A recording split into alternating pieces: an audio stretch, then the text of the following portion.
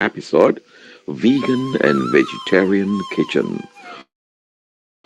Achieving good health gastronomically.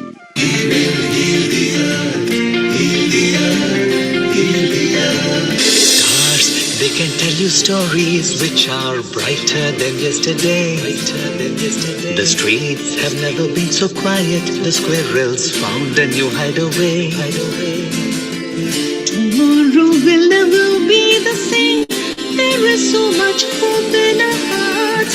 Brick by brick, we shall overcome and walk right into a new start. Welcome to the brand new world.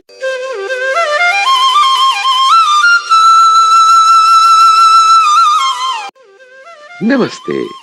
Please join us this Sunday on a free global online episode, Vegan and Vegetarian Kitchen. Achieving good health gastronomically.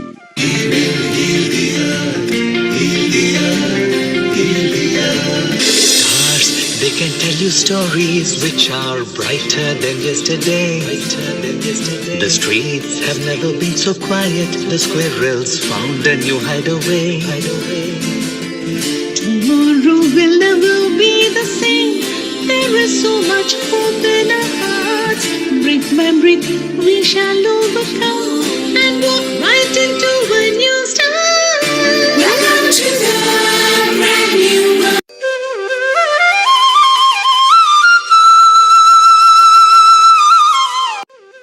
Namaste. Please join us this Sunday on a free global online episode, Vegan and Vegetarian Kitchen. Achieving good health gastronomically.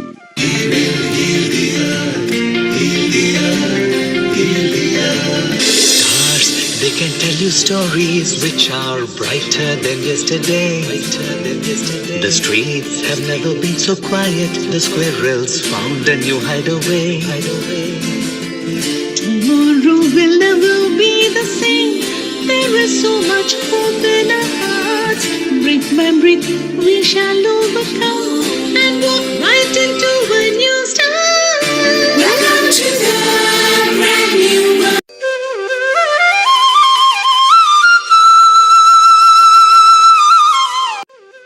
Namaste. Please join us this Sunday on a free global online episode, Vegan and Vegetarian Kitchen. Achieving good health gastronomically.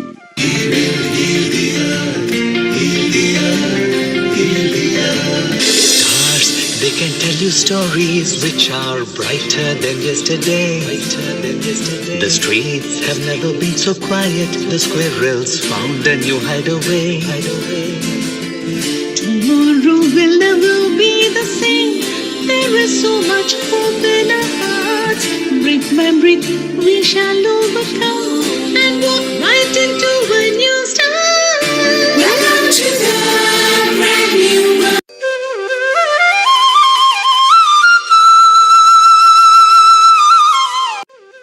Namaste. Please join us this Sunday on a free global online episode, Vegan and Vegetarian Kitchen. Achieving good health gastronomically.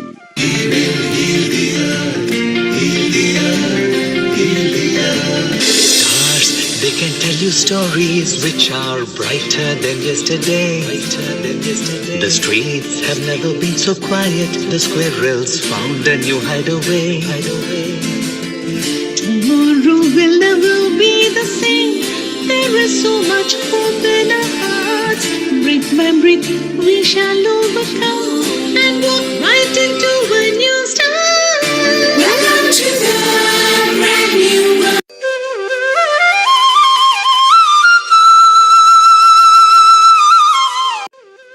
Namaste. Please join us this Sunday on a free global online episode, Vegan and Vegetarian Kitchen. Achieving good health gastronomically.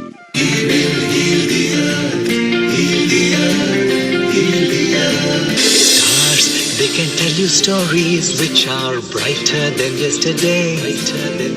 The streets have never been so quiet. The squirrels found a new hideaway.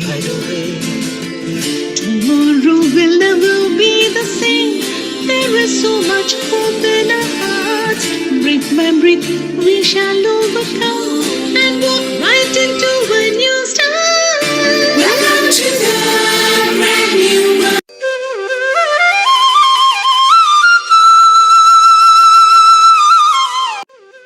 Namaste.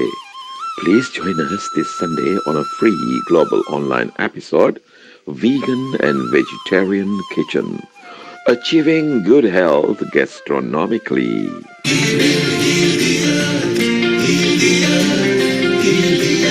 Stars, they can tell you stories which are brighter than yesterday. The streets have never been so quiet. The squirrels found a new hideaway. Tomorrow will never be the same. There is so much hope in our hearts.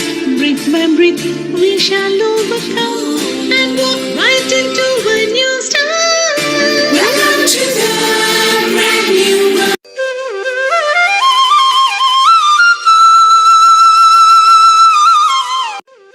Namaste. Please join us this Sunday on a free global online episode, Vegan and Vegetarian Kitchen, achieving good health gastronomically.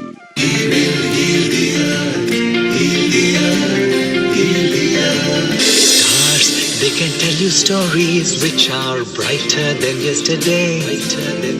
The streets have never been so quiet. The squirrels found a new hideaway. Tomorrow will never be the same. There is so much hope in our hearts. Brick by brick, we shall overcome and walk right into a new start. Welcome to the brand new world.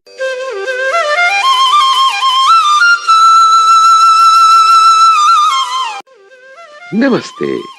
Please join us this Sunday on a free global online episode, Vegan and Vegetarian Kitchen, achieving good health gastronomically.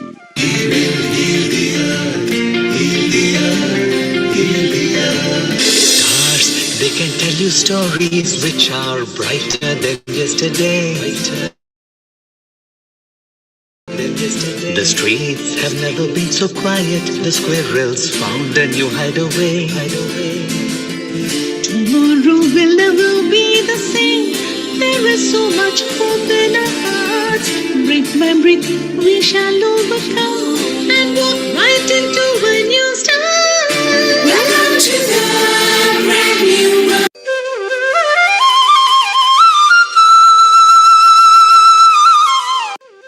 Namaste.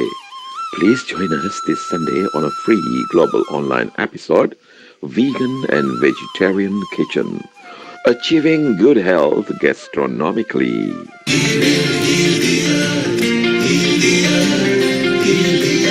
Stars, they can tell you stories which are brighter than yesterday.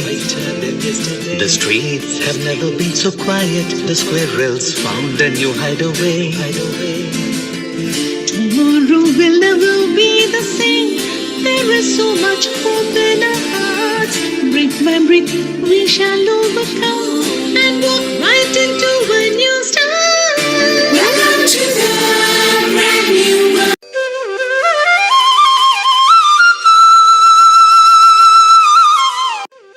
Namaste. Please join us this Sunday on a free global online episode, Vegan and Vegetarian Kitchen, achieving good health gastronomically.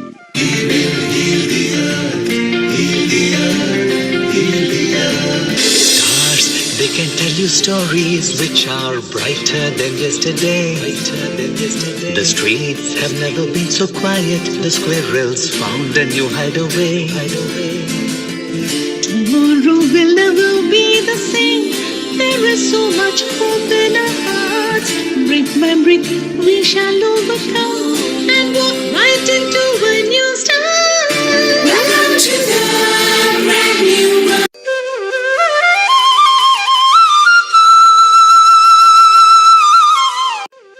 Namaste. Please join us this Sunday on a free global online episode, Vegan and Vegetarian Kitchen, achieving good health gastronomically.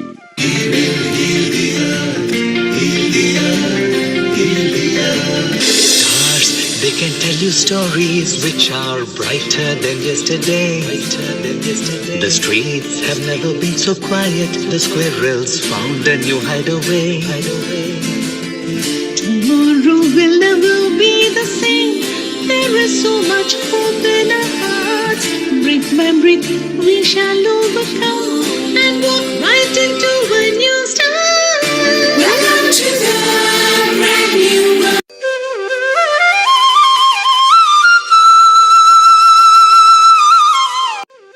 Namaste.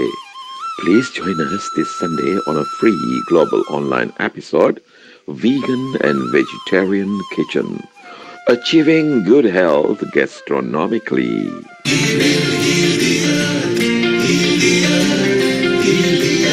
Stars, they can tell you stories which are brighter than yesterday. The streets have never been so quiet. The squirrels found a new hideaway. Tomorrow will never be the same. There is so much hope in our hearts. Brick by brick, we shall overcome and walk right into a new start. Welcome to the brand new world.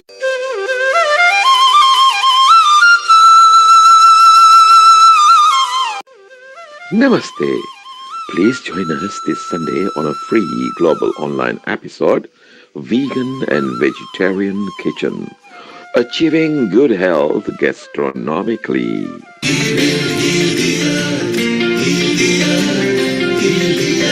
Stars, they can tell you stories which are brighter than yesterday.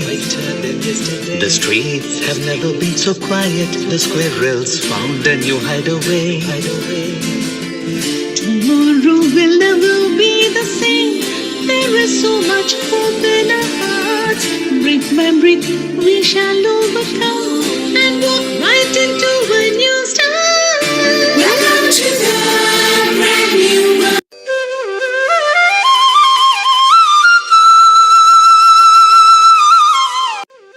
Namaste.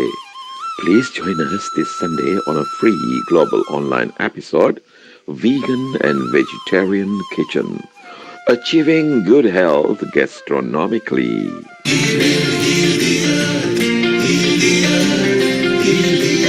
Stars, they can tell you stories which are brighter than yesterday. The streets have never been so quiet. The squirrels found a new hideaway. Tomorrow will never be the same. There is so much hope in our hearts. Brick by brick, we shall overcome and walk right into a new start. Welcome to the brand new world.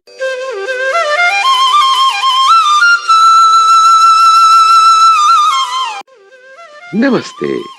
Please join us this Sunday on a free global online episode, Vegan and Vegetarian Kitchen, achieving good health gastronomically.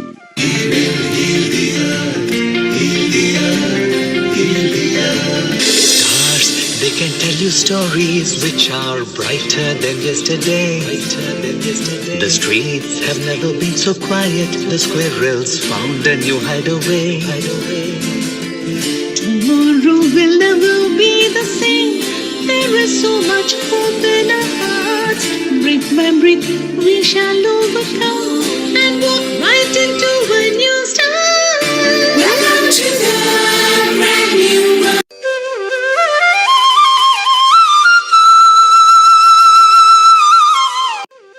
Namaste.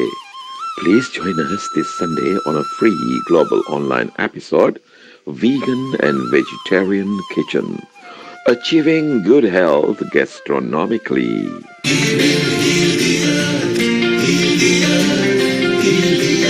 Stars, they can tell you stories which are brighter than yesterday. The streets have never been so quiet. The squirrels found a new hideaway. Tomorrow will never be the same. There is so much hope in our hearts. Breathe, man, breathe, we shall overcome and walk right into a new start. Welcome to the brand new world.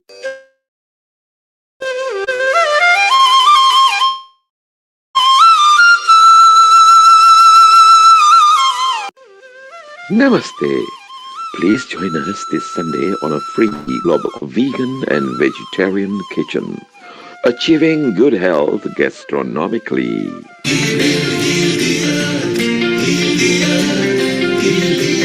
Stars, they can tell you stories which are brighter than yesterday. The streets have never been so quiet. The squirrels found a new hideaway. Tomorrow will never be the same. There is so much hope in our hearts. Breathe, man, breathe, we shall overcome and walk right into a new start.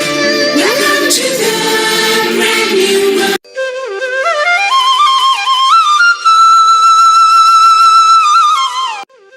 Namaste. Please join us this Sunday on a free global online episode, Vegan and Vegetarian Kitchen, achieving good health gastronomically.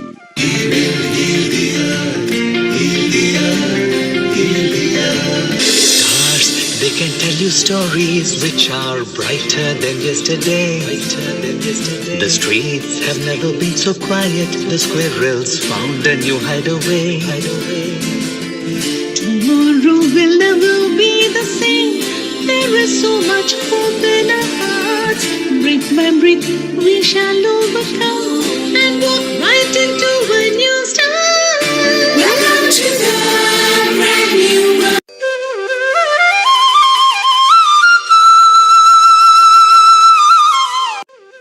Namaste.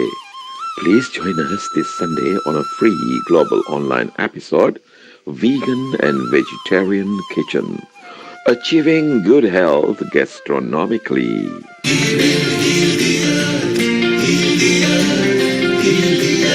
Stars, they can tell you stories which are brighter than yesterday. The streets have never been so quiet. The squirrels found a new hideaway. Tomorrow will never be the same. There is so much hope in our hearts. Breathe, man, breathe, we shall overcome and walk right into a new start. Welcome to the brand new world.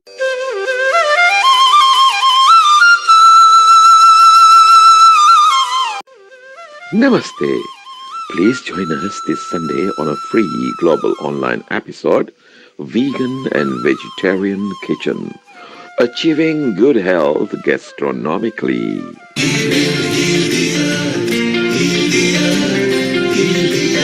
Stars, they can tell you stories which are brighter than yesterday. The streets have never been so quiet. The squirrels found a new hideaway. Tomorrow will never be the same. There is so much hope in our hearts. Breathe, man, breathe, we shall overcome and walk right into a new start. Welcome to the brand new world.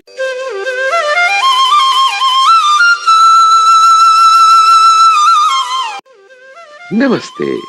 Please join us this Sunday on a free global online episode, Vegan and Vegetarian Kitchen, achieving good health gastronomically.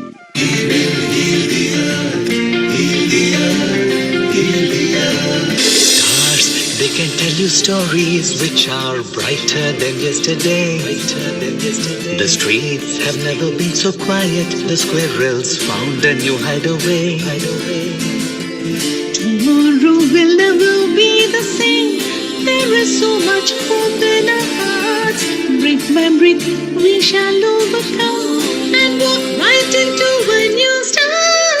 Welcome to the brand new world. 10, 9, 8, 7, 6, 5, 4, 3, two, A one. very warm global namaste to all our viewers from wherever in the globe you're connecting to us from hot, humid, sweltering Hong Kong. Good evening, and wherever you may be based, it may be morning, good morning, and in the UK, it's the afternoon. So, good afternoon. A very warm welcome to Healing Our Earth. This is our 140th episode. Yes, you heard it right. 140 episodes, 140 Sundays of free online global edutainment. Now, as we do with all our sessions, we love to begin with a little bit of positivity. So let's begin our session with a prayer, an affirmation, anything that we hold close to our heart that sends out positivity to our planet to heal during this pandemic, for all conflict to be resolved, for all peace and harmony to pervade all over our globe. I will be saying the Gayatri Mantra 3 times. You may wish to say any prayer, any affirmation, any wish, anything you like within your heart. So let's begin by centering ourselves. Let us close our eyes. And let's take a deep, long breath in. And very slowly breathe out.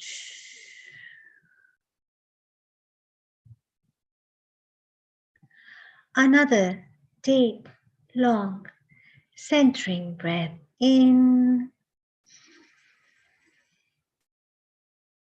And let go. Holding any affirmation or prayer or good wish within your heart. As I mentioned earlier, I'll say 3 Gayatri mantras, and I'll also say 1 Loka Samasta. Let's begin.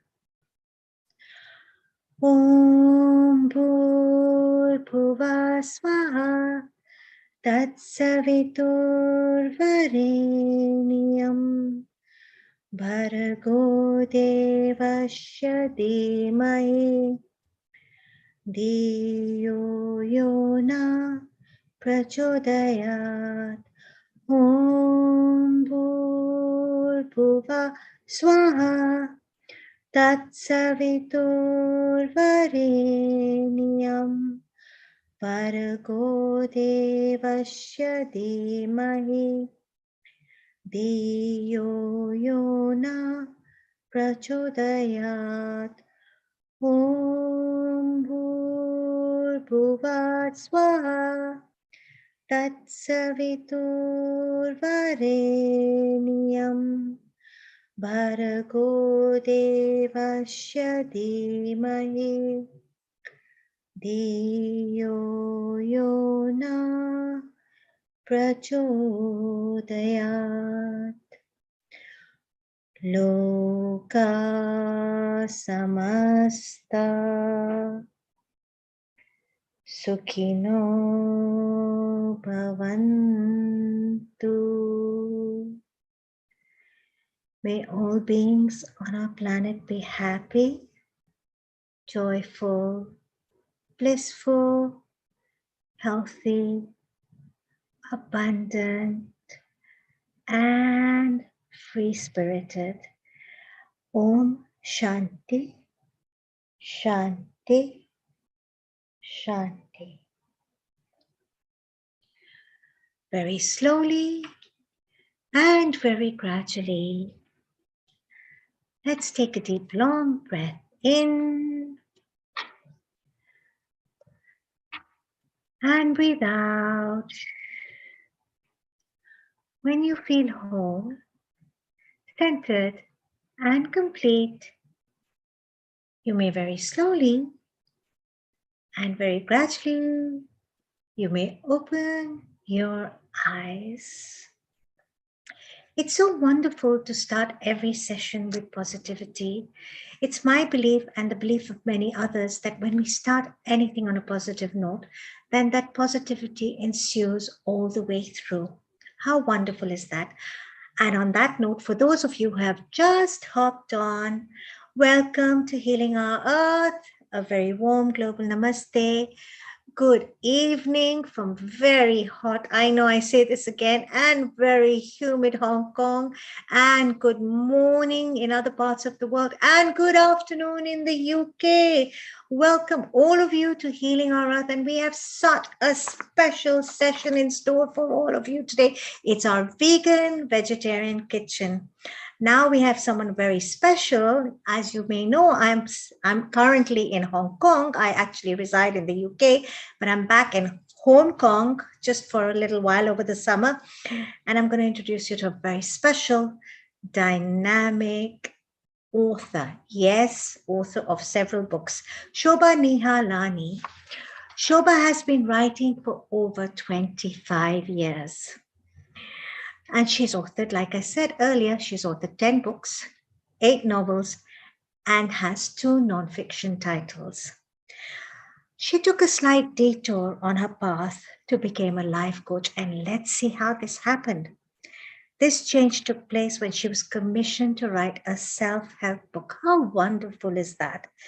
She took up the challenge and she chose a topic that's very close to her heart.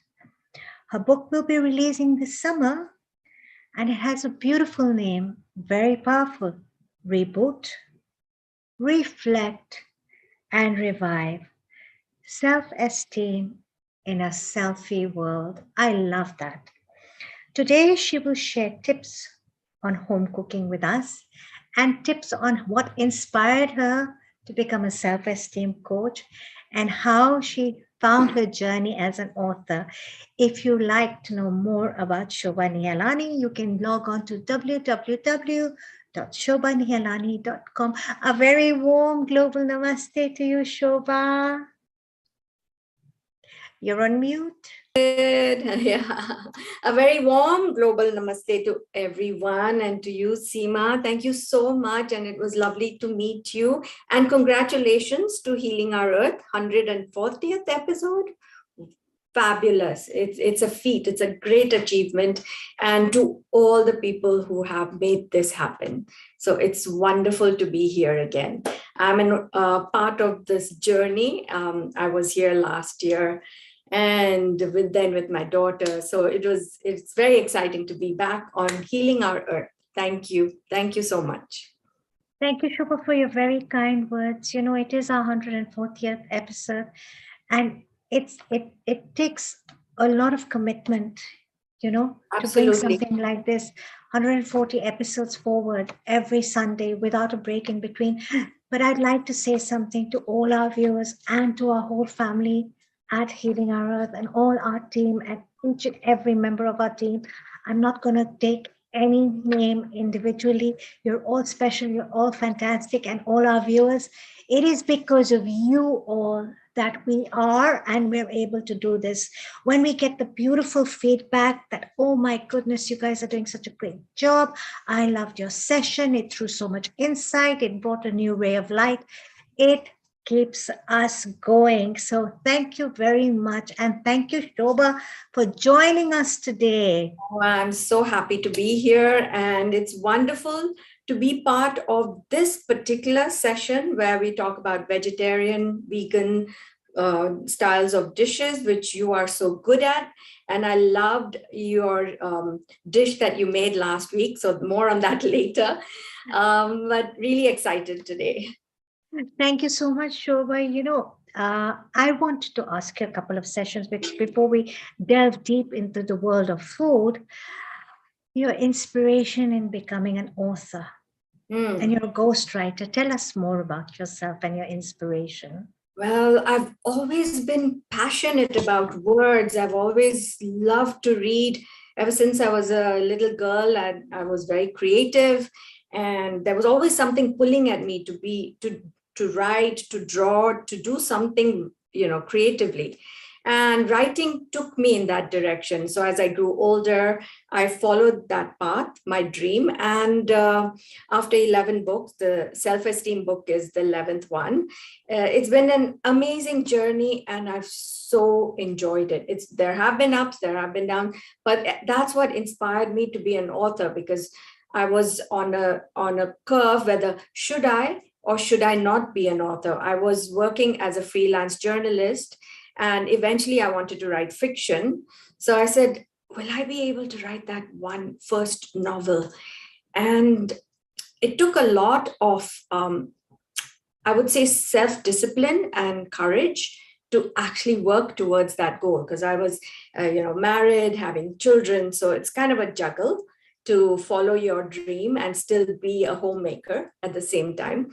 But I said, I have to pursue this because this was my calling. And that's how I'm here today, living the dream. And indeed, you are. And I remember, and you still keep telling me, Seema, you must write a cookbook. You I must do did. it. And we've been talking about this for I think years. Right. But we will get there soon. Well, I will get there. It's just a matter of being in the right place at the right time and having the right moment. But speaking about food, we have something very, very special in store for everyone today here. And, we have our vegan vegetarian session happening today. And we have a great lineup. We have Alicia coming in later from Plant Bite. We have Kieran Robinson logging on from Luxembourg. We have Dr. Wai Ching Lee logging on from South America. And we have other very beautiful and very warm, loving members of our Healing Our Earth family logging in from the USA. Sharon Rose may log on. But before we begin, I wanted to talk about organic produce. We see a lot of stores popping up. We see a lot of movements towards organic produce. So what does the term organic mean?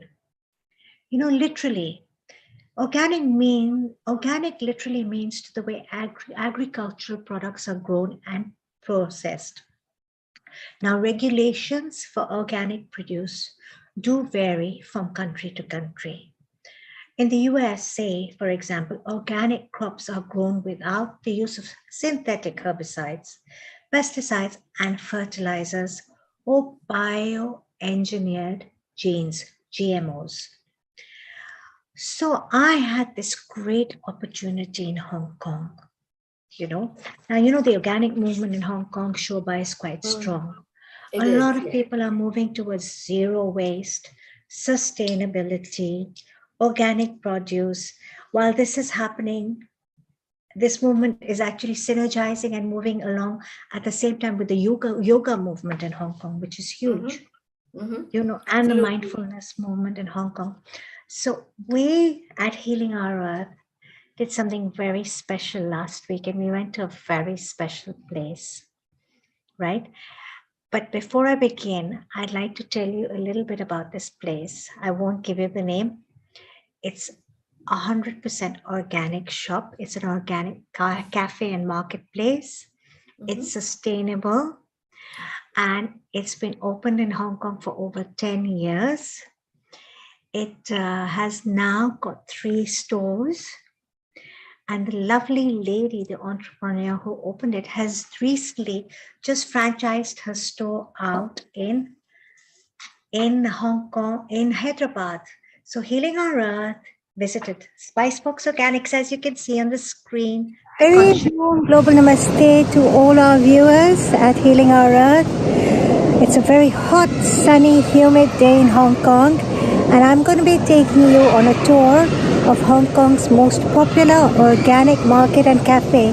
So join me on the journey. Let's go.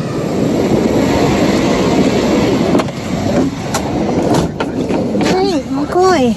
Kane Road, Kane To Mkoy. Barisi Path, Kane To Mkoy. Just got dropped off, as you can see here. And here we are. Look at this. Wow. That's the main door I came through. Beautiful. I love the cotton spreads, cotton cushion covers. Hi, good afternoon. I'm Seema. Hi, good afternoon, Seema. You must be Kenny. My name is Kenny. Yes, I'm sorry we can't see each other because the masks are mandatory here in Hong Kong. Thank you so much for having me here, Kenny, at Spicebox Organics. My pleasure. And I'd like to thank your founder, Mrs. Poonam Chopra, Yes. for having me here. Yeah. It's so great to be here. I love your store. Thank you very much. And I love your organic market concept. Now, you are one of Hong Kong's first organic stores, am I Yes, right? that's correct. I know. And how you started many, many years ago. Yeah, we started like more than 10 years ago. I Wow. think, 9 years ago. Yeah.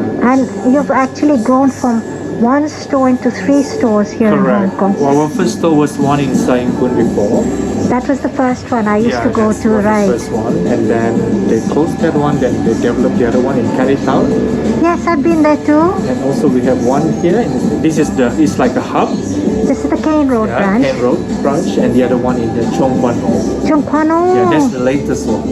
Oh, wow. So basically, the latest one we mainly focus on the cafe concept and as well as retail. So you are like 50-50 retail and cafe. Sorry to interrupt. So you have that same cafe concept and retail concept here as well, Yes, the same thing. but you would on a on a slightly we larger have a scale. more capacity for the restaurant capacity. Amazing, amazing. Can you show me around your store? Yeah, sure. So what we are having here actually is all the zero waste products. Amazing. Whereby customer actually they can buy way, and then they just bring their own container, or as well as we providing them some packaging, Amazing, paper packaging. amazing. We are selling them at $2. Okay. Yes. And I can see you have your own and- spice blends there. So this is all the spice blend that we have right now. Would you mind if I got a bit closer and Yes, had a look at your please. spice blends? Wow, so we have chana masala, tandoori masala, biryani, garam, chaat, mustard, madras, vindaloo, garam, dal tadka. So these are all sustainable packaging, right? Yes, correct. So basically, this is our own packaging, and we make them ourselves. Your own blends, right? So this blend actually also available in the wave basis. Okay. Like this, but this one is already pre-packed in a cube, 100 gram. So it's really perfect for a gift as well. If you have Yes. some friends for gift, you can make them as a hamper as well. Lovely. Yeah, so it's perfect for gift. Wow, so wonderful. Can we move on? Okay, so let's see what you have here. You've got barley, hemp seed quinoa, rice cakes, amaranth, popcorn. Everything's organic, right? Yes, everything is organic, but some of them is natural. Amazing. I know, but your concept is great, and you've got organic oils. And these are the larger packaging, right? That's up there, right? Yes, correct. This is the rice, the basmati white rice. Oh, your basmati is Yes, lovely. this is a brown basmati rice, and this is the Sona Masuri rice. It's the medium grain white rice. Oh, okay. You're very knowledgeable. And you've got organic ghees as well, right? Yes, this is the one of the organic ghee. Oh, so you got This is from Organic India. right. As well as we also have a vegan coconut ghee. That's interesting. This from New Life. I've never heard of a vegan Yeah. coconut ghee. That's very, very It interesting. tastes like a real butter actually. Amazing.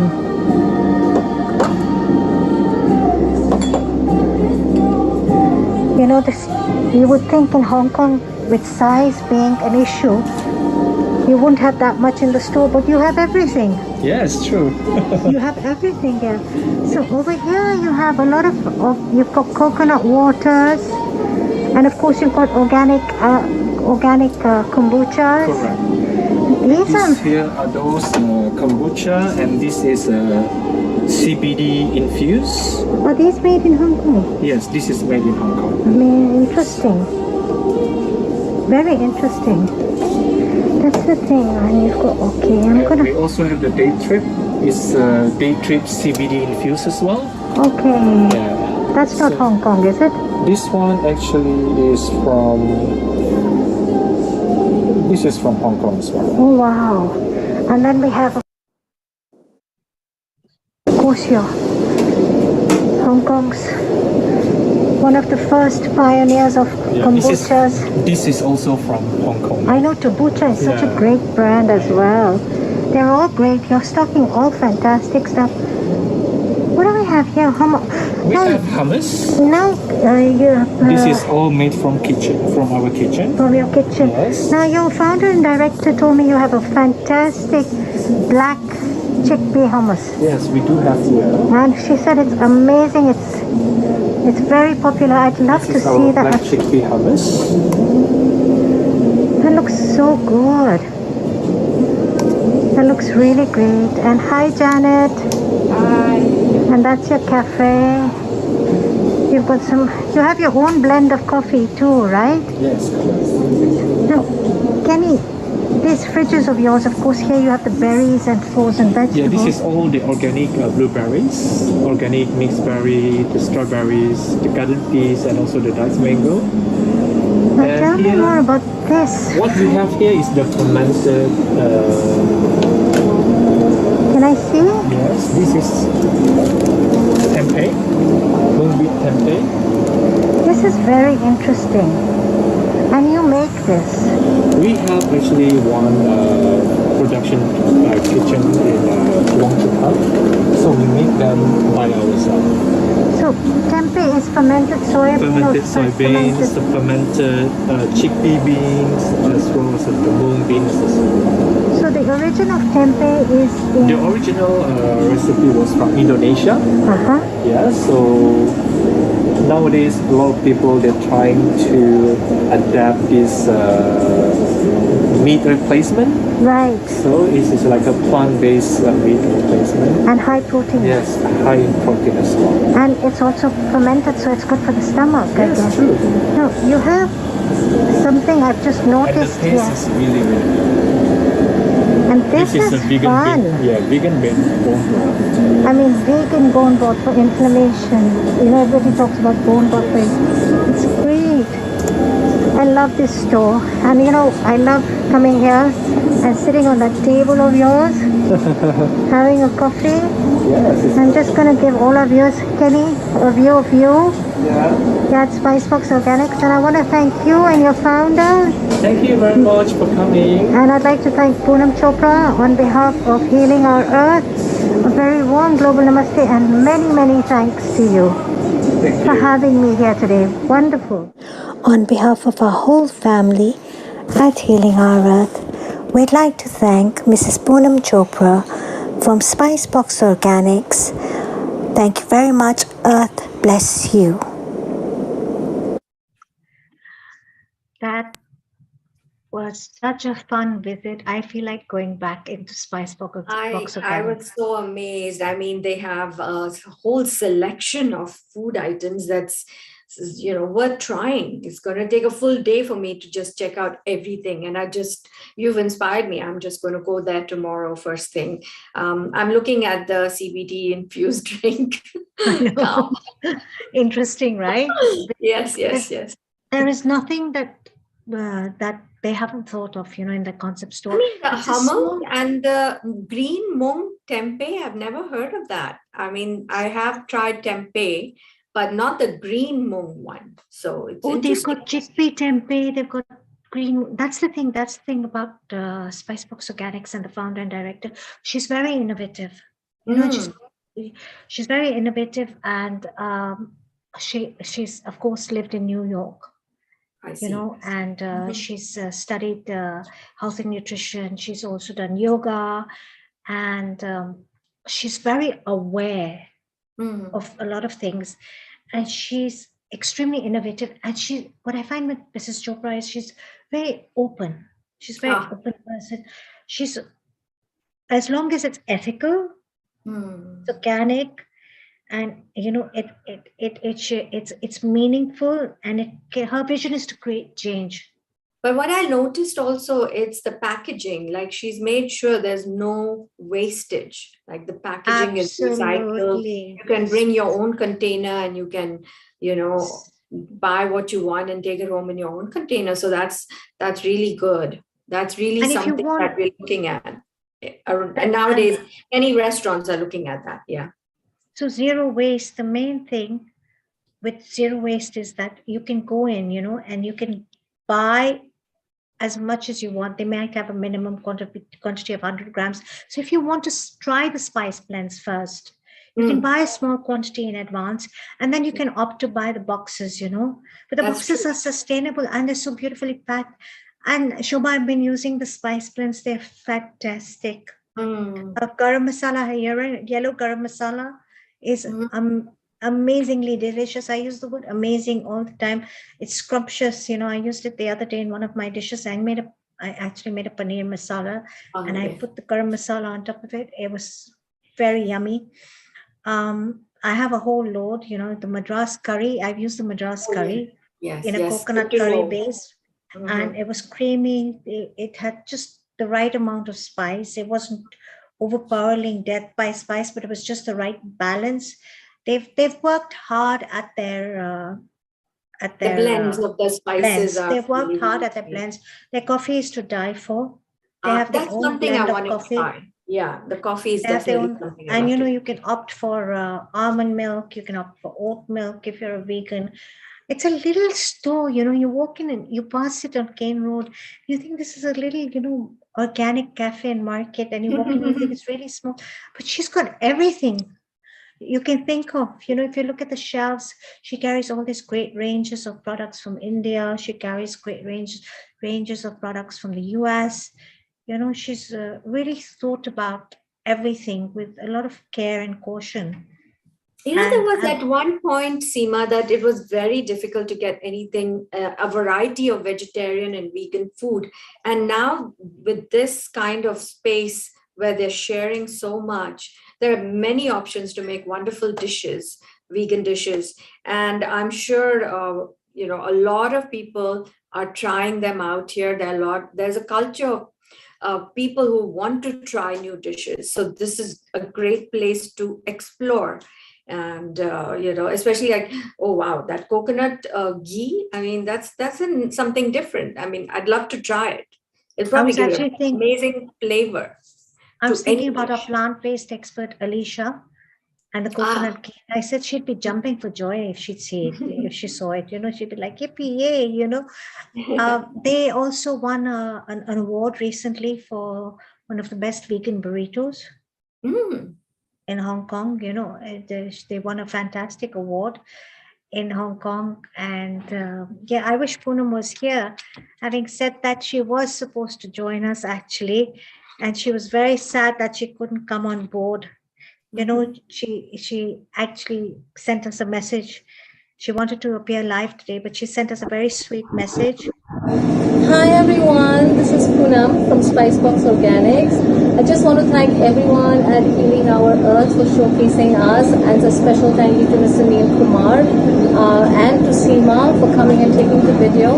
I'm so sorry I'm not able to make it today. I have prior commitments and actually I'm still stuck at work. Just to tell you a little bit about ourselves, we are Spicebox Organics. We are a marketing cafe and we have 3 locations all over Hong Kong. We started about 10 years ago, and the reason we started it, when we started this venture, we added the tagline, the conscious choice.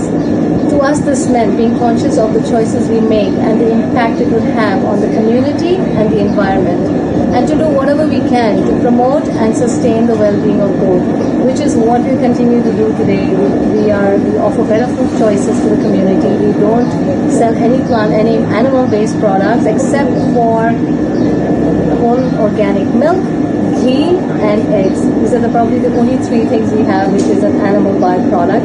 Otherwise, we refrain from supporting any industry that we feel is not conducive to the environment and the community.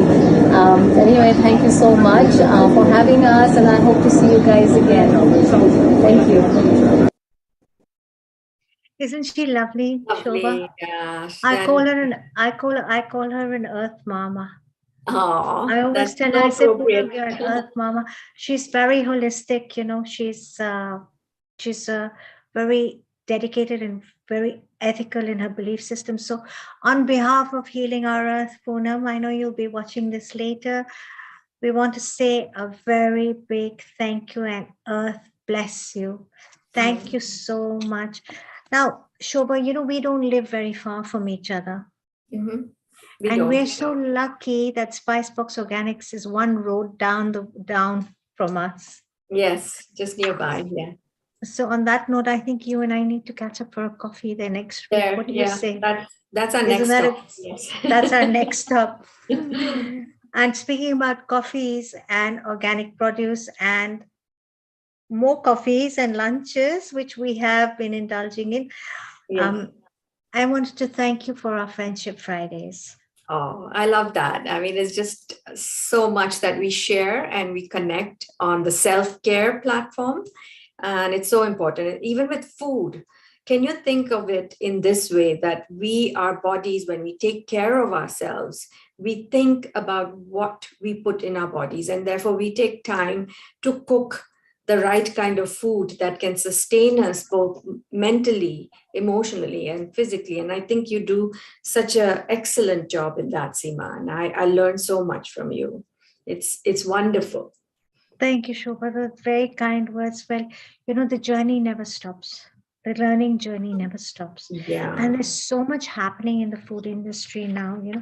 We were first vegetarian, then we have vegan, plant-based, keto. There's so many different limbs of thought that are continuing here in the world, so it's very important that Ayurveda, there's Yes. so much we need to keep educating ourselves on because the learning journey never ends.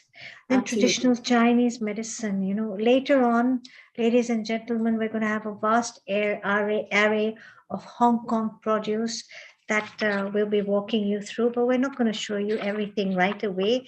We're going to keep the suspense building, and Yeah. there'll be a lot of talk on food as medicine from some of our experts here at Healing Armor Earth. So don't go away. We have a lot coming up on this show for all of you.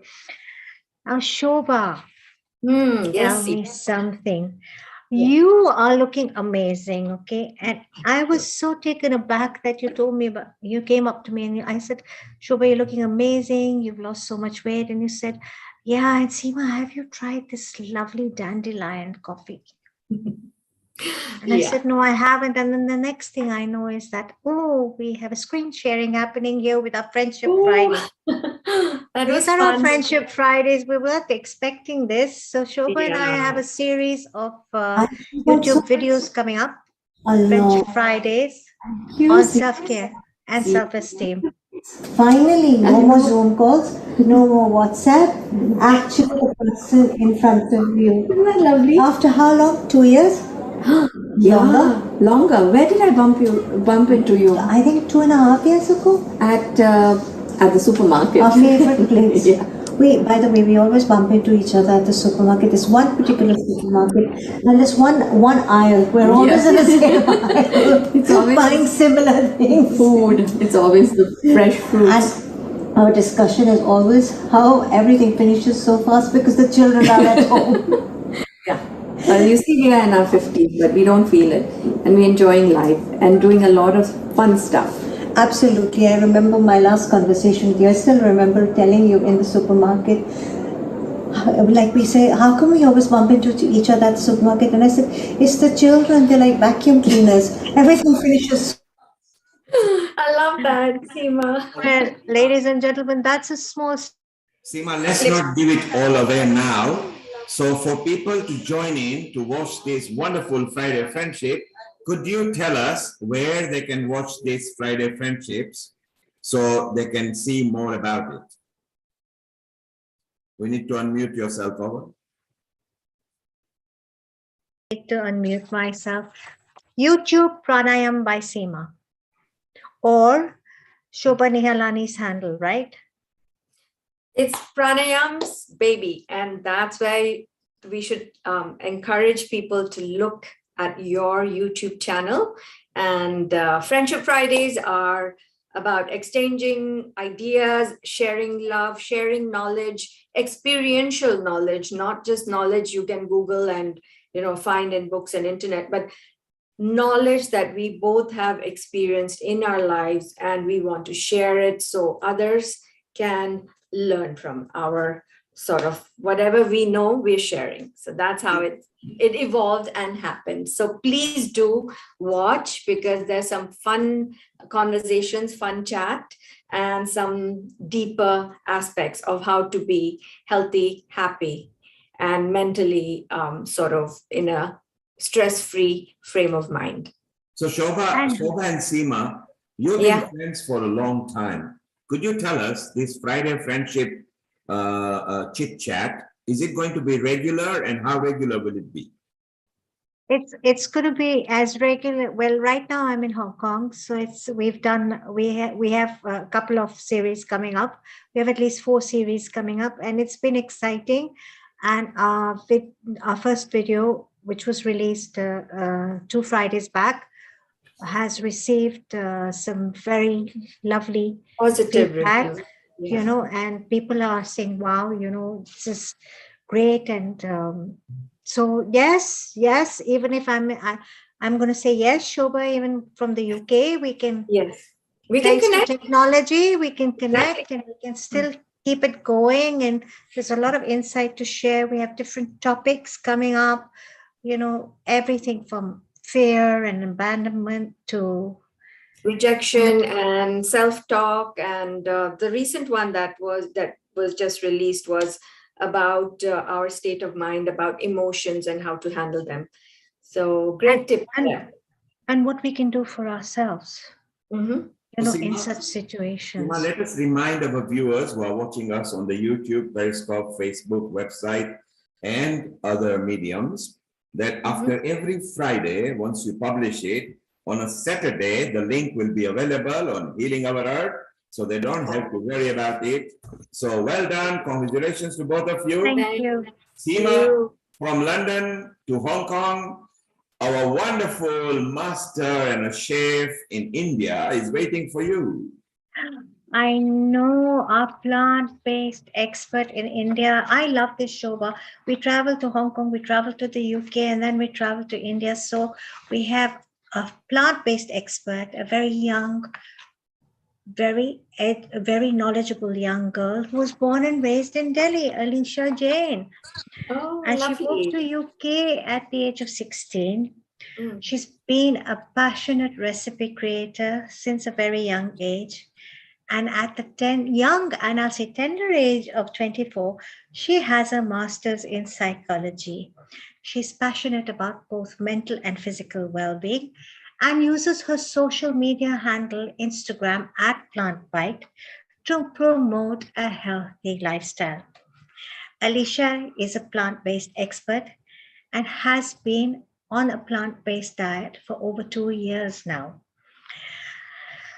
The wonderful thing about this young girl is she dives into her Indian roots to learn about nature and plants as medicine. She draws from the naturopathic and the Ayurvedic schools of thought, and she's very knowledgeable. After moving back to India recently, she has incorporated an alkaline way of eating with fasting and mindfulness. I have to add this. This is very powerful, and mindfulness into her lifestyle. And she has managed to heal one of her own autoimmune diseases of eczema through diet and lifestyle. And before I add anything else, she's also a very good friend's daughter. And she's very sweet, and I love her. And her handle is www.instagram.com @PlantBite, and she's extremely talented. A very warm global namaste to you, Alicia. Good to see you again. Global namaste, Alicia. Lovely to meet you and to see you all. You need to unmute yourself, Alicia. Oh, hello. Global namaste to all of you. Can you hear me? Yes. Global namaste. Thank you for that lovely introduction. And lovely to see you both. Thank you. It's wonderful to see you both. And I believe you've been traveling up to the mountains. Yes, on and off. I've been traveling up and down from Himachal. But yeah, I'm back in Delhi now. Been here for a little bit. So you've been getting away from the Delhi heat. Yes, I mean, the Delhi heat lately is not so bad. It's monsoons right now.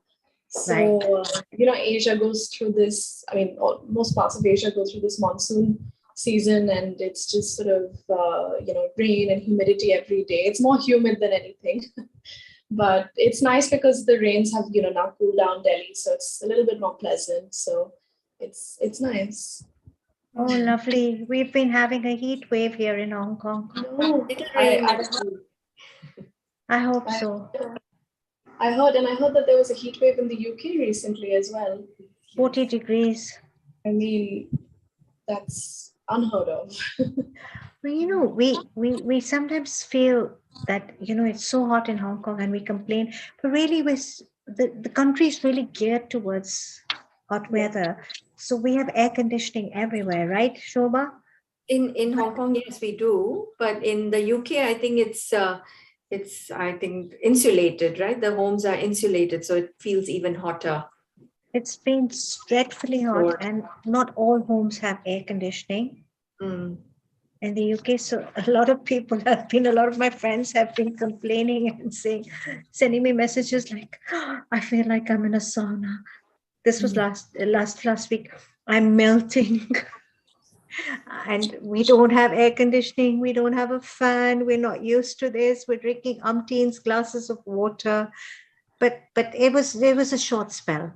A short Now few days. it's okay, about 23 to 23 degrees or around there. I Not guess. bad. Is it?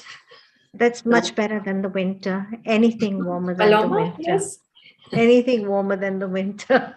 The winter gets my first winter. My bones were cracking in the UK. But you know what? We can go on talking about the weather, and I can see Paloma Ibarra from London. A very warm global namaste to you, Paloma. Hello. Yeah, London was heat wave 40 degrees, but I'm assuming more. Insulation is not in all the houses, mostly in none of the houses. We are actually fighting for insulation because of climate change. It's gonna be colder winters and hotter summers. So it's supposed to be isolation will take out the heat and as well take out the cold. Okay. There's like a lot of fight with the government about that, by the way. Now it's become a bit less heat, but it's still really hot for the UK. I'm from Spain, so I'm get used to the heat, but people here are not get used to it. So there's no aircon in any home most of the time. I have to buy a fan because otherwise you will die.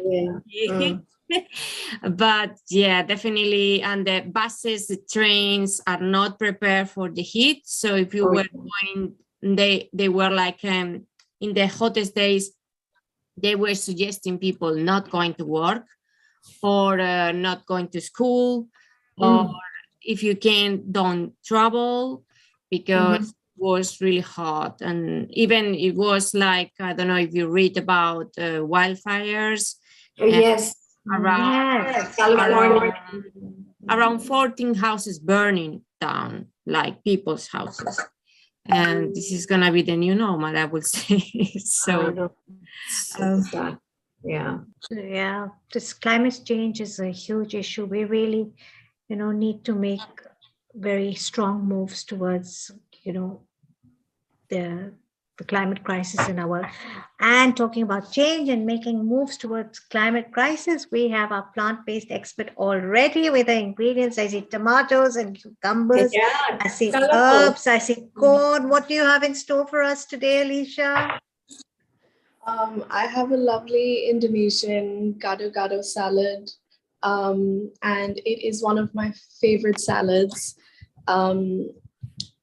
I've only ever made it for myself through recipes that I've seen online and through traditional recipes that I've seeked out. So I do have to say I've only really had it myself, but I'm in love with this salad and I just have to share it with everybody on Healing Our Earth. And it's very rich in flavor, isn't it? Yes, absolutely. I mean, going back to what we said about climate change, if everybody adopts a plant-based diet, that is a huge amount of your carbon footprint that is lowered. You lower your carbon footprint by 80% actually on a plant-based diet. You save a lot of water because gallons and gallons of water, I mean, in the billions, go towards livestock and regenerative. I mean, the soil health is being damaged as well due to overproduction of food for livestock and things like that. So with all of that combined, you reduce your carbon footprint by 80%, a whopping 80%. So I always say to people, you don't have to be perfect. Nobody has to go on a completely plant-based or vegan diet, but incorporate more plant-based meals into your life and you're like halfway there, Mm-hmm. So with that being said, I mean, I hope I can, bring some delicious plant-based recipes to you all and inspire that. So Oh, you do. I follow your handle. I'm an ardent follower of Plant Bite, and I follow your handle, and I love these wonderful reels you've been putting up, and you bring in all this uniqueness, Alicia, which is fantastic. And what I wanted to ask you, I've asked you this question before, and I ask you this over and over again on Healing Our Earth, because I know you've created a shift in your parents' life and your family's life. Now, this is very meaningful. Yeah, I think my parents eat a lot less meat because and a lot less animal products because primarily a lot of the meals at home are vegetarian and just naturally vegan and plant-based. We have a lot of Indian food at home, and so that is already a lot of your sabzis, dals, everything that you make from scratch is mostly plant-based. And so we eat plant-based most days, and but yeah, so I think everybody at home is also enjoying the benefits of being on a plant-based diet. I know my parents both said that they felt better. My father tried initially when I went vegan 2 years ago. My father said, 2-3 months into me being vegan, he said, okay, I'll try it with you, and he did it for a good 5 or 6 months, and he said he felt a lot lighter, his digestion was better, he felt like he could actually eat more and not feel so bloated and full, and he had more energy and things like that. So I certainly felt those benefits when I went on a plant-based diet. It's been tremendous for me.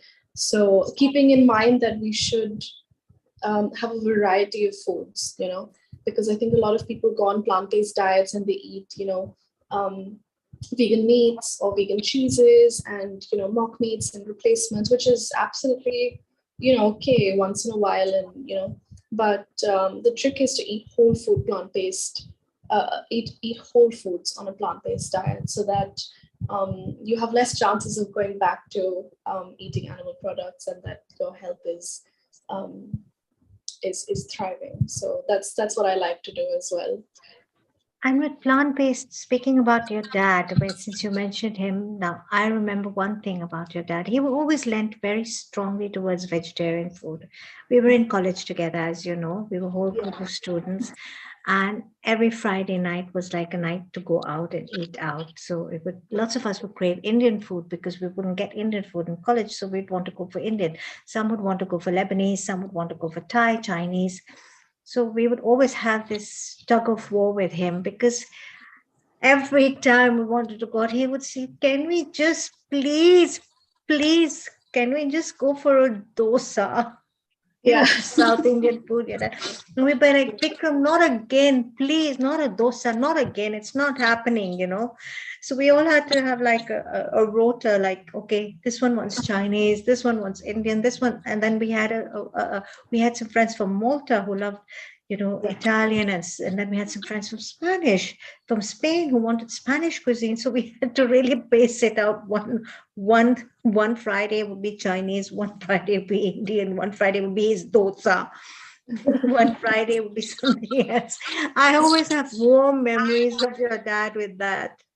Yeah, he loves his South Indian food because he loves his South Indian food, and he loves vegetarian South Indian food. Yeah, a lot of South Indian food is just naturally vegetarian, apart from the fish curries and the coastal stuff.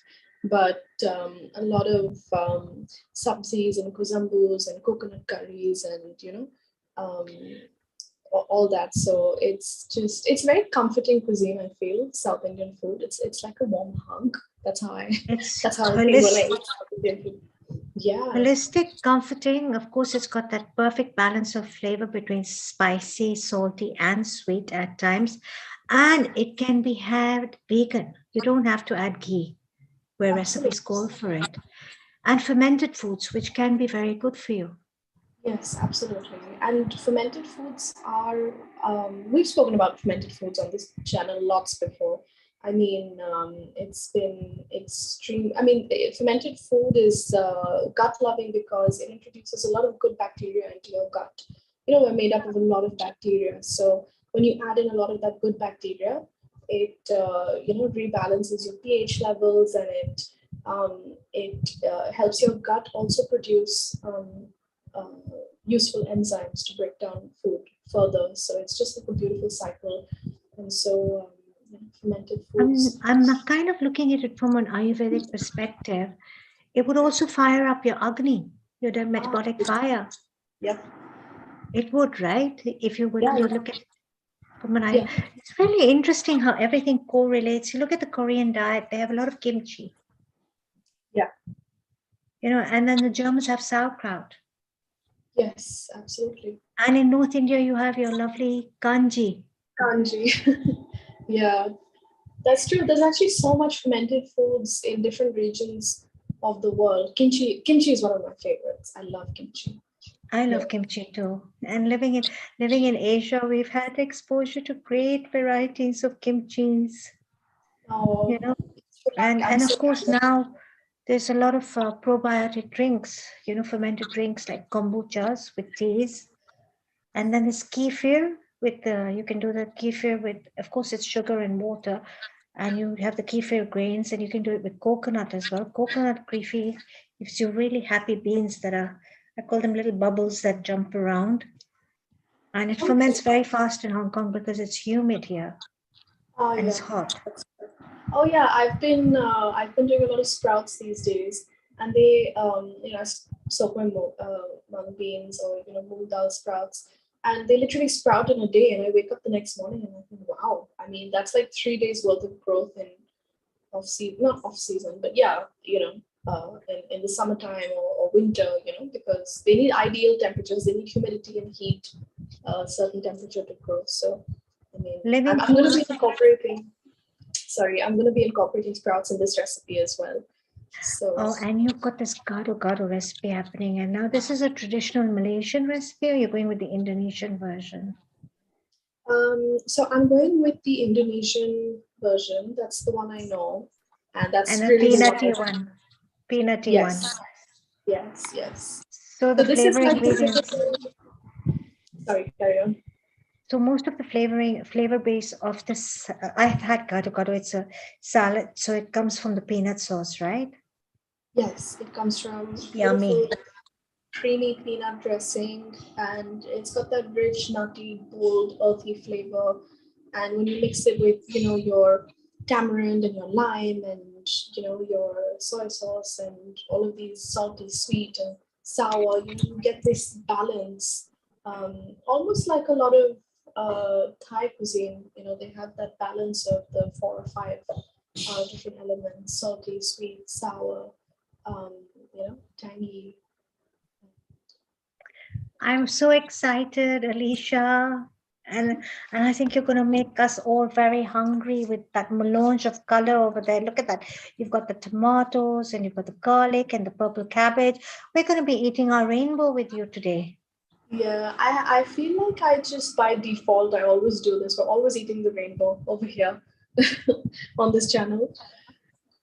I need to visit you guys. In fact, every time I chat with your mom, she's been telling me, she said, keep saying, come to Delhi, come to Delhi. When are you coming? When are you coming? I think I need to fly over now and have your gado salad. Oh, please do. Please do. I'd love to. As long as your dad doesn't take me out for South India. Tell him I said that. Okay, the show is all yours. Okay, thank you. So, let's get started. I'm going to start with all my veggies first. The first thing I'm going to do is prep some of the things that I have to cook. So I am using, you can use so many different things over here. I've gone with what's in season. This is kind of the stuff that you would get at your local farmers market in season. So corn is in season right now in India because it's monsoons. And I have already pre-boiled these, and I have pre-boiled the potatoes as well. I love potato in my garlic butter salad. I think it just adds a beautiful, um, body and carby, uh, carbiness to it, which we all love. So I'm doing potatoes and corn. I've already boiled these. I'll chop those up in a second. Now, before I do that, I've got some beautiful produce here. This is spinach, which has just come back into season. We've got baby spinach coming back into season these days. When it gets a little bit cooler, that's when we'll have the big spinach coming back. And then we've got some beans, some French beans, some green beans. So I'm going to start by boiling both of those. And you just really want to blanch the spinach. And you want to, again, blanch the beans but you want to let the beans cook a little bit longer so that they soften a little bit more. But the spinach only needs like 30 seconds or so. So let's start with that. So you just want a medium heat over here. I'm going to let that come up to a boil. And in the meantime, I think I'll walk everybody through my ingredients because I think that would be quite useful. So we've got all the veggies that need to be cooked, like I said. And then for the body as well of the salad, we've got cucumber. And cucumber, it's summer monsoon time over here. So cucumbers are still going strong. And we've got some beautiful desi tomatoes over here. These are the plum variety, but these are also a variety of desi tomatoes. So whatever's local to you, just use that. We've also got some spring onion or green onion, which I'm going to be chopping in. Purple cabbage. Now, typically this is made with white cabbage or green cabbage, but I thought I'd use purple just for some color and some extra antioxidants and anthocyanins. And then we've got some beautiful herbs this side. So we've got some coriander, some fresh coriander, and I've got Thai basil over here, which is used in this recipe in certain parts of Indonesia. So this actually was grown in our back garden. So I've just gone and picked a bunch of Thai basil today. So we've got that. And the protein of choice that I'm going to be using today is chickpeas. So you can use whatever you like, whatever protein you like. I'm going to be frying these and making them a little bit crispy on the outside with some spices and in some oil. So I'm going to give that a fry, and that will, give it an added texture. And then for the dressing, we're going to be doing a peanut paste dressing, which I'll touch on a little bit later. So let's get started. So I'm just going to start by, I'm showing you almost, every step of the way what we're doing over here. So I'm going to start by cutting the corn. This is already boiled. And we've got potatoes as well. So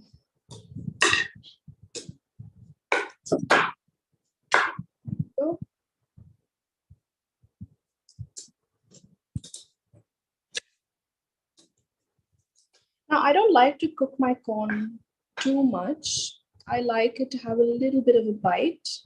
I don't know if you're the same, Simaji, but I like my veggies with a little bit of a crunch, a little bit of a bite to it.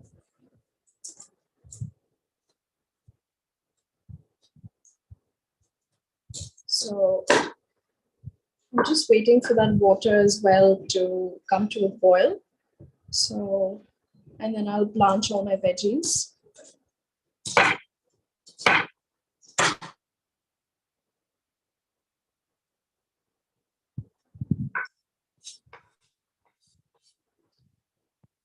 Now, I'm going to be using a few substitutes as well today because I'm trying to make this as holistic as possible.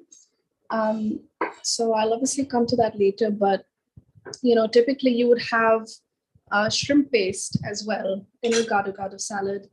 So to substitute for that, I've got a nori sheet over here, and and that will bring that fishy element to the salad, and I'm going to put that into the dressing as well.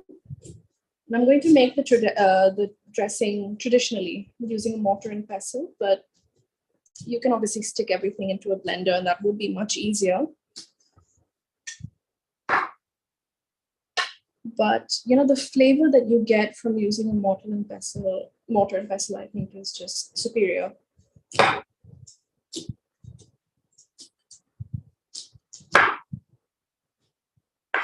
And the other thing about using sea vegetables and things like nori is that actually it's got a lot of minerals. So a lot of sea vegetables, especially if you're on a plant-based diet, you need those omegas, you need those minerals.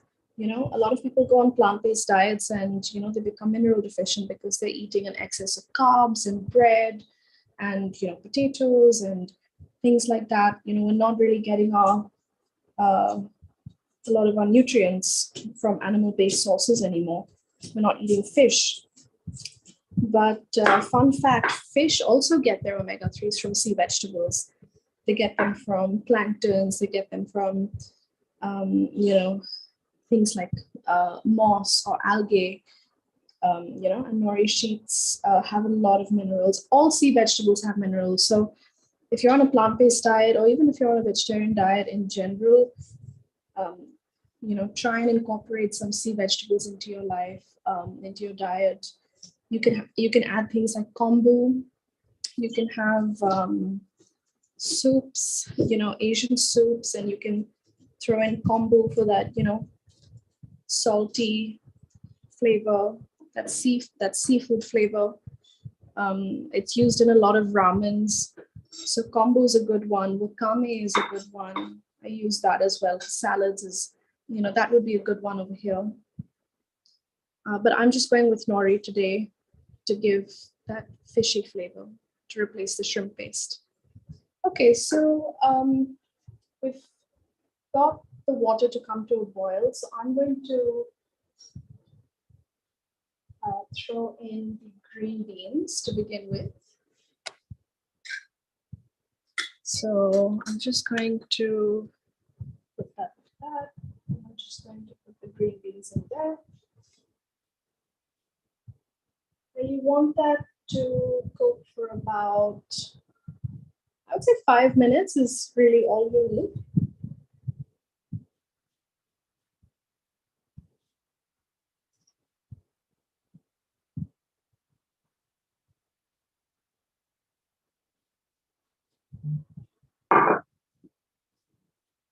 And then in the meantime, we're already starting to plate up now.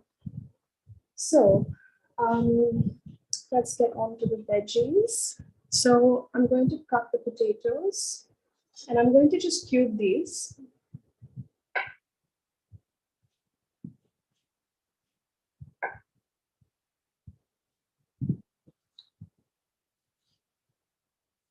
Just like that.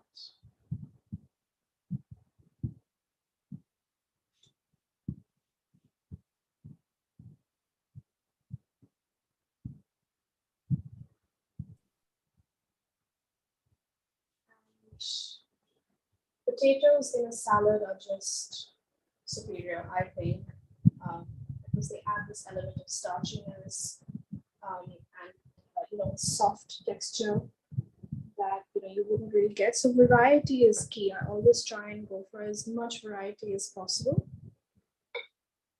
Alicia, I was thinking for the people from Africa, they can use the cassava for the starch, can't they? Oh yes, absolutely. Cassava would be wonderful here.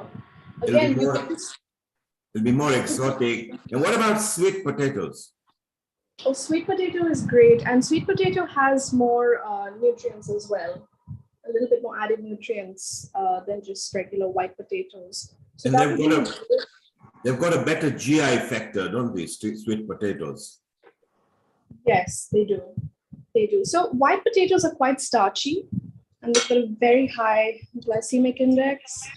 And, so if you're somebody that's diabetic, maybe, then sweet potato would be a better option. Even cassava is very, very high. It's got a very high glycemic index. So I would maybe avoid cassava if you've got diabetes, or if you're struggling with medical issues.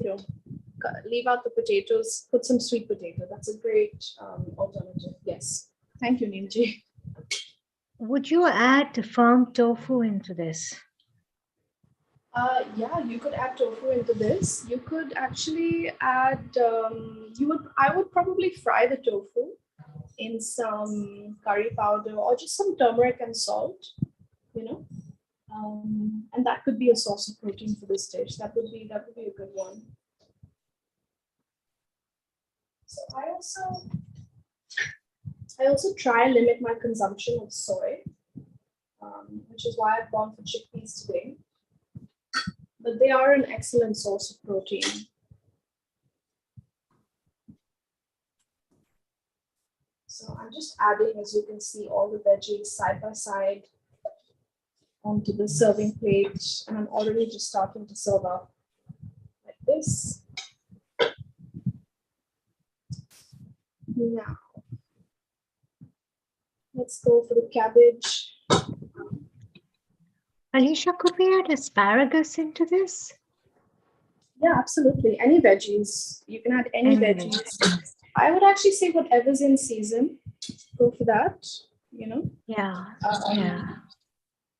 It's not traditional to add asparagus, but of course, whatever is readily available to you would be great. I always like to adapt recipes as to where I am in the world, because, when I was living in London, I think you should eat as local as possible, local and seasonal. They say you should eat seasonal and regional because it's better for you, it's better for the environment. So if you have things coming from far away, sourced from far away, then there's more of a support on it. So yeah, asparagus would be great if you're in the UK or if you're in Europe. Or radishes. Some people I have had gado with radishes in it. Oh, really? Yes. Can't remember where. But the little red, the little red ones.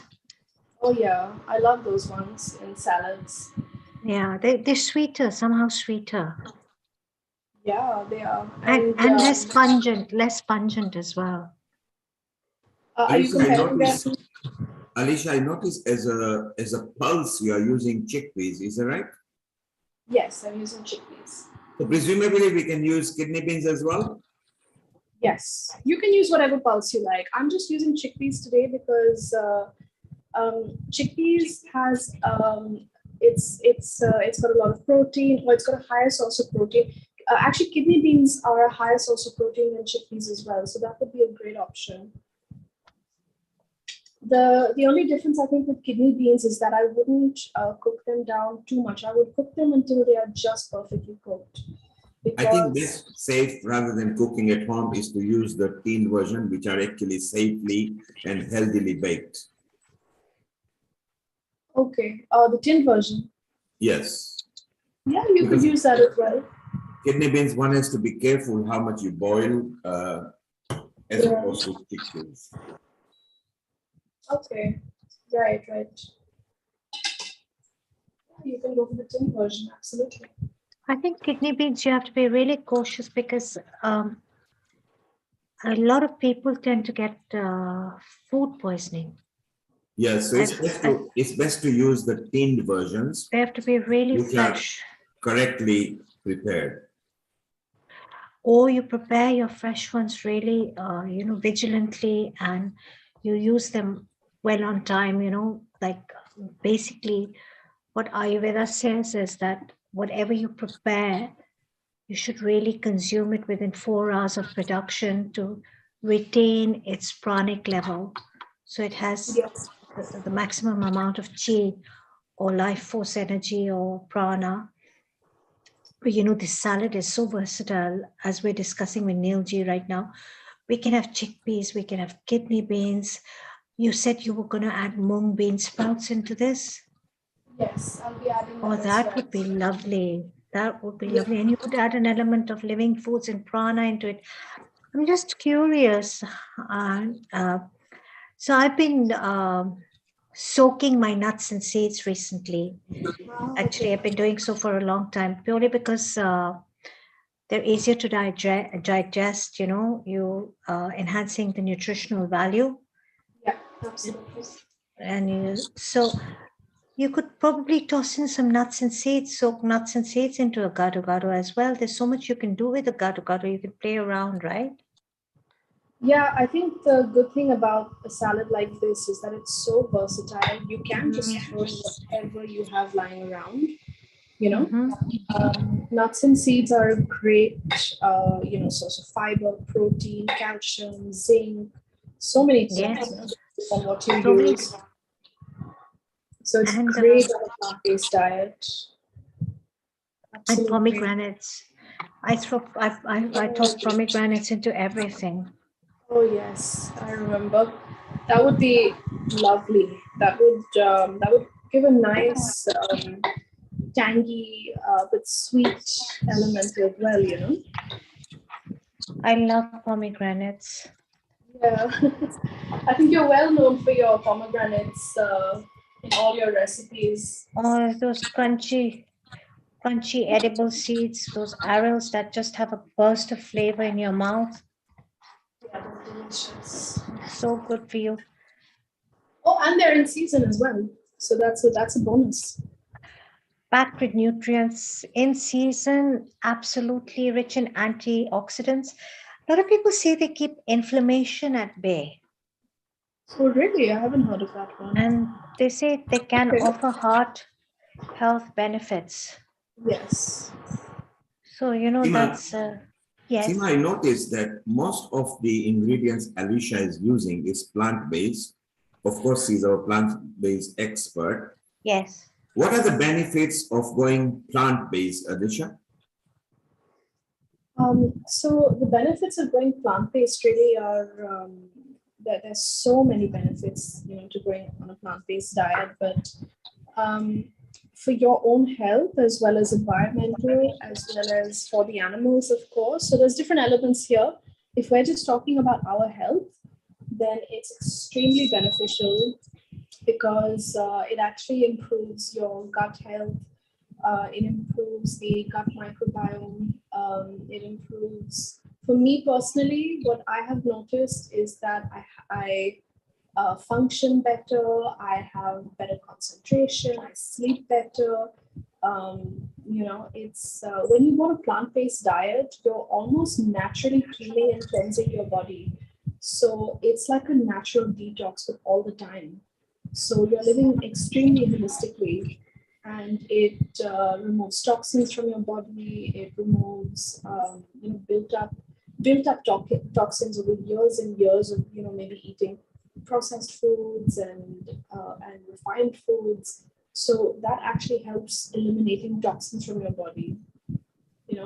And if you're on a whole food plant-based diet, the other benefits are that it improves your circadian rhythm, which is a big indicator of your health.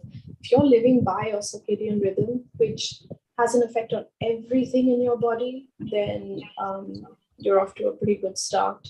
Because if you're living within your circadian rhythm, then obviously you sleep better, and your production of hormones and neurotransmitters are more regular and balanced.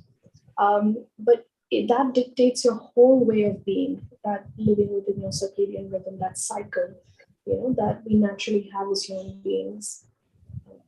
So those are some of the benefits that I know of.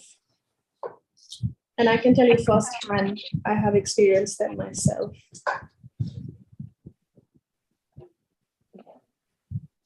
You've made such a difference in, I can see so many shifts that you've made in your family. I was having a conversation with your mom about soaking nuts, and she herself came up to me and she said it's to remove the phytic acids and to soak the beans to remove the lectins. So Yeah. please throw more lights on lectins. I am aware that phytic acids are ACE inhibitors and they don't allow us to absorb a lot of the protein, a lot of the nutrients, sorry, Right. of the nuts. But what do lectins do? Do they affect the human digestion? What do they do? Do they resist being broken down in the gut or? So I think my mom probably knows a little bit more about that. But essentially, yeah, I think when you're introducing these foods into your diet, it improves the overall well-being. See, gut health is everything, right? Right, Our right. our gut is like our second brain. We have almost more neurotransmitters and neurochemicals that are produced in your gut than you do actually that are in your brain. So gut health is actually everything, and we communicate. Our gut and our brain communicate via the vagus nerve through neurotransmitters that go back and forth. And so, when you're improving your gut health, you're also improving your mental health. They say that if you improve your diet, you improve your mood, and vice versa. When you feel better, you want to eat better. It's that same thing about one affects the other. They both have, there's like a cause and effect on both. So there's a brain and gut. There's a massive brain and gut connection there. So all these foods. Alicia, I'm noticing that you are julianing the cucumber, and quite rightly, you're doing very well. Why would you julienne instead of chunky, making it chunky? Yeah, I just like the different texture. And also, this is how I've seen it being done in Indonesia through, videos and through the research that I've done. So that's why I do it like this. And I think it tastes a lot nicer as well. It looks cool. Thank you. So yeah, I'm just adding that one by one onto the serving plate. So I think so far we have run into about 22 minutes. What is your estimated time that this dish kind of takes, so it's easier to make at home? Something like this would take you about 20 minutes to make because you're boiling, the potatoes and corn. So that would take a little bit more time. But, I'm going slow because I'm explaining everything one by one. But I think 20 minutes is more than enough for a dish like this. So, yeah. So it's only 20 minutes, so we can be healthy every day. Seema touched on blanching the nuts, which is very important. People should realize not only do they fatten up the nuts with water, so you are consuming water, right. It eliminates the gunge and the acids from the nuts. But what are the other benefits, Seema or Alicia, about blanching the nuts? Soaking the nuts. So basically, to the best of my knowledge, is that when nuts are growing in the growth process, to protect them from sprouting during the growth process, they produce something called phytic acids. Now, phytic acids are ACE inhibitors in the sense that when we consume them, when they're unsoaked, our body is unable to absorb the optimum nutrition out of the nuts and nuts. So what we do is we actually soak the nuts to increase their nutritional value and enhance the digestion process and absorption process. Correct me if I'm wrong here, Alicia. That's absolutely correct because seeds and nuts, when they come into contact with water and soil, and their automatic reaction is to start sprouting and to come to life. And so they have a shell around them, or they have a skin of some sort around them. So they do have a coating that actually protects them, and that protection coating can actually be harmful to us sometimes if consumed in excess. And Alicia, isn't it the case as well that the skin on almonds, peanuts, hazelnuts, they've got bitter taste? So when you are baking and not using flour, then it's nice to blanch them to remove that bitter taste. Yeah, that's true. Sometimes they can be bitter. So blanching would get rid of them. You can also, I would say, as Seema ji was saying, we should introduce living foods into our diet, that element of chi. So if you want to add more of that into your diet, nuts and seeds are a great way of doing that. Rather than blanching them, you can actually just soak them. And that will help with the phytic acids as well as bring an element of prana, life force energy to your meals. So you're introducing a chi element as well.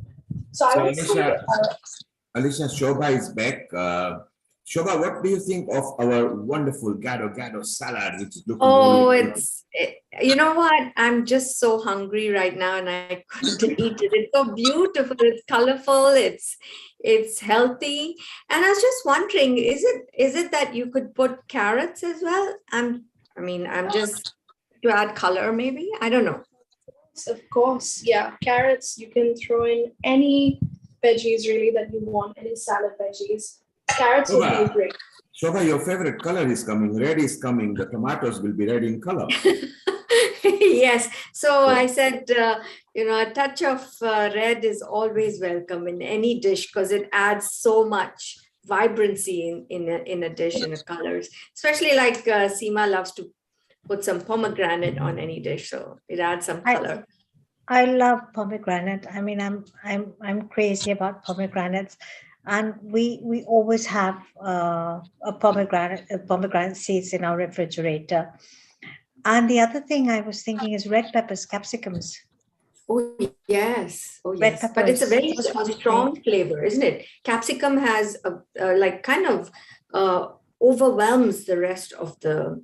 But the red capsicum has a sweetness as well, doesn't it? Okay. It gives you that. Yeah, if we use the sweet red peppers, then not only have they got the highest antioxidants of all the peppers family, but the taste it is so beautiful that the other slight bitter or salty taste can be compensated with the red peppers.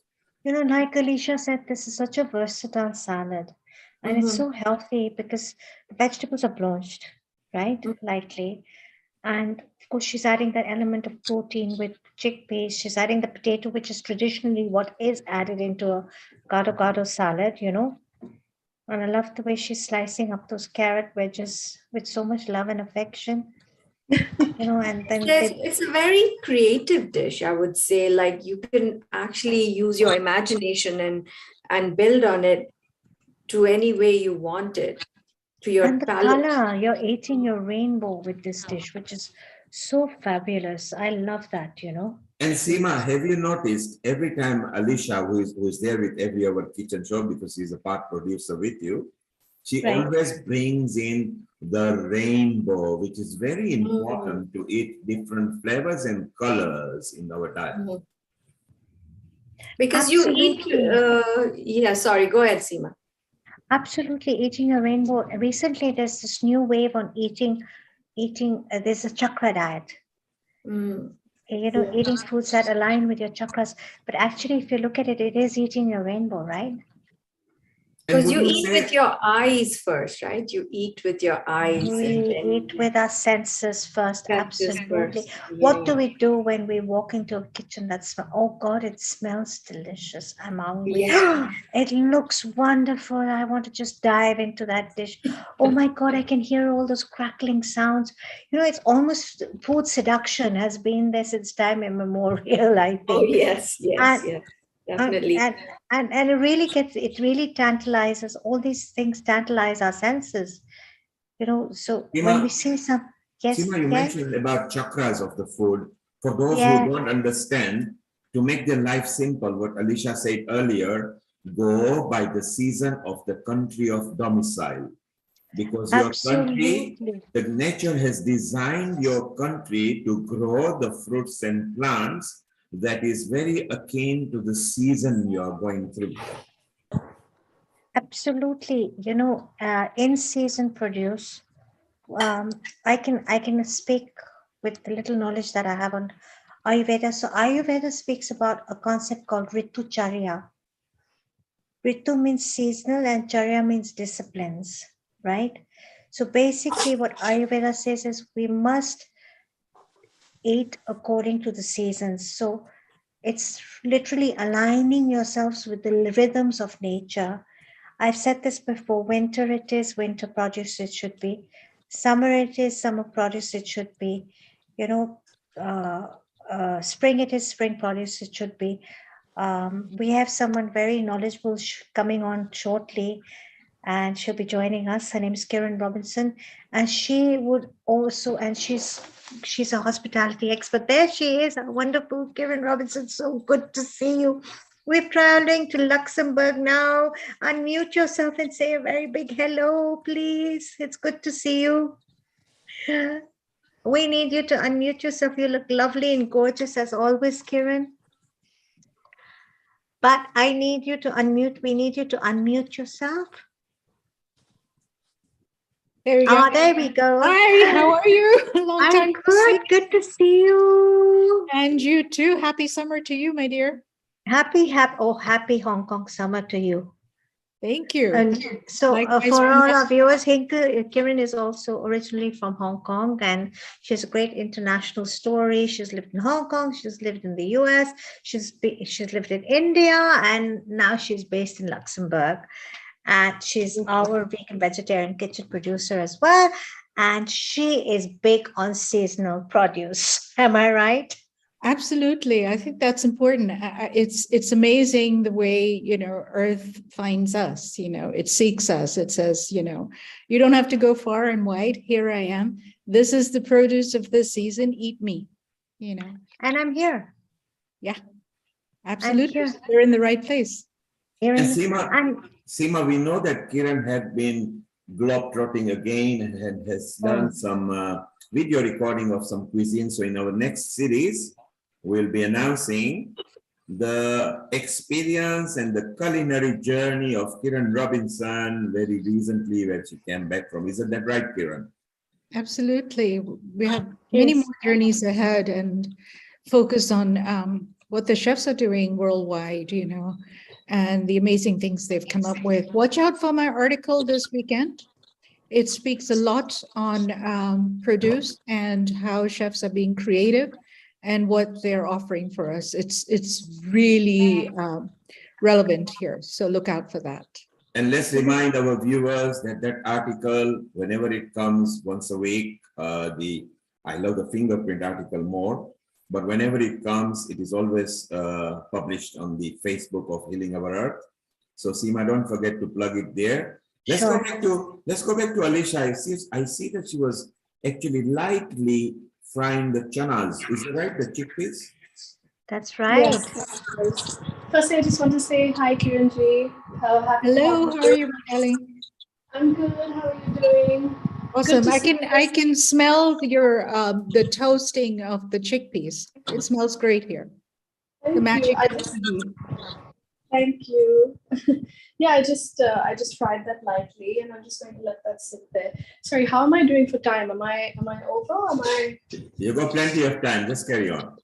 Okay, great. Okay, I'll try to speed things up here. So I just fried the chickpeas in some curry powder. If you don't have curry powder, just use some turmeric, salt, coriander, and cumin. And that's all I've done. And some salt. I should add salt. There we go. Yeah, and I'm just bringing the salad together now. And the last part of the salad is the dressing. So I'm just going to pound some garlic. I'm going to add some lime. I'm going to add some tamarind paste over here. I'm also going to add the nori sheet and try and pound that down as much as I can. Peanut butter, coconut aminos. I've substituted that for soy sauce because I'm trying to eat less soy these days. So I've gone with coconut aminos, but you can use soy and just a little bit of salt, and that's about it. So while I do that, I'm just gonna do the dressing now. That's the last element here. Alicia, besides being a crowd pleaser, I mean, just the thought of the peanut butter dressing, that would attract the young ones too, wouldn't it? Oh yes, it's just such a creamy, earthy, nutty dressing. I think anybody would like peanut dressing, you know. So yeah, it's very child friendly as well. Is there any specific brand of peanut butter that you enjoy using here? Are you making your own peanut butter? I'm not making my own peanut butter, but there's no particular brand, but I just try and go for the one that has the cleanest ingredients. All you need is peanuts, roasted peanuts and salt. And I like the crunchy peanut butter. So that's really the one I look out for when I'm shopping for peanut butter. I like a little texture. Yeah, so that's what I use in my dressing. I always go for the crunchy one, and I also add toasted peanuts for that added peanutty crunch and texture over the top. Kiran, I love the idea of the toasted peanuts. Yes, toasted peanuts and the additional, roasted chickpeas, that also gives it a crunch. And, just by roasting it the way Alicia has with a sprinkle of curry, I believe she used, that gives it that special je ne sais quoi, Would you agree? Absolutely. I think, Shobha, you and I couldn't agree more, given that the three of us have our roots in Asia very strongly. And of course, we've devoured and enjoyed many a gado salad. Definitely. I think we'd all agree that the three of us want to really jump into this salad right now. Absolutely. Since I was a teen, I was enjoying that back in Hong Kong, It was a Sunday ritual. Okay. Nice to meet you, Kiran, here. I mean, face to face, and have a live conversation with you. Yes. How are you, my dear? It's lovely to see you. We are absolute soulmates now. Absolutely. I mean, connected. I have the book here just in case our viewers are wondering, what are we talking about? Here we are co-authoring, the two of us, with 19 other wonderful women, a book about inspiration, empowerment, and how we come together with our stories, just filling our community with amazing empowerment. Empowering, inspiring journeys of women who've achieved so much. And, absolutely. And the beauty of it, is that all of the funds, every book that is sold, all of the funds go to the Children's Society in Singapore. That is of the utmost value here. So if you want to grab a book and help those amazing children, you can get it at Amazon now. My Voice, Volume 5, and it hit the Amazon bestseller list in 2 weeks of publication. So immense stories here. Thanks for reminding me, Shobha. Yeah, thank you, Kiran. Thanks. I have to say, what Neera Gupta has done, bringing forward, all you lovely women sharing your voice. Everybody has a voice. Yes. That needs to be heard. And everybody has a story. Wouldn't you agree, Shobha, Kiran? I mean, you're both such inspirational. You're such an inspirational writer. Kiran, you're in the hospitality industry, continuously inspiring people to be the best versions of themselves, working with women, working with chefs. And Shobha, you're a self-esteem coach. We're doing something together. You have so much to share. My voice is so powerful, and the word "my voice," says so much. It's just two little words, my voice, but it says so much. Yeah, it's essentially freedom. It frees you. And it empowers others to follow suit. To share their voice, to share their stories. It gives them a platform to talk about what they've achieved, and in that way inspire other women to be an example to other women, to pursue their goals, to overcome obstacles, to face the reality of a situation, and yet have that determination and resilience to go forward and do what they want to do.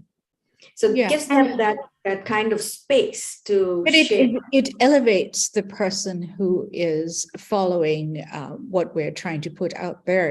It gives them a sense of accomplishment, a new life, being able to say, hey, I can now stand on my own 2 feet with the freedom that I've achieved by this revelation here, Yeah. Not only that, a space to know that you're not alone. Yeah. Yeah, that's so which important. is so important. Women supporting women is so important nowadays. It's so important, that very often in someone else's voice, you say, hey, that's also my voice. Very and true. How did this person deal with this situation, or grow from it, or overcome it, and inspire others from it? And I mean, they've done it, and they've shared it with the world with this book, with their voice. Yes. And there's so much I can do for myself, so it's not just your voice, it's the voice of many, and it's so powerful. Yeah. Because it reaches so many. This is what I've loved about, this. There we are. We have the book. It's on Amazon, everybody. We have Shobha's book, and we've got Kiran's book. You're both wonderful authors, inspiring women on so many. I am so blessed to have all these wonderful people in my life. Kiran from Luxembourg, Shobha right here in Hong Kong, who I can reach out to immediately. This, it's been such a great year for me. I mean, ever since I moved to the UK in 2020, such good things have been happening to me in my life. I have to admit. I find that we all inspire each other. I mean, Seema, for what you've been doing a lot, juggling a lot of things in your life, and yet you make time to look so calm and comfortable and host a show. That's amazing. So I'm really inspired by your ability to stay calm. I think I'm only human, and I have my moments like we all do, But, you just have to sometimes just sit back and say, hey, okay, this is what I have to do. Let me just, I can either sit and complain about it, or make the most of oh, it. there we are. We have our global influencer there. And we can't hear that, and we need to hear it. Where I built. Hi, I'm Karen Robinson, and I've been in the hospitality industry for 30 years. I was born in India and raised in Hong Kong, where I built my own business. I brought my culinary skills to healthcare, where I spent 17 years in a leading US hospital. Now I live in Europe, where I speak, write, and mentor on Seva, the art of service. Hospitality is my lifestyle, but it was not my original plan. Becoming who I am today came with a price. Freedom always does. And isn't that what we seek most? The freedom to become and to be who we are? I am honored to co-author My Voice, Volume 5, published by Global Influencers Publishing House, a book filled with inspiring stories of hope, courage, and fearlessness. In my chapter, Free to Become Me, I ask the question, how do you build a life as a woman if it is not your own to build? When your words are not heard, when your opinions don't matter, when your pursuits are stifled, it requires a special mindset, one of discovery, engagement, and persistence. I'm confident that My Voice, Volume 5 will inspire you as you pursue your own voice. Available on Amazon soon. Be sure to order your copy. Thanks.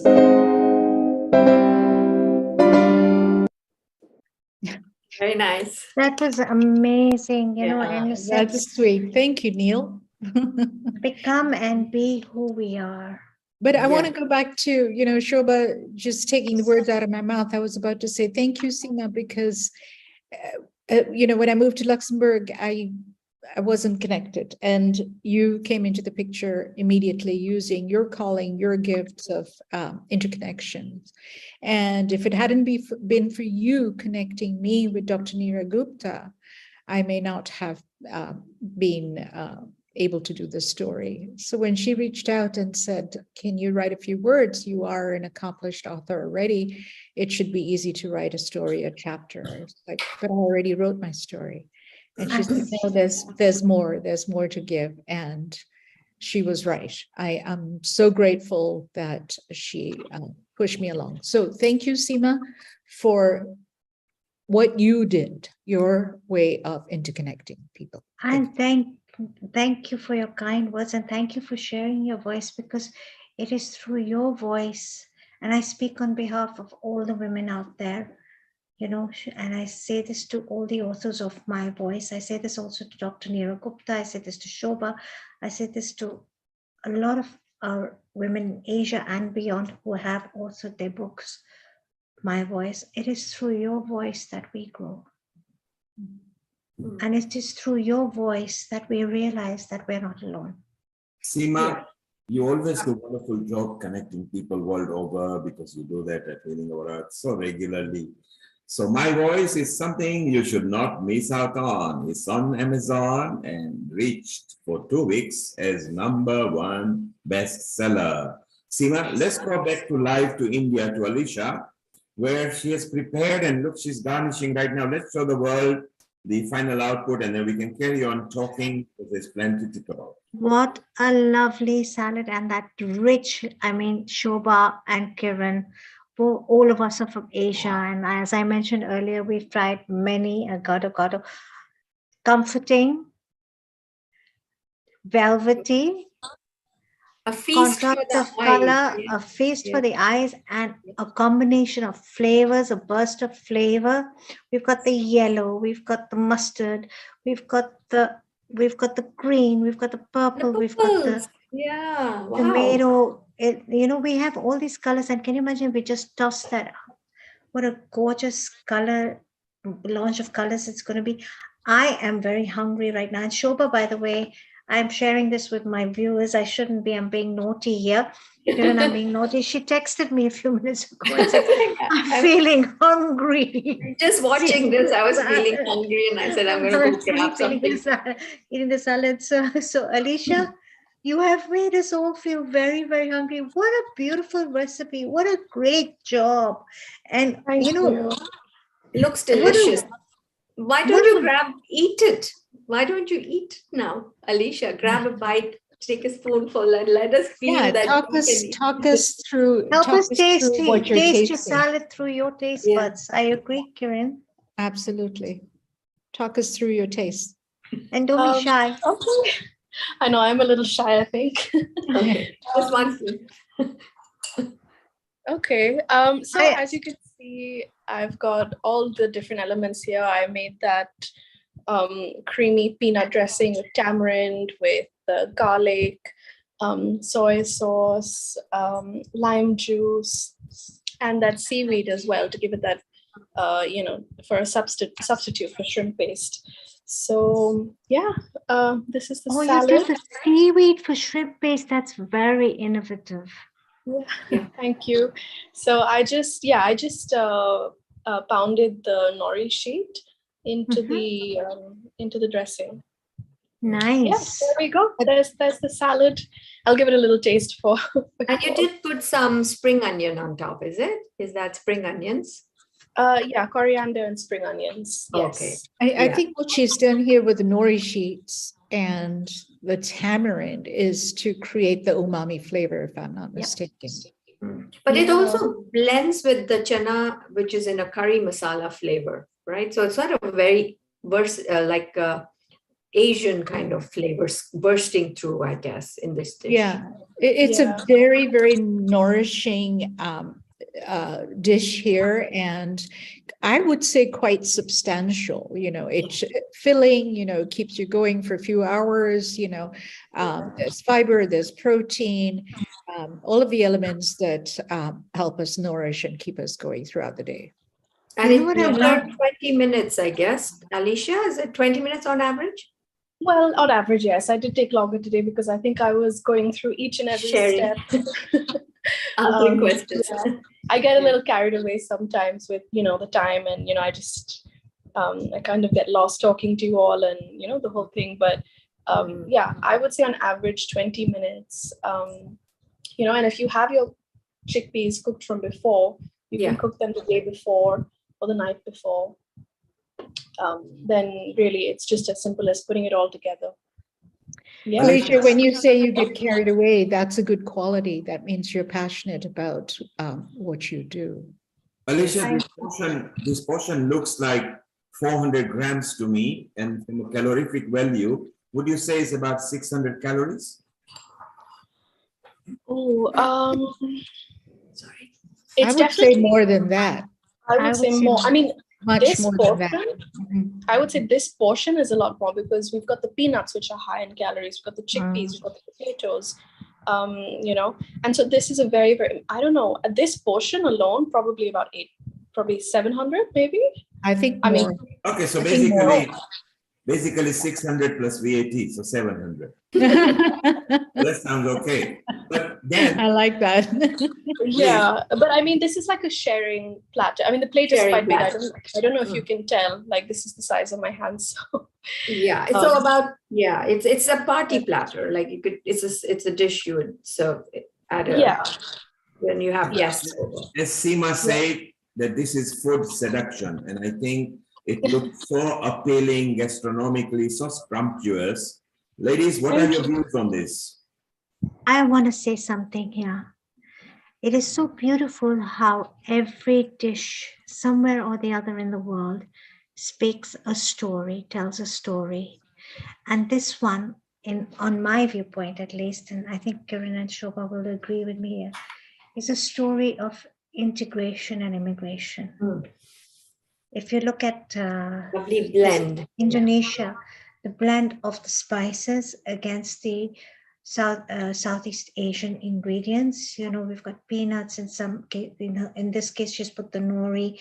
In some salads we add soy sauce, so you have this lovely story of integration and immigration. So we're celebrating, this is something I'm big on, celebrating diversity through food.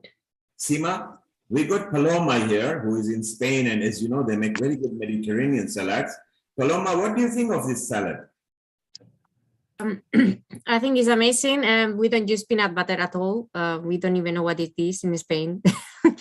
Mostly the dressing that we use basically is olive oil. Is our base ingredient, olive oil and vinegar, or you can use lemon. Lately, I use dressings like this one, like peanut butter. I really start enjoying, because I live now in London, I discovered different culture. This is a good thing. I will add olives as a Spanish introduction thing. Let's say we use a lot olives, garlic, but I don't know about in the salad, not so sure about. Maybe you can dressing, for example, you can use like just mash the garlic with olive oil and with lemon, and this will give you this kind of garlic, oily lemon. I don't know how to explain it, but it's really good, like a Mediterranean flavor. Let's say if you want to add a Mediterranean flavor, it could be like this, for example. This is if you want to do like a Spanish flavor culture. This is what we use, mostly olives in our salads. We use cheese, maybe feta cheese in Greece, but I'm not using feta cheese anymore. I use maybe the alternatives sometimes, but I'm not bothered anymore about the cheese, but it's fine. Thank that you. That sounds Paloma. delicious. So Alicia, there you are. You see, to please the Spanish people, and we speak plant-based, we just add some olives. And I love olives. I love olives. I can eat bowls full of olives. Yeah, me too. Delicious. Absolutely. Thank you so much, Paloma. That was wonderful. And, Alicia, that salad of yours is amazing. Thank you. It's going to make me want to make a gado tomorrow. Oh, yes, please do. It's made me want to make a gado tomorrow. And I think our producer Kiran wouldn't agree more than that as well, that she's done such a great job. And Shobha, you also agree she's done a great job. And those of you who are watching, and you don't know what a gado gado is, well, now you do. It's an Indonesian salad. It's got a peanut dressing. And don't be intimidated if they ask you for fish sauce or shrimp paste in a recipe. Alicia has given you the perfect alternative here today by using seaweed. And for those of you who say, okay, seaweed has a strong flavor, very often, like my children don't like seaweed, okay? They run away from it. They run away from shrimp paste or fish sauce or anything that they say, oh, it's smelly, it's stinky, oh, mommy, yucky, and all that, the usual. So I opt for just soy sauce or tamari, which is a gluten-free version of soy sauce. So there's a lot you can do with Asian cuisine. So there are variations that you can actually, feel like whatever you feel like. If you don't like certain tastes, then you can omit something. So, but I noticed there was no sugar in the peanut sauce, right? Right. The recipes that I've seen traditionally, they don't have a sweet element. But I don't know. I think maybe it depends regionally or something like that. I would think that if they do have sugar, they would maybe use palm sugar. Sugar, because there's tamarind, so I thought maybe there would be a balance with some sweetness, but I guess you don't really need it then.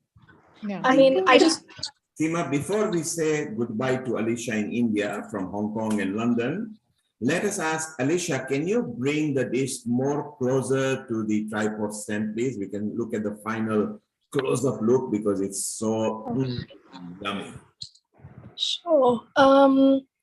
Let's Let get me as close as try. possible. Yes, and a bit more. Little more? Yes. Now we can see every bit of it.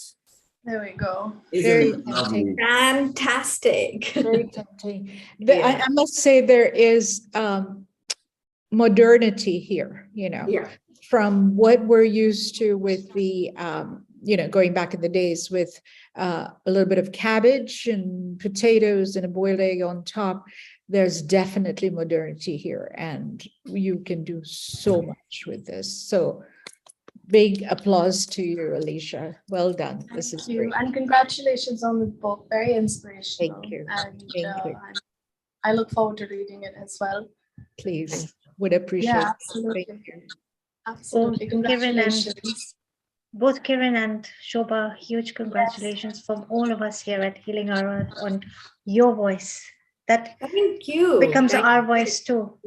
We appreciate your support as always. This is a big factor for us here at Healing Our Earth. We know we can get our voices heard far and wide, and we certainly aim for that. So thank you. Thank you. Absolutely. It's a global family where we globetrot everywhere in the world. But Alicia, you've done such a great job. I want to say thank you. And tell your dad he's not having a dosa for dinner tonight. He's there, and he's having a nice gado salad. And tell him Seema auntie said so. I know you call me auntie, so I'm going to say it. Seema auntie said so. Have the gado instead. I'll do that, definitely. He's arriving today from the UK. Oh, so. bless him. So tell him, say there's no dosa for you today, Papa. It's only a gado salad. He's not going to be very happy with me when he sees this. Well, she can just wrap it up in a dosa for him, right? That's true. You know what I love about Healing Our Earth? I get one message from Shobha telling me she's hungry. I get another message from Alicia's mom talking to me about lectins. And here I am speaking about my voice, and this wonderful young lady is demonstrating this gorgeous salad. And I'm like, wait a minute, one person's telling me they're hungry, one person's talking to me about lectins. I need to focus over here.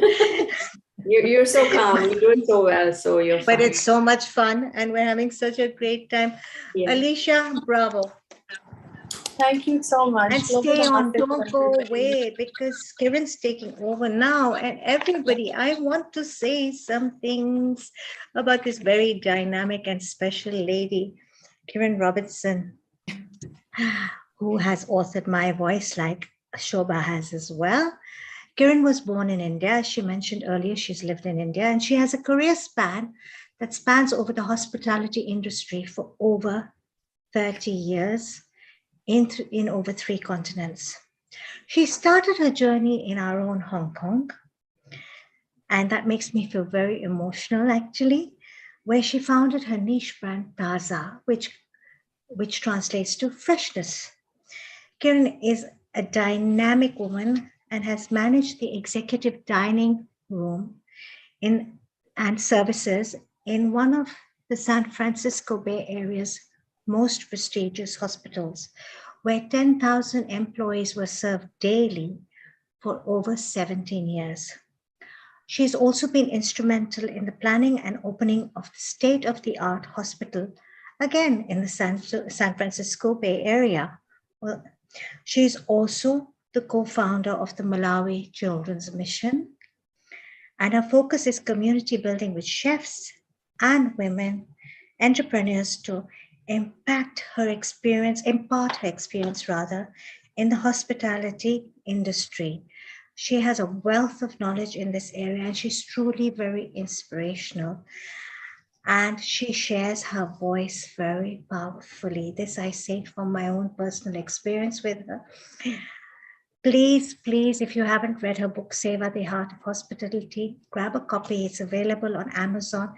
It is so inspiring. There are stories to be cherished in that book.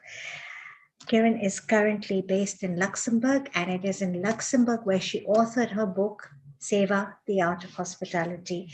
If you'd like to know more about Kiran Robinson, log on to www.kiranrobinson.com.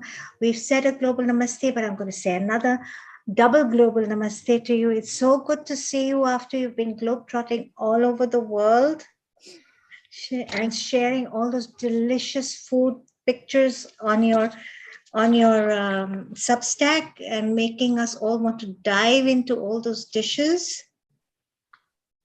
Very lovely holidays you had. Tell us more about your vacations, Kiran. Thank you, Seema. You're amazing. Thank you for that lovely introduction. Yeah, I mean, the traveling part has been immense, and only because we celebrated our milestone anniversary, and then right after that was my birthday. So it was like, okay, well, we'll just get up and go, you know. But I'm very blessed in the sense that when I travel, I love people, you know that, enjoy connecting, and I do meet people, and that gives me life. It makes me happy, you know, and the people that I meet and connect with offer me their stories, their life stories, and I keep them engaged, and I love hearing their stories, and that empowers me to do further work in itself with and around the people that I share my time with, that I meet with. So such a great circle. You meet people. Yes. You hear their stories. You share their stories. You inspire. And it's a circle that goes round and round. It's wonderful, you know, and the sky's the limit. It's amazing. That's what I say. When you meet people, the sky's the limit, because everybody has so much inspiration to share. Yeah. Everybody has something powerful. Everybody has an experience. Definitely. And I try to incorporate some of the stories in my weekly Substack newsletters, you know, whether it's the monthly female fingerprints, you know, talking about and featuring and giving the pedestal to women, or the other weeks I'm doing, you know, inspirational stories with the people that I meet, you know, talking about them. And I think it's a wonderful platform to recognize these people. I wish I could do more, you know, but once a week, you know, keeps me quite busy. And I want to like really get in the nitty-gritty of what they do, put the word out there, and see if that resonates with other people who can come alongside and do some of the work together. whether this is like an aha moment, eye opener for them, whether they've been looking to do something progressive in this way, but didn't know how to start, where to start. That is the concept of these writings, creating that connection. And you're opening a door. Well, more than one door, I hope, Oh, yes. Door at a time, for sure. Oh, yes, definitely. I can see that. And this is, very powerful work. It's seva. It is, 100%. It's seva. You got it right. That's the whole thing in my first book, right? Sevas. I know that's magic of that word, seva. I know, Right. such a beautiful, Thank well-written you book. for sharing my There story. you are. It's available on Amazon, everybody. Seva, the Art of Hospitality, authored by Karen Robinson. It's available here in Hong Kong for those of you who are watching or tuned in from Hong Kong. It's available here at Bookazine in Hong Kong. So do head over to Bookazine and pick up your copy of Seva, the Art of Hospitality. You will not be disappointed, that I promise you. Thank you. Now, speaking of Hong Kong, Kiran, we have an exciting episode ahead, and I know Shobha is here. Now, I've been going to the wet market. I actually tried to go into the wet market and film some of the ingredients. Mm-hmm. And I've been doing a lot of cooking and cooking up some Chinese Chinese food, with all the authentic local ingredients. And I wanted to show you something very special that I picked up at the market the other day. I can't wait. I can't wait. Oh, you remember this? Yes, absolutely. I think, like, I don't know what you call it there. I mean, it is part of the woodier mushroom, but it's Chinese dried fungus, Chinese dried white fungus, if I'm not mistaken, right? Right. So that's what it is. Yeah. So this one, I've been told is very high in collagen as well. It's really good for the skin, and I just want to explain to her. So this looks like a sponge. I thought it was a loofah when I went in. And I thought to myself, okay, this would be nice. It looks like a loofah sponge. And then a friend of mine, she's a nutritionist, and she also brought some over the other day as well. And she said, no, this is very high in collagen, and you can make it in a soup with these lovely, let me reach out here. Now, this ingredient I know, Chinese red dates. Are very high in iron, I believe. So I want to try one of these while I'm speaking to all of you. Yeah. And I think the other name for the red dates is jujubes, the jujube fruit. Jujubes, right? It is a traditional herb used in the Asian cooking, and there are many benefits when consumed. I think my favorite one is because it induces sleep. And who doesn't? Oh, wow, that's really interesting. I didn't know that. Oh, I should eat more of these. So that's why I love it so much. So I'm not sharing this bowl with anyone. This is going to be mine tonight. Okay, so I want to describe the flavor of this dish to our viewers, okay, who are watching. So this is the Chinese jujube. That's here's your my red dates. bowl of jujubes, okay, which are, according to my friend who's very well versed in Chinese TCM, and she's a wellness expert. So she says they combine it with the fungus and they make a soup that's very wholesome, very nutrient rich, very energizing, and also very good for your blood because they're red dates. So I'm assuming they're very high in iron. Yeah, and I think it's a great immunity builder as well. So the combination of the dates with the, as you call it, sponge, I call it snow fungus, Snow fungus, that's right. Which is used in Asia primarily for its medicinal purposes. They make a light broth out of it, a stock out of it, or soup by adding mushrooms and green vegetables. That's exactly what she. There you go. Is that she brought me the shiitake? Chinese dried Oh, mushrooms? shiitake? Yeah. Okay. Yeah. And she said you add them into the soup when they come back to life. Yeah. Pretty much, and they get this chewy, meaty texture. Right. And you combine it in the soup and makes this wholesome dish. It's amazing how here in Hong Kong and of course in China and different parts of the Far East, that they have so many unique ingredients that bring food as medicine.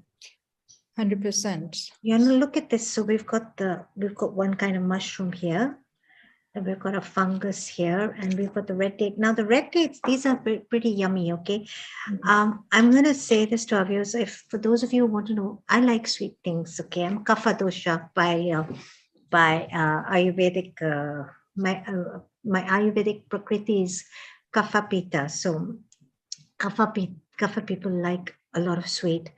So these taste like the Indian dried dates that we call chuaras. You know, when you're getting married in India, they give the boy the dried date. It's meant to be auspicious. The mother-in-law, the mother of the girl, puts the dried date in the boy's mouth, and she like blesses him that you're going to be my son-in-law. It's traditional. So this tastes like that. So if you don't have chuaras, you can always opt for jujubes. Yeah, absolutely. Jujubes. So I've, it's been so exciting, this journey into food. There's so much to share. I'm so envious right now. You're right I there. know, I wish you were everything. You're here. able to get all of these things. Oh, dragon fruit. I shouldn't be eating on the show. I know it's called dragon fruit, but otherwise known to us as a strawberry pear. Strawberry pear, that's it. And I read somewhere they're very good, high in fiber and good for gut health.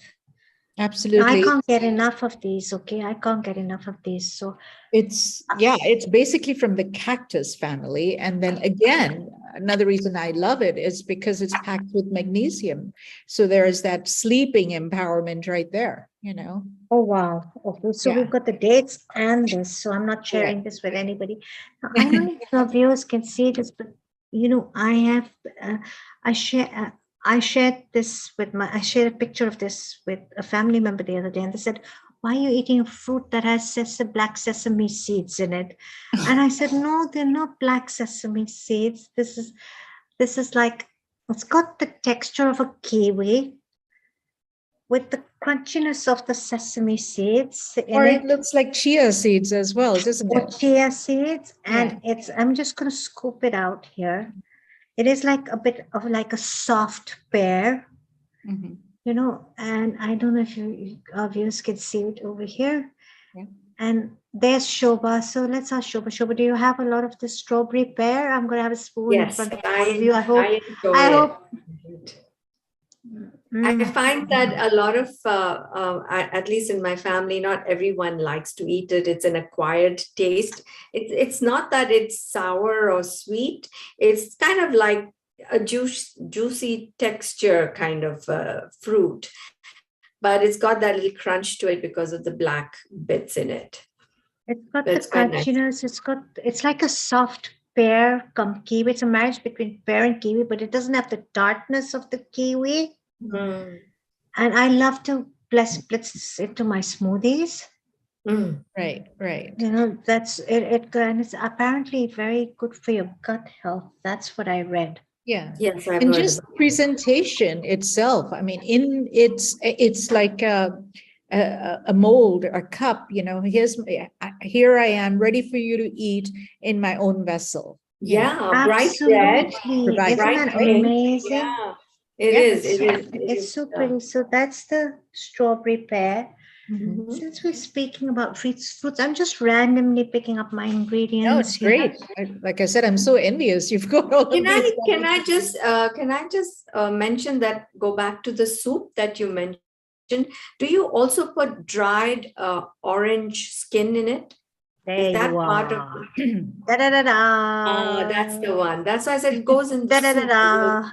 Yeah, to give it that little, it's supposed to be very good for the skin as well, right? It's very, yes. So this is like a beauty from within soup. Inside. You know, I focus a lot on Ayurvedic beauty. We were talking about this the other day, Shobha, and I'd love to do this. I shared this many times. My children say, Mummy, stop changing is converting our bathroom into a kitchen because your kitchen homemade face masks are in a bowl ready to be used, and you put it in our bathroom. And so this really a kitchen ingredient, but it's beauty from within. So you've of course got the tangerine peel. It's tangerine. Tangerine, correct. Tangerine peel, that dried peel, and that goes into the soup as well. Now this would be delicious in a soup because I'm just tasting the peel here. The fragrance, I mean, the aroma of the orange as well is like such a depth of intense tangerine aroma, tangerine flavor, and it's not sour, it's not tart, but it's still tangerine. Yeah, it's lovely and sweet. Isn't it interesting how nature gave us fruits as a natural exfoliant per se? Yeah. Great for the complexion, great for the skin, like papayas, Papaya, coming papayas, papaya. right? Papaya is a great skin, the enzymatic, the enzymes in papaya actually help regenerate your skin cells because foods have alpha hydroxy acids, which help with cell regeneration. Papaya is very cleansing. Some people say it's a whitening agent. I don't know, but it's it's a beta carotene. It's the main substance is the beta carotene in it, Okay, and aids in complexion. Would you agree? It gives you a smooth, shiny skin.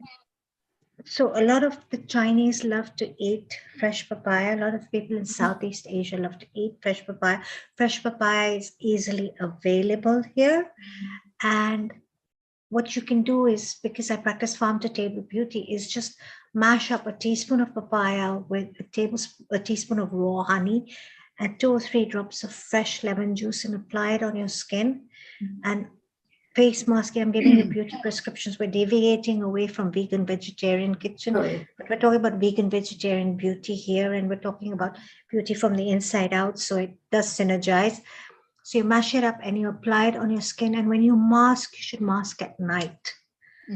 And a lot of us mask in the morning, but it's best to mask at night because that's when you rest in your skin, you sleep, and your skin regenerates. But then doesn't it get all over your pillow cover? You wash it off. You wash it off before you sleep. Thank you for sharing that because you don't want to sleep with that on your face. Well, I've got sleeping mask recipes with aloe vera, etc. If you want, I'm happy to share.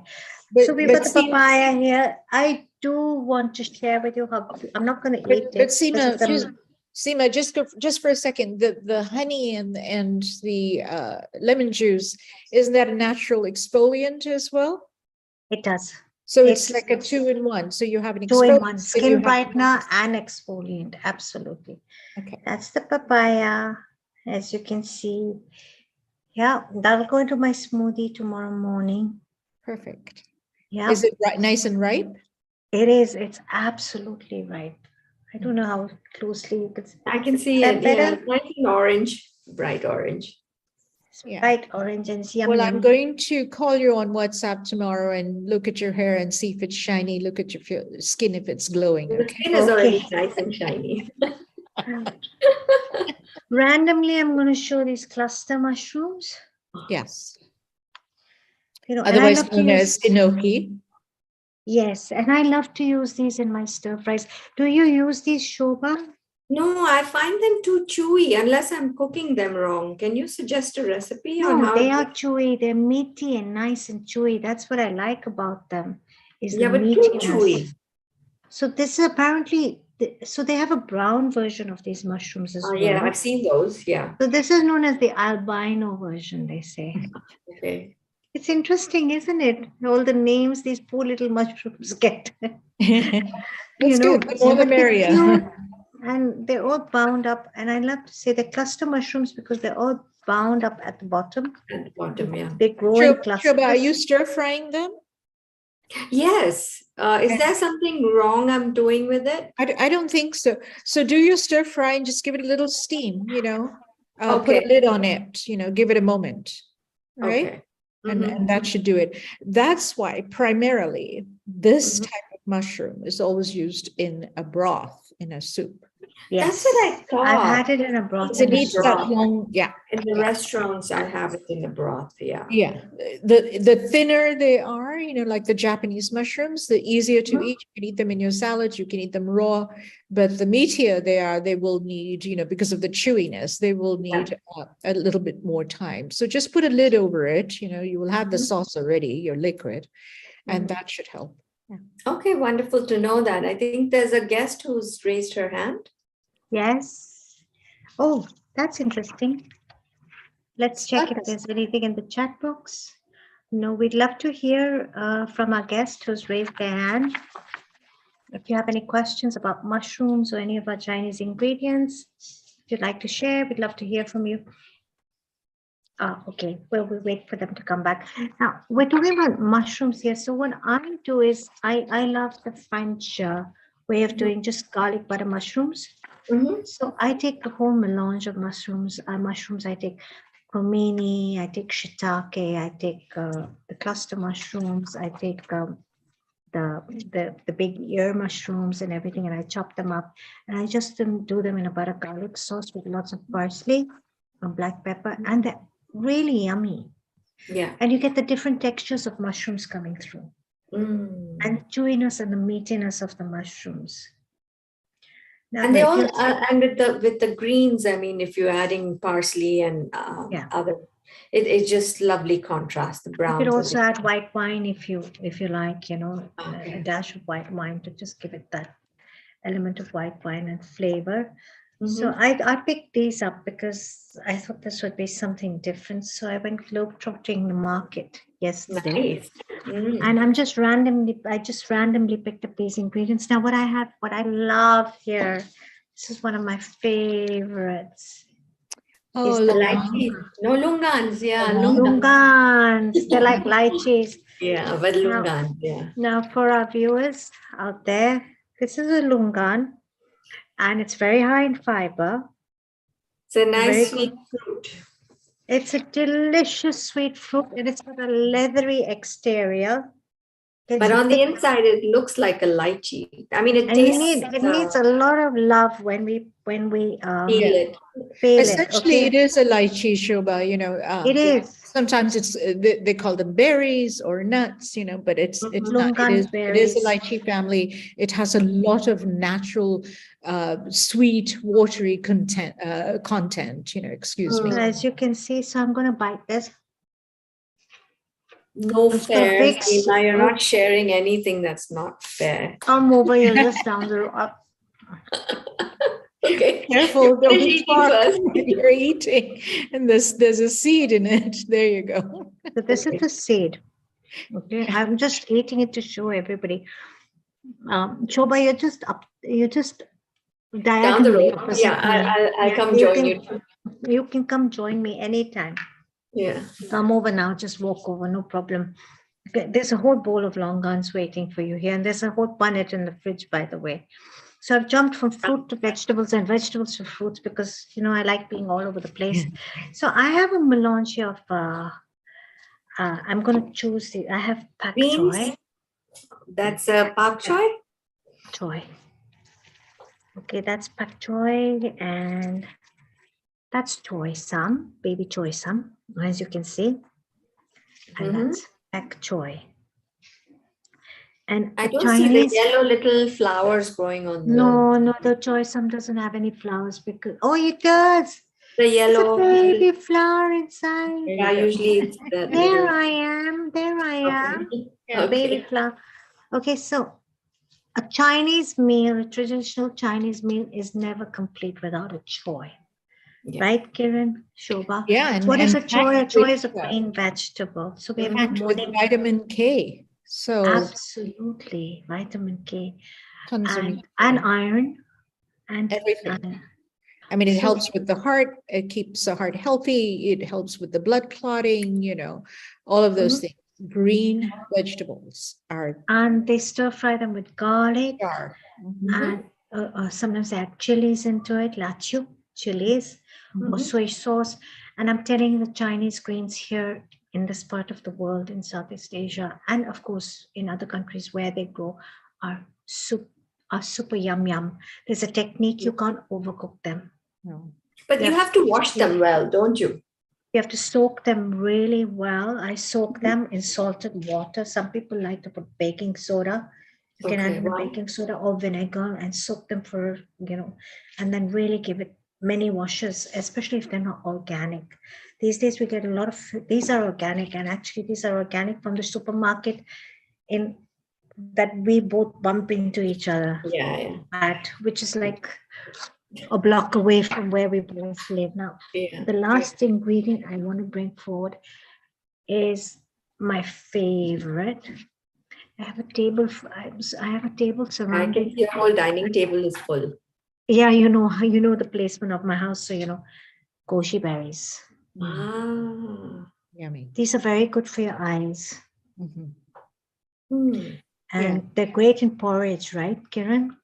Yeah, I'd like to top mine off on a bowl of porridge. It just gives it, again, a little bit of je ne sais quoi, presentation purposes.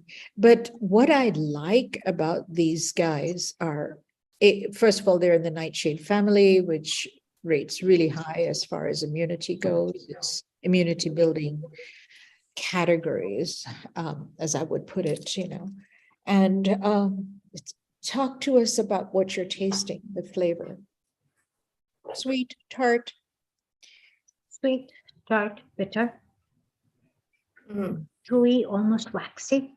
And there are so many takes to it as far as preparation. It's like a raisin, but it's not a raisin. That's perfect.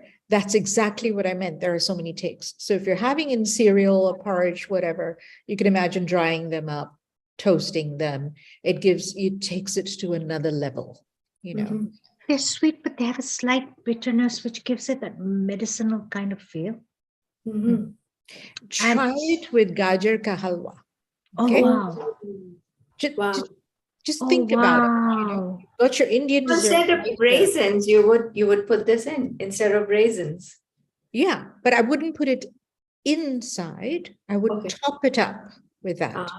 So you've got that. Such a great idea. Yeah, because of the taste. You see where I'm going with this? The saffron, the sweetness, the sweetness of the carrots as well. And then boom, you've got this on top, Of course, you can have your pistachios and all that, but just try it with this. So takes it to a completely different level, I think Teresa, she's a wellness expert. So she brought these over for me, and she said they're really good for the eyes. But if you really want them to benefit your eye, because I think they're quite yang, so they're quite heaty. She said you have to balance them out with chrysanthemum. Oh, with goji berry and chrysanthemum, then you get that yin yang, and it's the perfect balance for your eyes.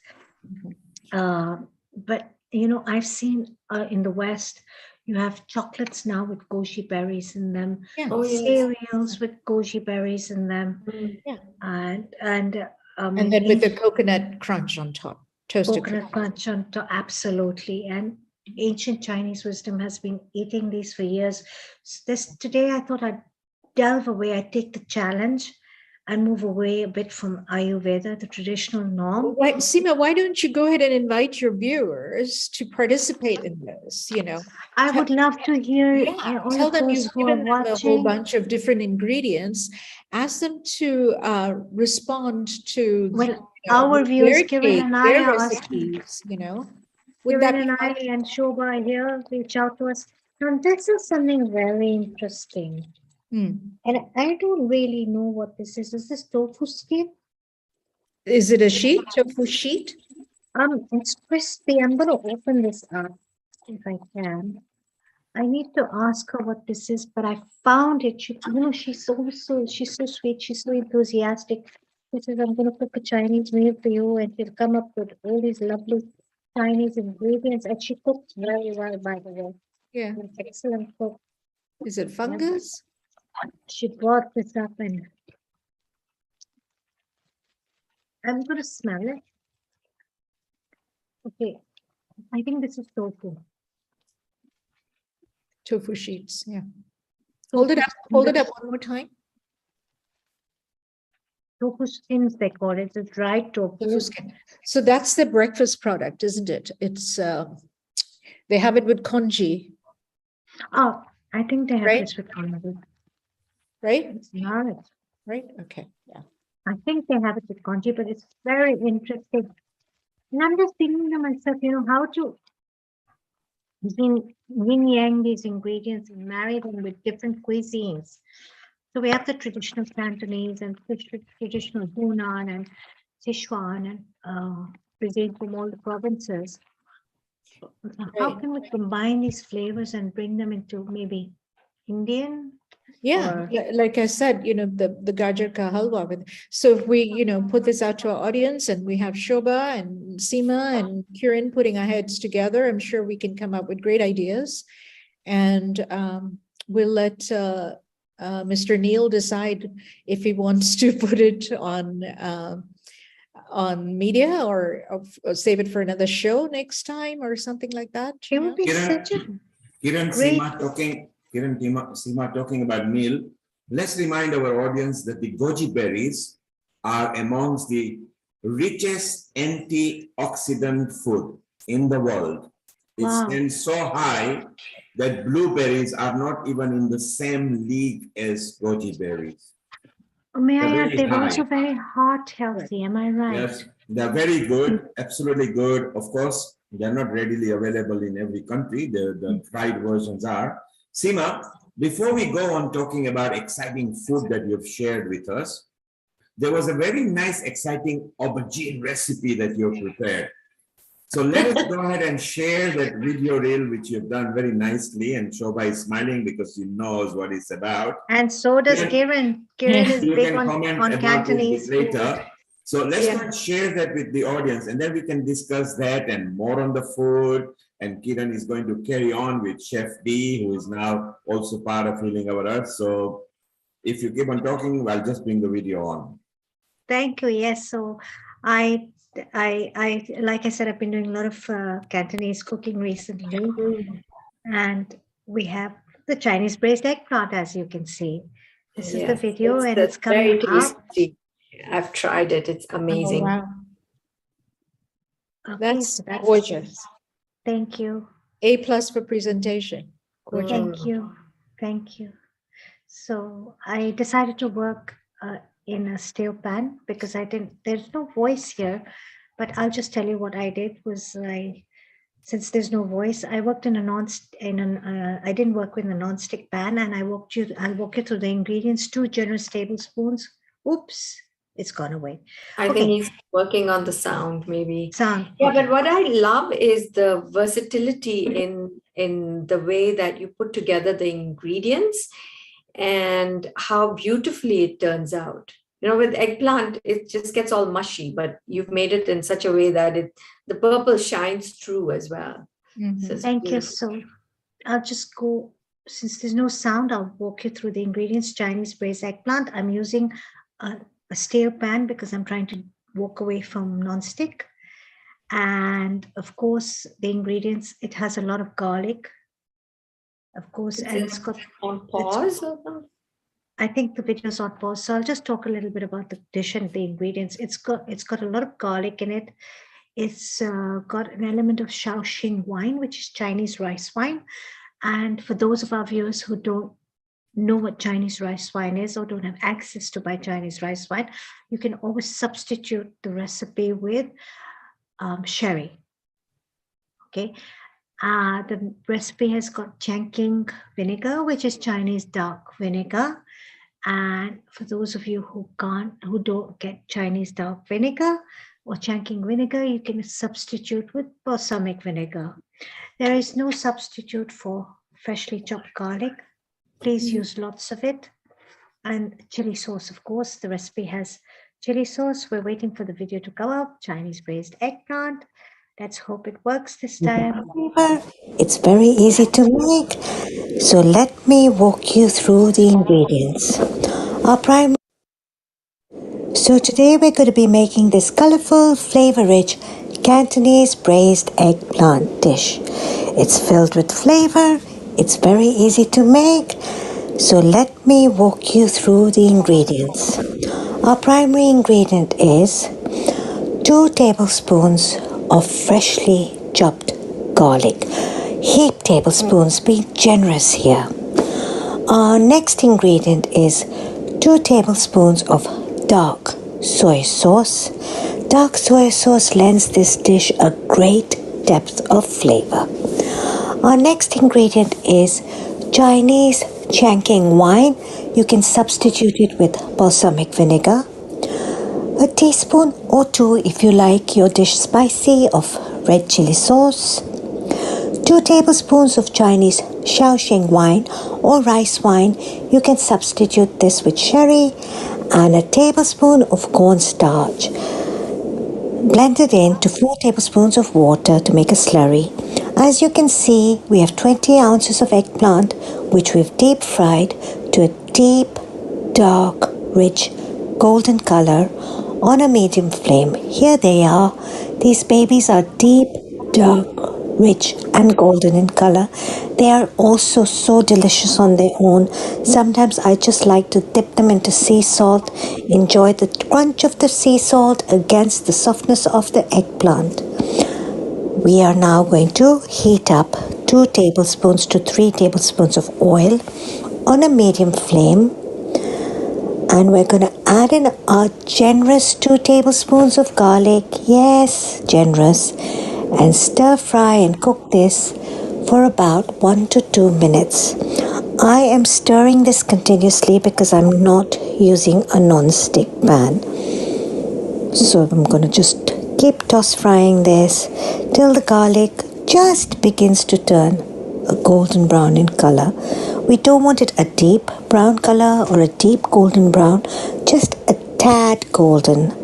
As you can see, the garlic is beginning to crispen up on the edges. We're just going to take this further for a second or 2 more. Just a quick cook while I reach out for my eggplant, which I'm now going to toss into the garlic. Yes, golden on the edges, just golden, a tad golden. In with the eggplant. We're going to toss it up in this lovely garlicky flavor, some oil. Just give it a light stir. It smells divine. My kitchen smells divine right now. And now we're going to deglaze the pan and of course soften the garlic with the Shaoxing wine or sherry if you don't have access to Chinese rice wine, Shaoxing wine. So in with the Shaoxing wine, which is going to deglaze those bits, delicious lovely bits that are stuck to the bottom, and it's going to soften the garlic, depth of flavor with the dark soy sauce, a little bit of tang with the dark vinegar or balsamic vinegar, the heat, the spice with the chili sauce.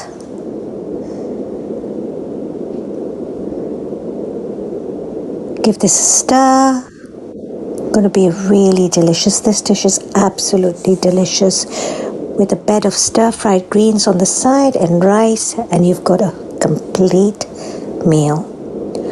We're going to go in with the velvety cornstarch slurry, which is going to give this dish that really rich velvety feel, and all the sauces are going to coat the eggplant. By the way, I've used 20 ounces of eggplant chips here, in with green chilies. That's the Kenyan in me. 1 green chili finely chopped up, a quarter yellow bell pepper julienne, just for color, contrast and texture, and a quarter carrot julienne, again for color, contrast and texture. Give this a quick toss, cook it down for about half a minute or so, plate it up. We're going to sprinkle over some roasted sesame seeds, which I normally tend to keep in my larder. They give a little slight crunch to the dish, a bit of contrast in color and texture. Again, I'm going to top this up with curls of spring onion, and to give that slight sweetness and that burst of flavor, pomegranate seeds, heart-healthy pomegranate seeds, which look so attractive.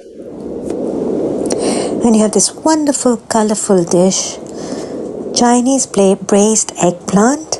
It's ready, it's fast, it's fresh, it's simple, and it's delicious. Thank you very much for watching. A very warm global namaste to all of you.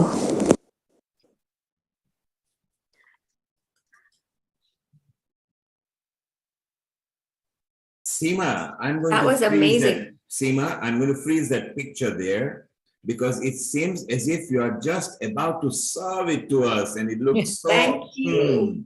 Yeah. Toba, don't you feel that it's Amazing. about to come to our table? Yeah, delicious. It looks Thank you. amazing. And I've tasted it. It is yummy. Seema, in the real time, how long did it take this right from the initial process to the final product? Making the dish or actually doing the voiceover? Well, you did excellently on both counts. Very good.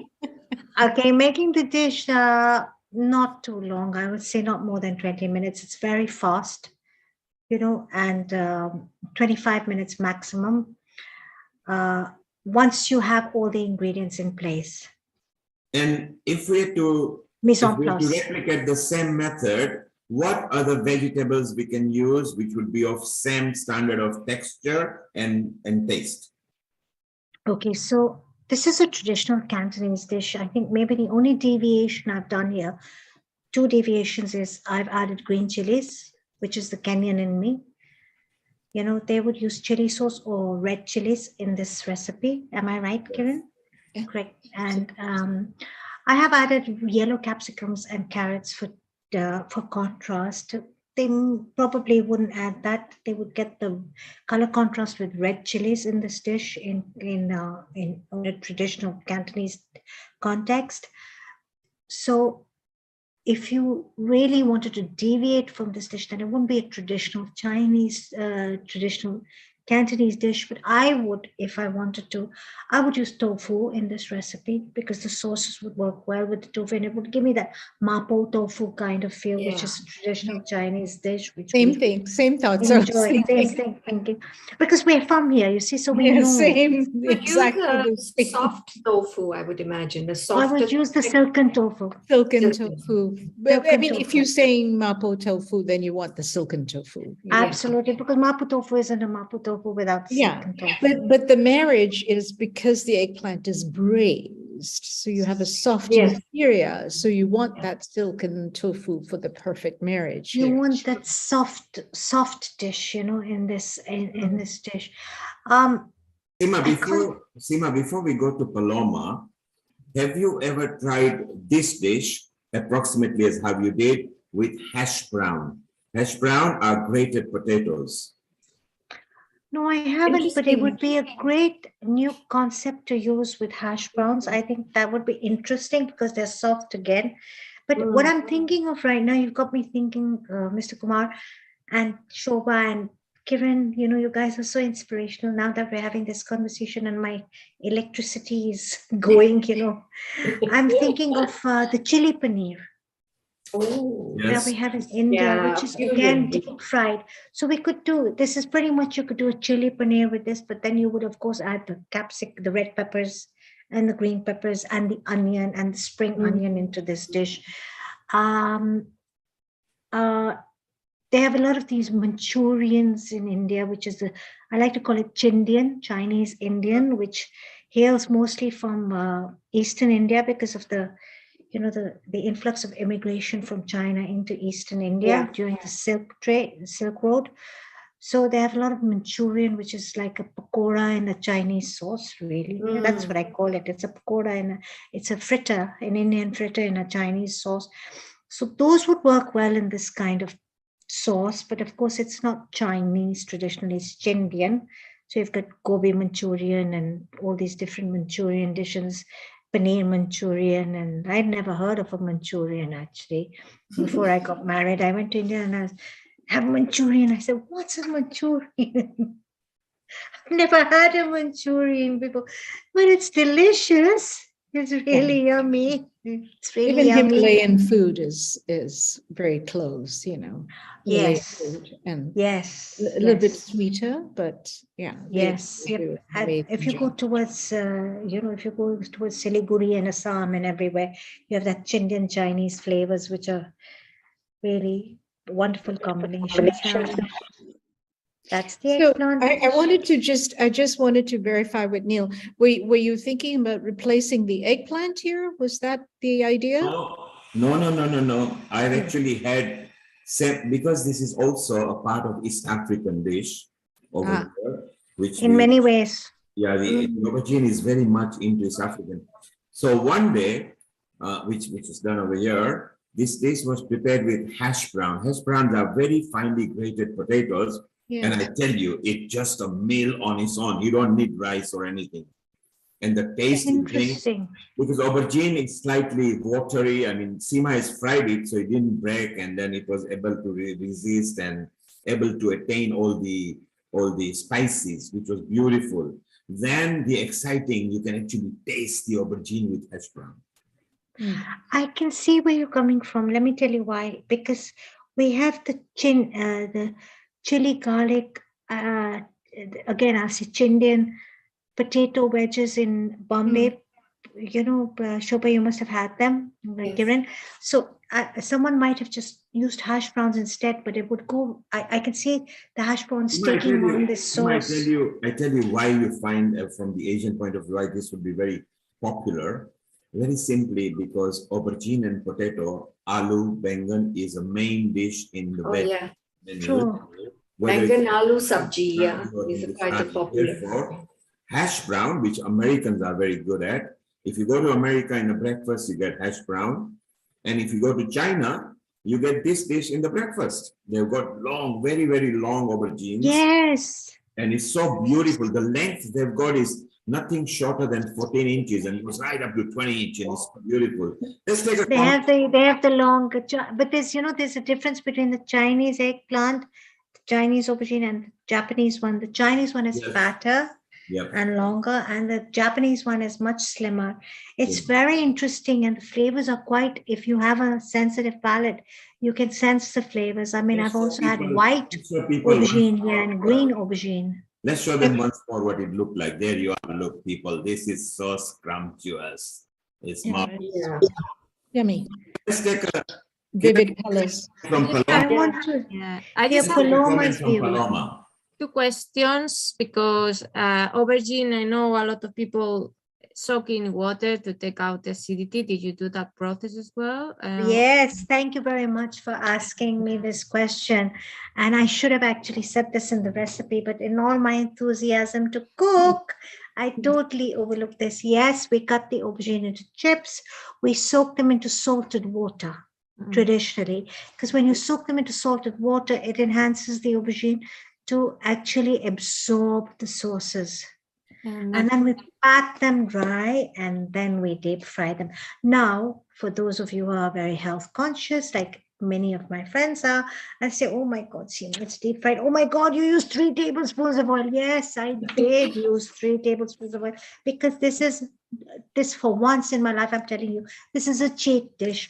It is an oily dish. It is a delicious dish. Okay. I'm not using a non-stick pan. I do need to, caramelize my garlic to the right point. I'm moving away from toxic cookware while I'm trying to, and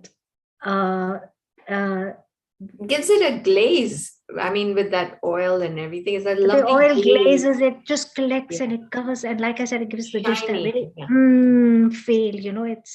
It's like a lot of the comforting food you have, the lovely creamy mushrooms with cream, But eggplant is tasteless on its own. You have to liven it up with all these wonderful flavors that you do added. have to liven it up. Also, the Indian eggplant has to be livened up. Paloma, you're from Spain originally. Yeah, How do the Spanish do eggplant? So we have a Spanish recipe, very simple one, from south of Spain. I think it's come from from the Moros. this kind of influence from the south of Spain when we were conquered. We do like the eggplant, very simple recipe, just cut it in slices, and then there is two options, just grill it, or do like tempura, and then you put on top melasa, and then you put salt and pepper. And it's this starter, let's say, but it's really crunchy and it's really, oh my God, it's so simple, but it's so delicious. The only other question that you were saying, you deep fry, because I also, that is one of the things I had, because in Spain we fried a lot of food, most of it fried.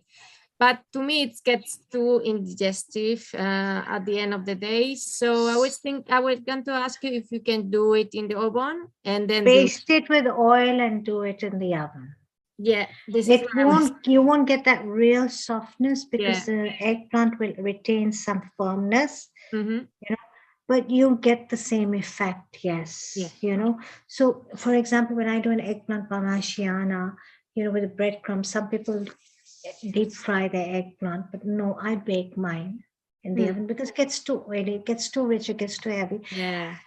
By and large, eggplant recipes traditionally, unless you're doing a Middle Eastern baba ganoush. Or a bharta. Or a bharta. Bharta also takes bharta is an Indian onion and tomato based, for our viewers who are watching. Yeah, but you roast the eggplant then, you don't need to fry. We roast the eggplant, but we put it into a tomato onion gravy, which is quite heavy with oil. Baba ganoush, you will just roast your eggplant and you take out all the yummy fleshy bits and you blend it with garlic, etc. and tahini. So it's not so it will take some olive oil on top. Generally, eggplant, I think Kiran is an expert here. She would agree with me that eggplant generally does take on a lot of oil. Because because of the nature of the animal, you know, it's a sponge, right? So it's a sponge, it will absorb. But I wanted to just put my two bit in the whole having to cut it and put it and soak it in water and salt and all that. I do not do that. I totally omit that part. Having said that, I know Indian eggplants are more bitter than the of course the Japanese ones and all, but the Mediterranean ones, you know, I'm talking about Spain and France and Italy and what we get here in Luxembourg, Europe, but even in California, we don't soak them at all. They're not bitter at all. On the contrary, by soaking, again, you are infusing more liquid, more water in it, making it more heavy. I'll tell you a very, very quick short story. When I would interview chefs, when I was hiring chefs, and I would do a mystery basket and coordinate a stage in my kitchen, So the mystery basket always had an eggplant in it. And I would do that on purpose, just to see, how this chef cooks his eggplant, does he know how to? Not a lot of people know how to cook eggplant or understand the vegetable itself. You cook it too short a time on too low a fire, you're going to get sponginess, you're going to get leatheriness, and it doesn't taste good at all. But if you cook it on high heat, you get the softest, sweetest, most luscious eggplant ever. That is the right way to do it. Have you ever had lasagna in an per se Italian restaurant where you can hardly cut the eggplant and sometimes the color is white? That means it hasn't been cooked to its fully potential, I've always had a very soft eggplant lasagna, always. Seema, so shortly it will be midnight in Hong Kong, where you and Shobha will be slightly resting from us. I'm sure you'll stay as long as you can. And Kiran will take over with Chef B with a very exciting journey before we move to America and Peru. Let us remind the people about one of our producer Kiran's Seva book. So let's just show, I love the reel about her son. Then I want to go with yours and Shobha's Friendship Friday, because people would love that. So people want to know more about it. So we'll play that reel. So let's first play the reel for this Seva. And her own son thinks this, so it could be something good. And this is actually a book written by my mum. Can you believe that? And so yes, I'm going to buy the book. There's my mum there. Can we zoom in? Isn't she gorgeous? And I think I am pretty much predominantly featured in this book. I assume so, considering I'm a son. If you get a chance, come and buy this book. You can buy it online as well. Do it for me. Thank you. So, Kiran, remind us. So sweet.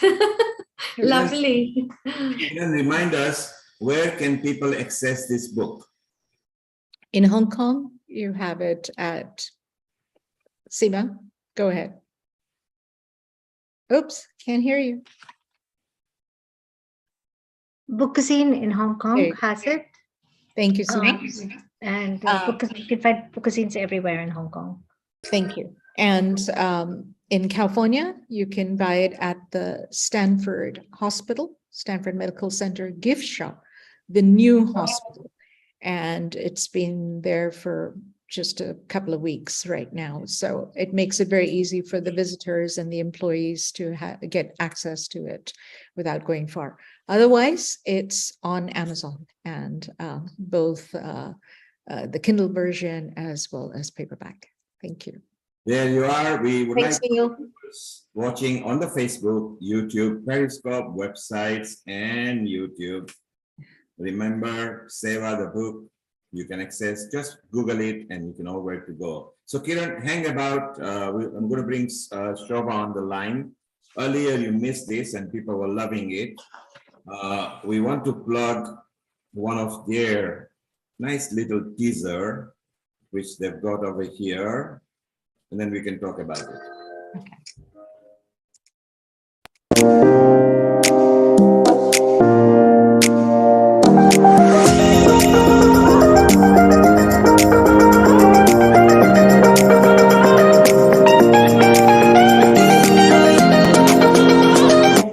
Fridays.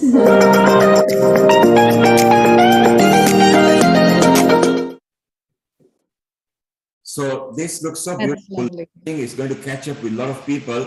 Seema, Shobha, tell us more what is going to happen in future with this series. Well, we're covering a lot of topics. We cover a lot of issues with. We talk about self-esteem. We talk about self-care, the importance of self-care, and how when you take care of yourself, how you can enhance your self-esteem. We're going to be talking about emotions. You know how to deal with your emotions. How to deal with impressions from the past, childhood trauma. We're going to be talking about a lot of issues that many of us go through without even knowing that we've been through them. It's a lot of mind-body connection that we are bringing to the forefront, where what we feel in our bodies, a lot of emotions and trauma get trapped in our bodies. And that's where Seema comes and shares a little bit about Ayurveda and how that helps us. And I talk about the path of the mind and how we should talk to ourselves, and how when we are feeling stressed or anxiety, what we can do. So we are intertwining our mind-body connection with our Friendship Friday chats. That's where we're coming from. And it's through our personal experiences and our learnings as well. Our personal experience, our learning, and the importance of, see, I'm a great believer, and a lot of you have heard this before, and I'll say it time and time again, put your oxygen mask on first. Because when your oxygen mask is on first, then you're in a place to put the oxygen mask on others effectively. Correct. It's self-care is not selfish. Self-care is not narcissistic. Self-care is actually taking care of yourself so you can be fully present for all those you love around you. Because if you're not present for yourself, how are you going to be present for those around you? Yeah, it's like your cup of love needs to be full so it can spill out and you can And share you that do love. it through diet. Okay, look after your diet. And it can be Ayurveda, it can be eating your rainbow, it can be nourishing your chakras, it can be going plant-based with Alicia. It's how you choose to nourish yourself to be more energetically, physically present, to deal with the daily, your daily life. Secondly is I'm big, I've studied, I did Ayurvedic nutrition and Ayurvedic beauty, and I'm big on this. I'm big on farm to table beauty. I'm big on non-toxic, vegan, vegetarian, skin kitchen stuff that my children complain about 24/7, that there's a hair oil with cinnamon sticks in it and cloves, and what are you, Mama, what are you doing now? And then they both look at each other and they go, and I'm like, leave it alone, don't touch it, it's mine, I want you to put it in your hand. They're like, no, it's smelly. And I'm like, come here, come here. So good for you. And they're like, no. And I chase them around the house. Yeah, so it's about the then body. Eventually, And one will come and say, "Can you oil my hair?" And then I'll sit there and just like, actually, it's quite soft, but it smells so bad because you're doing farm to table beauty and you're using holistic Ayurvedic spices and a lot of stuff, and you're macerating them in oils with different kinds of ingredients. And if you're going to add black seed into your oil, or fenugreek, for example, fenugreek has a very strong aroma. Don't you agree, yes, Kiran? it's methi seeds. Yeah, Methi totally. seeds, Like it's but it's lingering so good smell for your as hair. you pass by. It is quite pungent. Yeah, but the point is that what we put in our bodies also affects how we think, how we feel. It affects our mindset. So a lot of this is what we are overlapping and intertwining and sharing our little bits of knowledge. Since I'm also a life coach, and I talk about the mindset and how we can be positive, not just positive, but to process unpleasant feelings as well that come up, and how do we do all of that. So we really chat about it in depth and share some insights. So the Friendship Fridays is not just about chit chat. It goes a little deeper than that. What a wonderful concept. And what inspired that, if I may ask? I think just being when we talk about our life journeys, and we said, oh, there is something that connects us, and we're constantly learning, we're constantly going through our own journey of self-discovery and transformation. And I think when we realize that we have that parallel mindset and want to learn more and more about how we can improve our own personal lives, that's where we come up with these nuggets of wisdom, so to speak. And I love the word nuggets of wisdom. You're absolutely correct there. Shobha. So Seema and Shobha, let's remind them that this is available on Pranayam's YouTube channel and Shobha Nilani's handle. But on the following day, on Saturdays, the link will be available on Healing Our Earth, so you will never miss out. Although both of the ladies look only 30 years old, between them, they've got 60 years worth of experience. So everything free of charge with the wisdom and the knowledge of these two ladies. Seema, how sweet. That's the best compliment I've received. Thank you very much. You're very kind. It's only it is only the truth. Seema, let us remind now people what is happening next Sunday on Healing Our Earth. If you could tell yes. what is happening next on the next Sunday. Next Sunday, we have the benefits of Ayurveda, our Ayurvedic special, Sunday, the 7th of August, 2 p.m. British summertime. Again, another very inspiring session. We'll be talking about Ayurveda. Of course, we have Dr. Rajiv Gupta as our host. We have Professor East Sharma as our host. We have all these Dr. Baljot Kaur. We have very inspirational speakers from all over the globe. Jayant Kulla, Mridhu Sharma, Pradeep Kumar. I will probably be joining as well. And, our senior resident panelist and Dr. Sonika Krishnan, we have a vast area of very knowledgeable experts, so be sure to join us. And remember one thing, ladies and gentlemen who are watching, from wherever in the planet you're connecting to us from. You can watch us on YouTube. You can watch us on Twitter, on our website page, Healing Our Earth, on Facebook, and our partner channels. Someone is asking, Paloma Ibarra from London is asking, where is the link to register?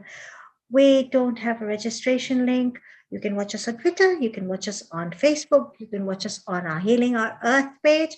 And of course, you can join us on other So Seema, avenues as well. Paloma has been sent the WhatsApp number. She is now part of the family. If she joins the WhatsApp number, she will get the link every week. And what a wonderful presentation from Seema and Shobha from Hong Kong, where the time is shortly going to be midnight in 1 minute. Where in London, it is only 5 o'clock, and there in Luxembourg, it's only 6 o'clock. And today is the World Finals for the European Championships for England and Germany from women. So the women have reached at a sold out Wembley Stadium with 90,000 capacity. How wonderful. So women empowerment. Very amazing. Absolutely. Fantastic. Thank you, Seema and Shobha. You ladies were awesome. Loved Thank you, Kiran. Lovely Thank meeting you, Kiran. here. And it's all yours. Joy Kina. Thank you so much. Bye-bye. Joy Kina. Bye. Keep enjoying. Namaste. Namaste. Namaste. Namaste. Global namaste.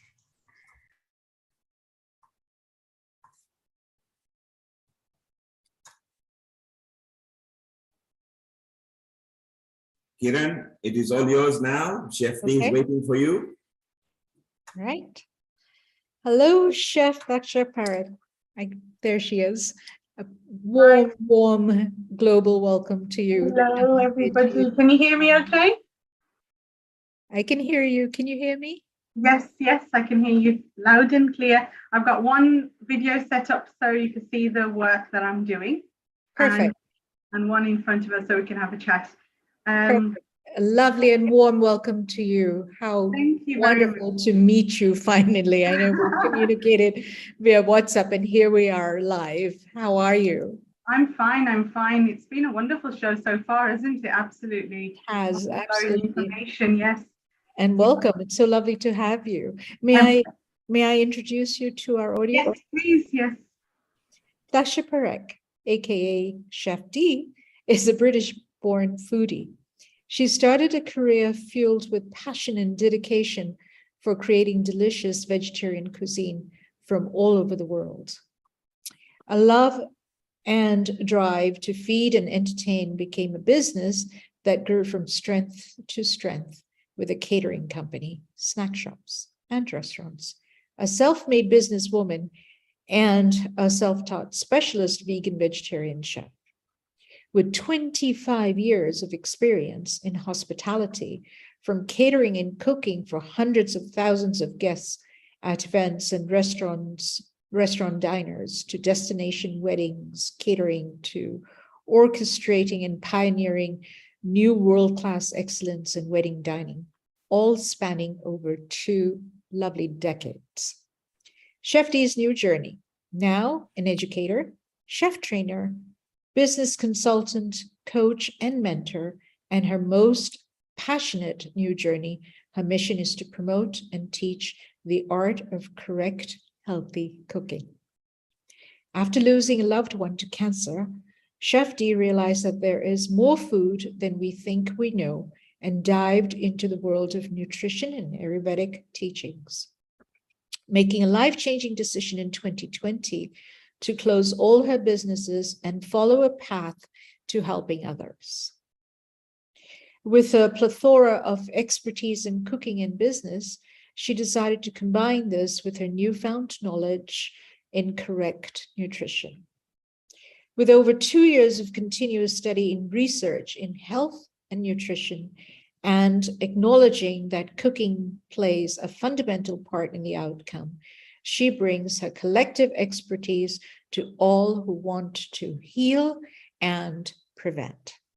Thank you, Chef. What an honor to meet you.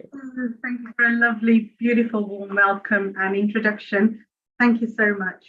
So tell us a little bit about what you have for us today. I'm so excited. Yes, today what I'm going to do is make a mixed vegetable curry, more very similar to just a simple aloo gobi. But what we're doing today is no oil, no fats, and we're going to make it just as delicious.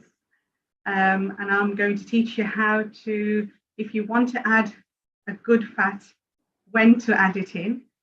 The importance of why we're cooking like that, why I'm cooking like this. And as you mentioned in my introduction, correct cooking, it's very, very important.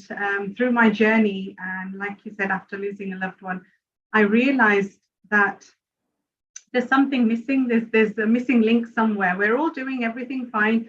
Ayurveda is teaching us so much as well, but something along the way we're missing out. Our nutrition, our food that we eat is still not doing the work it's supposed to do. So where are we losing that? What's happening in that process from when we say from farm to plate? Between that journey, there's something missing. So when I backtracked everything and carried on with that journey, as much as we can, nobody can really go to a farm and pick their own everyday vegetables. We don't live in that era anymore.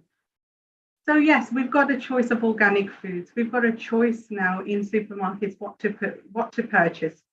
And we're learning about that. And that's quite available as well, that information. So that's fine. Yes, the majority of us who can afford organic will go out and buy organic, thinking in their minds that they're buying something with less pesticides or low pesticides.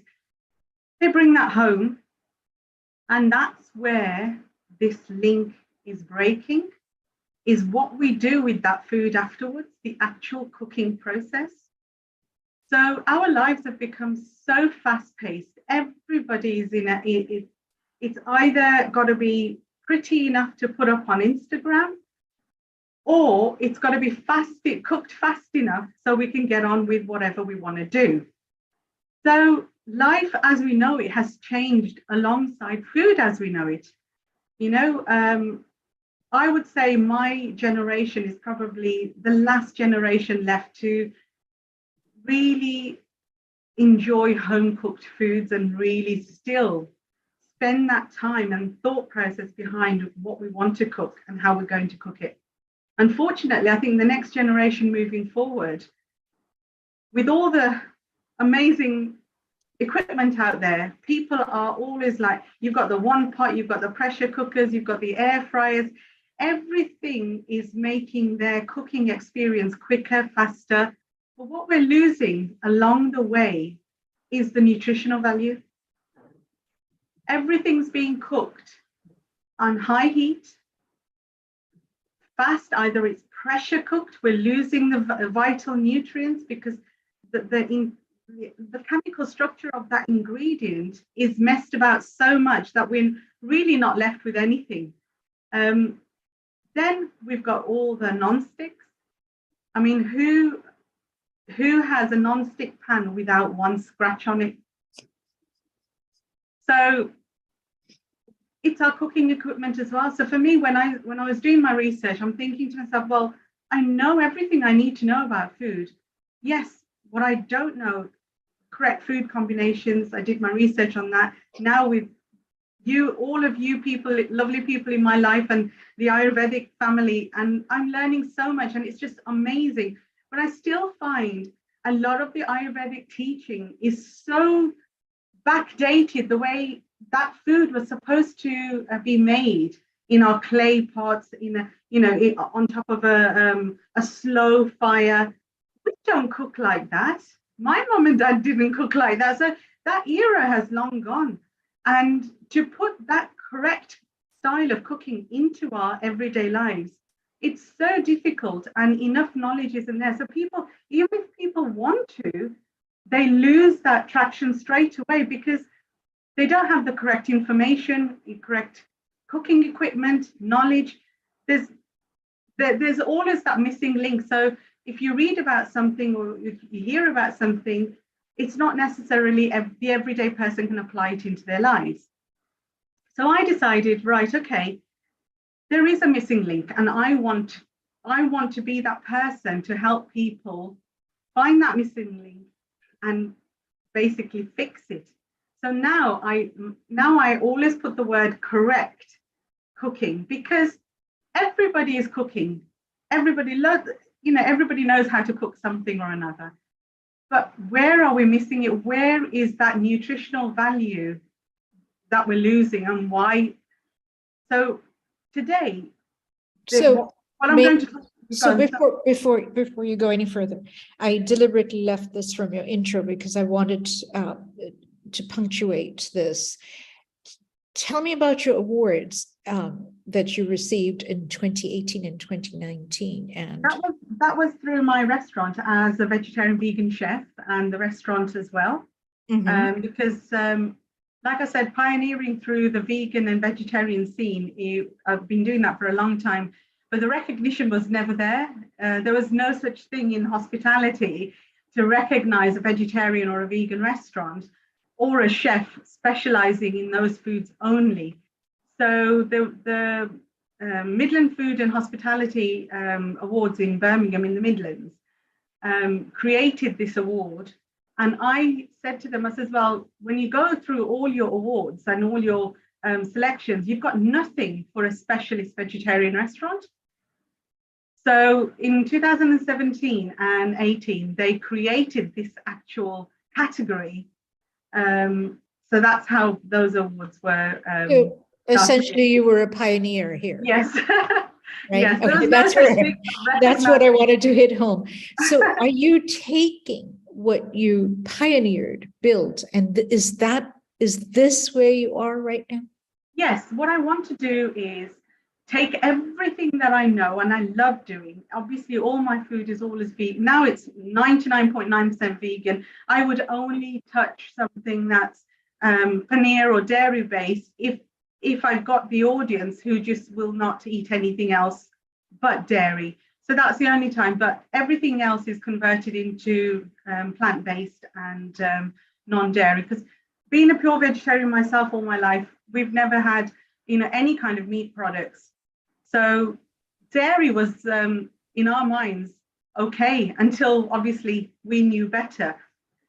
So right now I'm taking all the information and all the experience I know in my life, all the recipes that everybody used to love to enjoy to eat, is tweaking them. So we're increasing the nutritional value.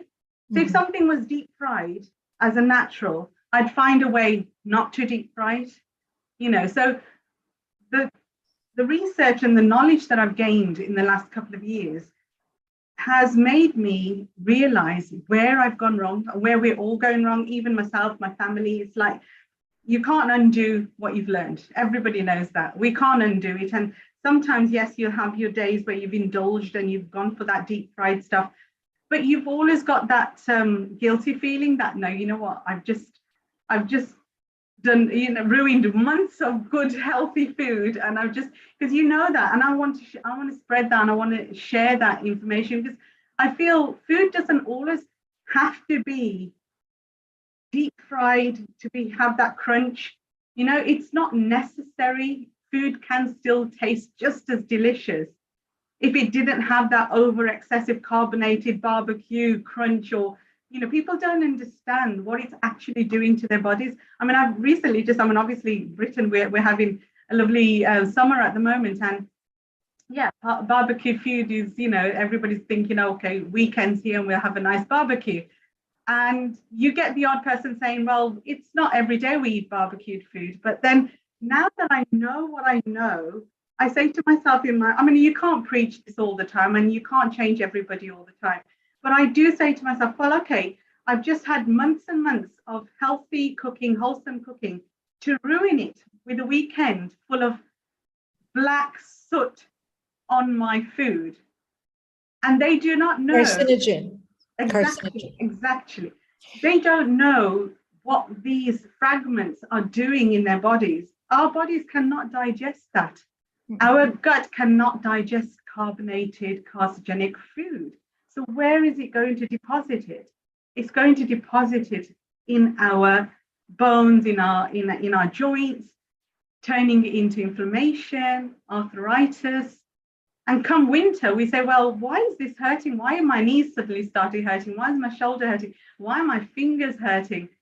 It's because you've just undone so much goodness over the summer period, eating nonsense food that you honestly don't, you can live without it. There is so much other delicious food out there. And now with the air fryer, I mean, if you've got two sins, you obviously want to reach for the lesser of the two.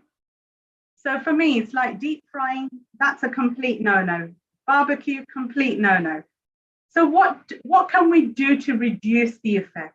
If you have to have it, if it's something that you say, oh, I can't live without it, it's something I always reach for, then I say, okay, fair enough. Nobody can change like that. Not everybody's got that capacity. So what's the lesser of the two sins? What can we reduce? So I will go in and I'll say, okay, if you, let's say 7 out of 7 days, you are eating deep fried foods, 3 days, 3 evenings let's find an alternative. We've got the air fryer, we've got an oven, we can change it, we can tweak it, we can put less oils on it, and let's start reducing and see how your body takes to that. So these kind of things, to make people understand, we have these things called enemies to our nutrition. And these enemies to our nutrition, it starts from not only the way we prepare our food, it's the way we cook our food, the way that our equipment that we cook our food in, everything strips every element of this process before that piece of food comes onto our plate, has a process of eliminating. So what we want to do, what I want to do is not, I don't want to eliminate that. I want to add, I want to supercharge our food. I want that food to give us the nutrition it's supposed to give us. I want that food to do its job. We purchased it. We've just purchased a bag of delicious organic vegetables. That's what I want. I want is the highest level of that nutritional value on that finished plate for my body to take all the nutrition and use it and heal me. But if I don't know how to do that, it's pointless me buying all these, delicious fruits and vegetables. It's true. So 2 things here. So first of all, we still have a lot of people who have that mindset of that mentality of what about striking a balance? If we eat everything in moderation and balance, does that make it okay? So you have taken upon yourself quite a vast journey, to go out there and be that voice, to say, hey, I'm going to teach you something that's really good for you. Will you listen to me? I know you have your platforms of, where you have your cooking classes, workshops, talks, demos, videos, seminars, and then, presenting at global events. How's that been for you? Has it been productive? Productive. It's still difficult because you're trying to teach somebody something new, but they've been doing it for so many years. And same with myself. I mean, I've been cooking that way for so many years. It was so difficult to change my mindset as well. But obviously, education and research does that. And proof is in the pudding, as they say. When you actually eat that food that's cooked in the correct way, in the correct equipment, the taste is amazing. You think, oh my goodness, I've been missing all this. My vegetables, actually, I can taste the vegetables. They're not covered with oil. They're not covered with trans fats. I don't need to add so much of that, all the sugars and the salts to cover to add extra taste just because I've lost the natural flavors of the vegetables. So when I started cooking this way, the equipment that I use as well, it's non-toxic equipment. I've completely rid my home of non-stick cookware, aluminium. Aluminium, I knew about that for many years anyway. So we'd rid our household of aluminium for many years ago. But it's still today, in this day and age, people are still cooking a lot of their home meals in aluminium. You make a good point. What you're saying essentially is you're making a commitment to yourself. Your commitment is, I'm going to start from ground zero. I'm going to eliminate everything that calls for bad equipment, bad cooking, and start all over again. Is that something that you are eloquently putting it out there to your audience as well? Eloquently as much as possible. Yes, absolutely. Yeah, as much as it's so difficult to change people's mindsets. So the way I do it is I says, okay, it's no point just talking about this. I need to show them. I need to say, okay, look, watch me doing it. If you can be here, come and taste it. You know, have the equipment in your own home, learn how to cook like this and taste it for yourself. You will see the difference. And after a couple of months of doing this, you will see the difference in your body, especially people with gut issues. You know, I mean, they're saying nearly 1 in 5 people have got some sort of gut issues, some sort of digestive issues. I mean, I've just read a message here, somebody saying, well, wouldn't it be good to eat 30-40% of raw foods? A lot of people with digestive issues actually can't even digest raw foods. You know, they are actually told to cook their foods. Now, they're put in a place where if they cook their foods, if they cook it too much, they're losing the nutrient value. They're just adding fiber. A lot of gut issues can't even digest too much fiber. They're in this vicious circle. They don't know what to do. So what they end up doing is giving up. Yep. They end up, bless them, they give up. They says, you know what? I can't seem to find a solution because get it right. You know, exactly, get it right. There's not enough people out there or information out there to teach them the correct thing, because I still find a lot of people with a lot of knowledge still are very biased towards a certain style, and I find I want to get rid of all that bias, and it's just the truth. It's just the bottom line truth that this is the correct way of doing. This is the proof behind it. You know, and try it for yourselves. You know, you don't need to just take my word for it. Try it for yourselves.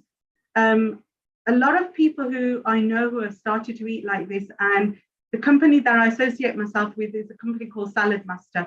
They've created a cookware system where it's made from 316 titanium, surgical stainless steel, the same metal that is used to put in our bodies if we need some sort of, if it's a stent, if it's like a hip replacement, knee, anything that we need to put in our body in a metal form is made from 316 titanium, the highest grade, which is surgical. It's non-toxic, non-corrosive, non-reactive. So if it's doing that inside our body, it's not creating any kind of corrosion. It does the same thing in our food. It creates no toxic coating on our food. It does not leach into our foods. Our foods cook quicker. We don't need to cook anything on high heat. So everything is cooked between 86 and 100 degrees. The system creates its own vapor valve. So everything is cooked. Once it hits that 86 to 100 degrees, it automatically lets me know. So I reduce the heat. In the next 10 minutes, my food is cooked. So awesome. Things that used to take me half an hour, 45 minutes to an hour to cook, is taking me anything between 15 minutes to 20 minutes. So it's reducing that time of cooking, the heat element. So in every step of that cooking process, I'm now no longer eliminating nutrition. I'm adding nutrition. Mm-hmm. So the science behind what I'm going to show you now is the food ends up with up to 93 to 98% nutritional value still live inside that food. It's been scientifically proven. And right now I've been on this journey and eating like this for over a year.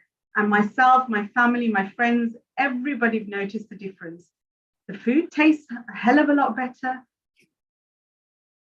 Health is a lot better. Movement, mobility is a lot better. My 25, I'm curing, I'm sure you know in hospitality what life is like as a chef and an own business owner.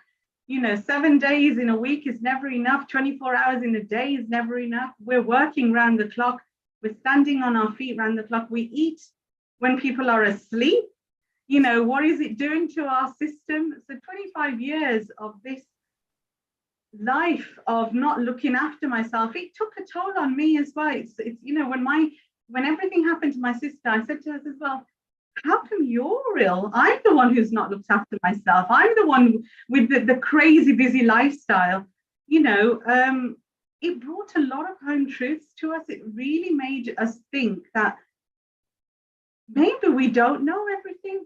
You know, there is so much more to food and cooking, and mainly nutrition, and how our bodies absorb all that nutrition is where we're all going wrong.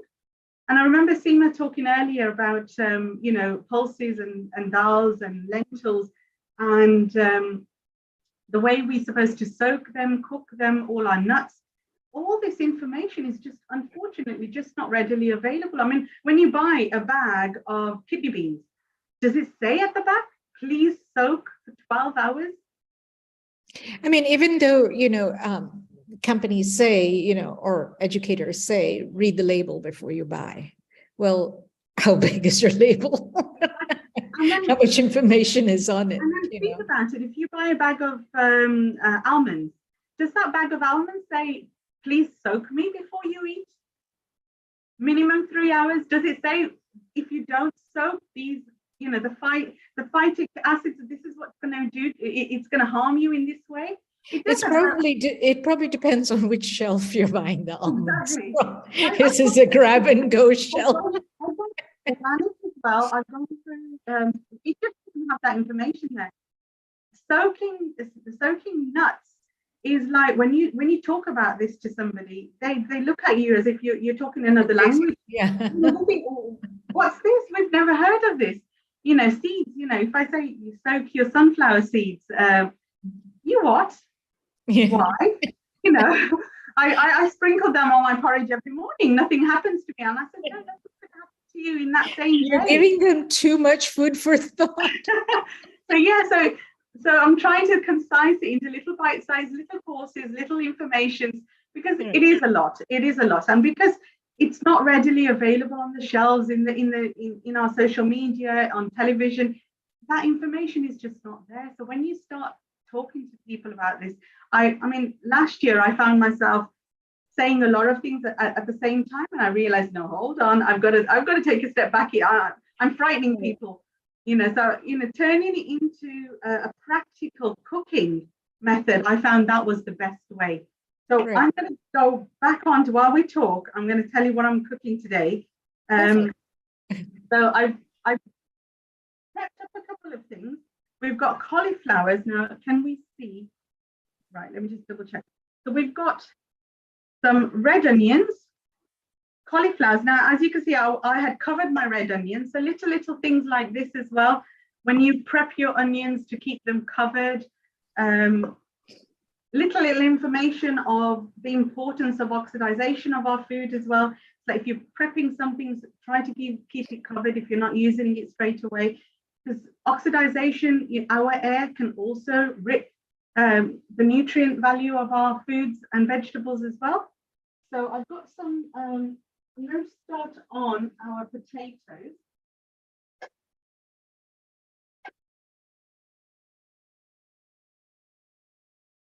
Now, what I tend to do whenever I use white potatoes or red potatoes, I always try to add some sweet potatoes in the mix as well.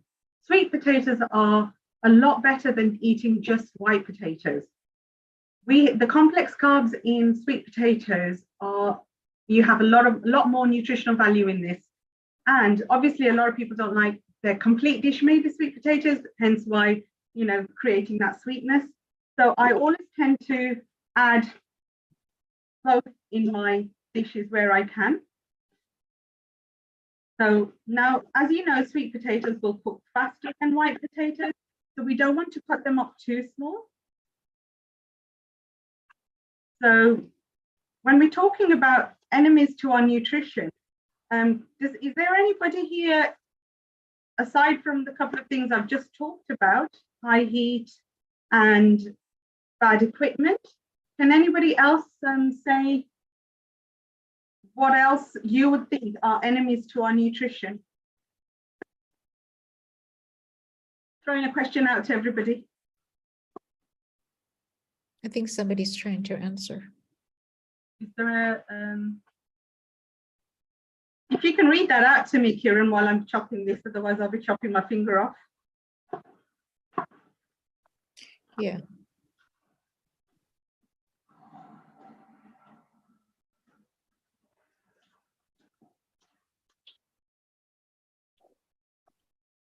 I don't get anything. No? Right, okay. So enemies to our nutrition. One of the most fundamental enemies to our nutrition, like we said earlier, was high heat. Cooking on high heat. Now, we lose a lot of nutrition in cooking in high heat. And a lot of people will say, well, some vegetables, some foods need that because it's got to be, that's what the recipe says. We're going to lose the crispiness, or it's going to turn to mushy if we do it slowly. But no, there is a method. And again, it's the correct equipment. It's like with anything we do, if you don't have the right equipment, you're making do with whatever else you have. I mean, let's say you need to take a screw out, but you've only got, it's a flat screw and you've only got a posi screwdriver. Is that going to work? The tool says you just need a screwdriver, but it's not going to work, is it? You need the correct one that's going to fit in to undo it correctly. Right? Same way with cooking equipment. If you haven't got the correct one, you're going to end up making do with whatever that equipment is letting you do. If it's going to stick, you're going to have to add extra oil in it to stop it from sticking. If it's a pressure cooker, obviously, your food is going to be pressure cooked. Everything along the way is losing the nutritional value. So equipment is absolutely fundamental in this part. Peeling, people say, the minute you've got a carrot or you've got some vegetables in front of you, the first thing you do, you reach for your peeler. You actually don't need to peel carrots. Carrots, just the nutritional value just underneath the skin of the carrots is so vital. It holds so much of the vitamins and minerals just right underneath that skin. And the first thing we do, we peel it off. All you need is a good scrub and give it a good wash. I noticed you did the same with your potatoes. You probably removed some of the eyes and you left most of the skin on. Wherever I feel that I needed to take more off, I have, and I've left as much skin as possible. I tend to leave the skin of my sweet potato as well, give it a good scrub, but today's sweet potato was a little bit old, so I didn't want to use the skin.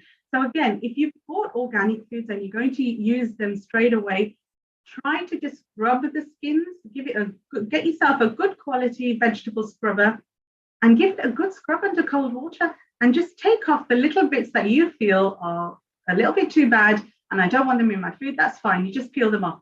But try to keep where you can the skins. A lot of our tubers and a lot of our vegetables that grows underground, you can use the skins. You can just give them a good scrape or a good scrub, but you don't necessarily have to peel the whole thing off. Some of them you do, like cassava, yam, you do. It's very, very fibrous, but a lot you don't have to. So again, that's one of the places where we lose our nutrition, vitamins and minerals is under the skin. Oxidization, I touched on it. Air and oxidant strips our nutrients. Like if I had this and I had covered it up, all the vegetables that I left, bear with me a second. Somebody's trying to come in. Right. Okay.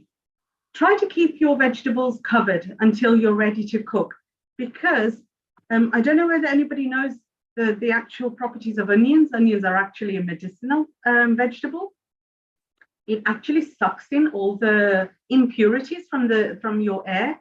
So if I was to leave this open, it's actually doing its job, which is sucking in all the bad impurities from my air. So do I want this in my food? Do I want to eat onions with impurities in it? No. So keep it covered. Once you even cut them, keep it covered. Right, I've got some preps here. So my carrots, I've already washed them. And I'm going to go straight in and just give them a dice. Just going to cut them into half moons. So I will show or put up a video one day of a little test I do with carrots. Oh, nice. And actually show where you're actually losing all the vitamins and minerals. But we'll do that another day. Today in my cauliflower curry, I'm actually going to put some baby corn. I've got this sudden craving for baby corn. I absolutely love it so much. So I was wondering about the combination here that you're applying. You've got your root vegetables, yeah. And then voila, I see baby corn. Yes. Tell me where you're going with that. It's just adding color, adding more flavors. You know, you do not need to stick to a basic recipe. You can use what you've got in your fridge as well. You can use up things that combine well together as well. It not only makes your dish more flavorsome, because obviously sweet corn's going to bring that sweet element in it. It's going to bring another crunch into your food. It's going to create that element of color. Now with the cauliflower potatoes and sweet potatoes, we've got a lot of carbs going on. So these are bringing other nutrients and other flavors into our dish.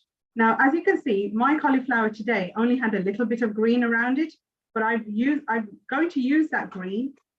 Don't throw it out. It's delicious and it adds so much value and nutrients to your dish. Just wash it, cut it through, and that's going to add that green element to your dish. And also that earthy flavor. Yes, absolutely.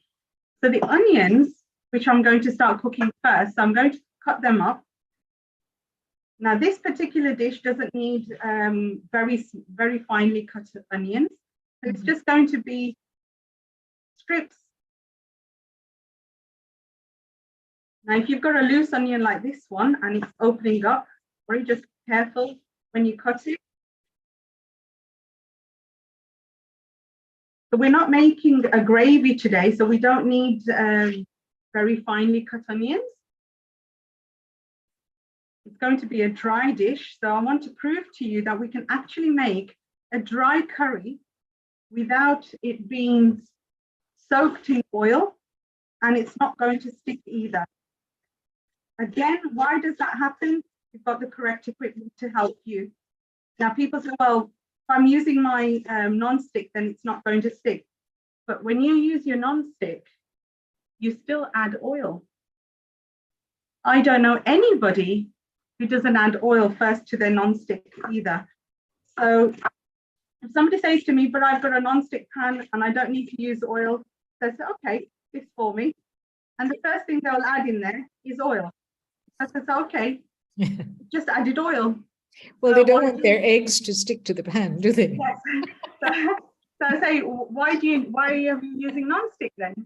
You know, you've just adding more anti-nutrients to your food. The toxins are going to leach out of that pan back into your food. You can't see it with your eyes. Your body is the one who has to deal with it. Your gut is the one who has to deal with it. So, right, I'm going to flop this over. Now, the pan I'm using, like I mentioned earlier, it's the 316 titanium. Normal pan looking like any other pan. The only thing different is the stainless steel they use at on the outside and the titanium used in the inside. So this titanium coating is what's going to help me cook without oil and cook in a lower temperature and faster. I'm going to heat this up. Just checking if everybody can see that correctly. Right. Just going to wait till that heats up. So another thing I always get people asking me is the oil and the fats and oils that we use and we don't use. So if I was to use something, if my recipe did fall some sort of oil, then these are the oils I use.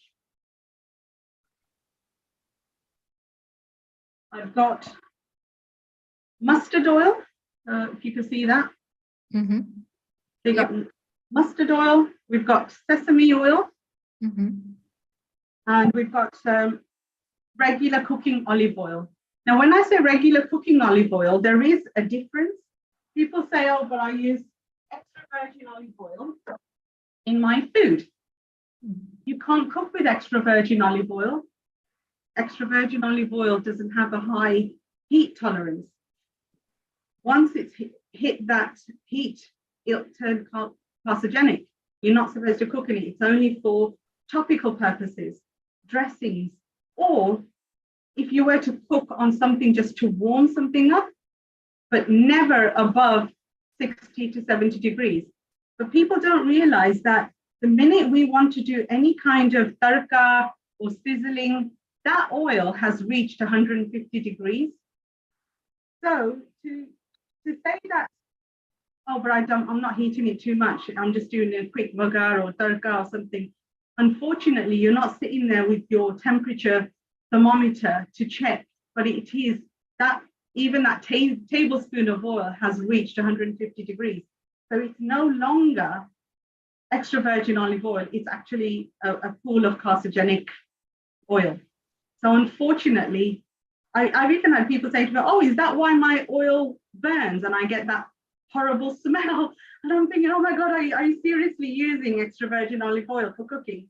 And they automatically think, but it's healthy. We thought that was healthy and that's what we're using.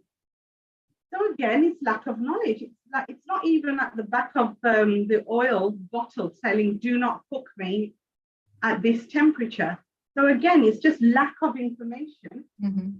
What I'm going to do here, now people say, okay, if I've got a stainless steel pan, can I cook without oil? Yes, you can. If it's a good quality pan, you can. There is a system to it. Now yes, my phone can see that. Now what I'm going to do now, I've just heated this pan up. I can feel the heat, and I'm going to drop a couple of balls of water in it. Now, if these balls of water go all around like little mercury balls, I don't know what, can you guys see it? Can you see the little mercury balls? Yes, yes. Yes, right. Yep. So that's telling me my pan has heated up enough to give it creates a natural coating, natural non-stick coating. Now to this, I'm going to add my chopped onions. Now, as you know, as you see, I've not added my jeera or anything yet.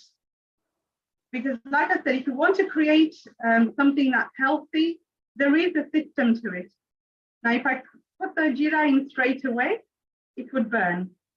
And I don't want to burn my jeera. I just want to heat it up enough to get the flavors out. Is that about a couple of red onions to that ratio of root vegetable? Yes, I've just added, it was 1.5 I cut up. Now to this, I'm going to move it to the center, move a little bit away. And to this, I'm adding some jeera.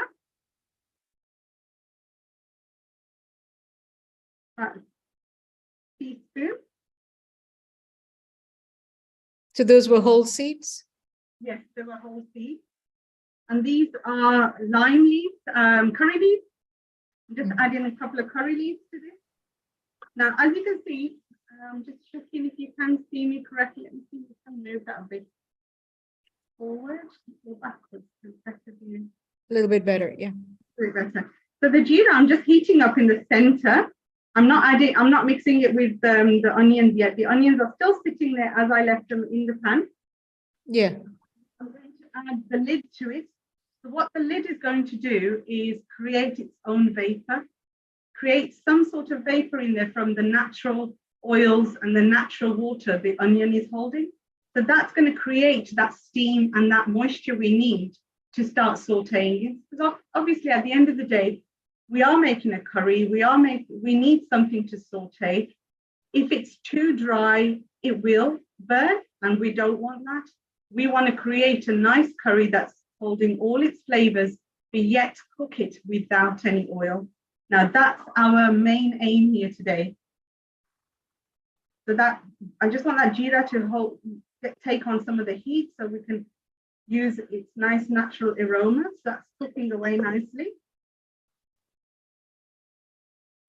So you guys can't smell the jeera and the curry leaves. I can smell it now. So it's the heat has got to. So now I'm moving around the onions. Nothing is sticking to the pan. Everything is moving correctly. Now to this, what I'm going to add is some turmeric, our good old haldi. I love my haldi. Now with the haldi, I've got this habit of automatically adding some ground black pepper. Why is that? Why is that? Haldi, if you add ground black pepper to haldi, it will increase its potency, the goodness of haldi, they say by about 10,000 folds. You're just increasing the peppering inside the black pepper, activates with the turmeric and the curcumin of the turmeric, and it increases its nutritional value, not 100-fold or 200-fold, they're saying in the thousands, and it does so much for digestion, and it's actually, turmeric is so good for us. So if we can get more of the turmeric, why not? If that does it, and pepper tastes lovely in everything anyway, so we're not doing anything wrong here. So, I mean, I don't know if, and does anybody drink haldi on a regular basis at home? Nobody? Okay, we've got this habit in our house. Me, my husband, and my children, we've got into a habit now. Every morning, before we have our breakfast, we have a teaspoon of haldi and about 1/4 teaspoon of black pepper. Some days I even add a little bit of cinnamon in it, a little bit of warm water, cooled boiled water from my kettle, and literally we just knock that back every single day, 1 teaspoon of haldi with black pepper. And it's just become a part of our lives. Colds, we don't get colds, sniffles, runny noses, touch wood, COVID. Oh God, I hate the word COVID, but we haven't had bad COVID in our house. So we've been around people lately. We've had this sudden surge in UK as well with COVID, and I've been around quite a lot this past couple of months, and touch wood, something's working, something's keeping our immune system working every day. And we feel as if, well, we're doing something right, because we weren't doing this before, and now we're doing it, and something's working. So we're just getting on with it, so it's really good. So it does work. Right. So as you I have Paloma here on the chat, and she's saying, what was that ingredient called? And can you write it in the chat? So Paloma, if you can hear me, I am just going to put turmeric, and then I'm going to put black pepper, in case that is what you were asking about, and we will see. Can I just quickly show everybody? I'm lifting the lid up here. As you can see, I've put no added water in here, but can you see the steam that's coming out of this pan? And that's just natural steam and water generated from our onions. So our onions are now cooking away all by themselves. I haven't even added any salt yet, so I've not encouraged any of its moisture to come out by itself. It's cooking away by itself. At this stage, I'm going to salt, same thing, salt. Just about a spoon, because I'll be adding a little bit more later on with the vegetables. Now, because this is a dry dish, at this stage, now if I was making an actual gravy, my onions would have been smaller, and this would have continued to cook through. And I would have added another tablespoon of water a little bit later on to create that more graviness. So again, I can do proper Indian Punjabi gravies with no oil whatsoever. So this is cooking away. Now to this, right in the center, I'm going to add my masala. Now I've got brown green chilies here, ground ginger, and ground fresh garlic. As you can see, they're all separate. I don't know why I've always done my masala separate. I'm not one for combining my garlic and ginger. A lot of people say, why do I do this? I don't know whether it's just something I've learned over the years, and it's a force of habit, but I always find my food tastes different because of it. I think it's your version of the Holy Trinity. Yes. And I find when you turn everything into a paste, yeah, you've married the ingredients up too early in that food processor. When you've crushed everything together, I feel the flavors have started to incorporate at the wrong time. I want my flavors to incorporate in my dish, not before, if you know, understand what I'm saying. And yeah, but you want it to be intact as well. Absolutely. And over the years, I've always found that when people turn around and say, well, I've just had this curry the other day, why does yours taste different? And I says, well, obviously we all have different ways of cooking, but one of the fundamental things I do is never ever use a paste. My ginger and garlic are always at different ratios in different types of foods, command different levels of ginger, different levels of garlic, different levels of chili. So if I was to turn it into a paste, I'm adding the same level to all my curries, hence everything's going to taste the same. I don't cook like that. I always feel every vegetable, every dish has a different flavor and different elements of heat. You know, whether that heat's coming from green chilies or whether it's coming from ginger or garlic. And as you know, I've used green chilies. Us Gujaratis, we use a lot of green chilies. We're not very much red chili people. So red chili in our curries is very rare. We are very much green chili people. And it's just something that it's a habit that I'm used to now, and I love cooking like that. So now I wish you guys could smell this. My ginger, garlic, and chilies are all roasting and cooking away. I can smell it cooking. They're not going to be raw. They don't need to be fried in oils, and they're cooking away. So at this stage, now what I'm doing, because obviously we're cooking without oil, I need to create a layer. I've done my onions at the bottom. It's got a little bit of salt. It's got enough turmeric in it. Now I'm going to put my hardest vegetable down first, which is the carrot. So I'm adding the carrot to the bottom, just on top of my onions. Then on top of the carrots, I'm going to add the potatoes.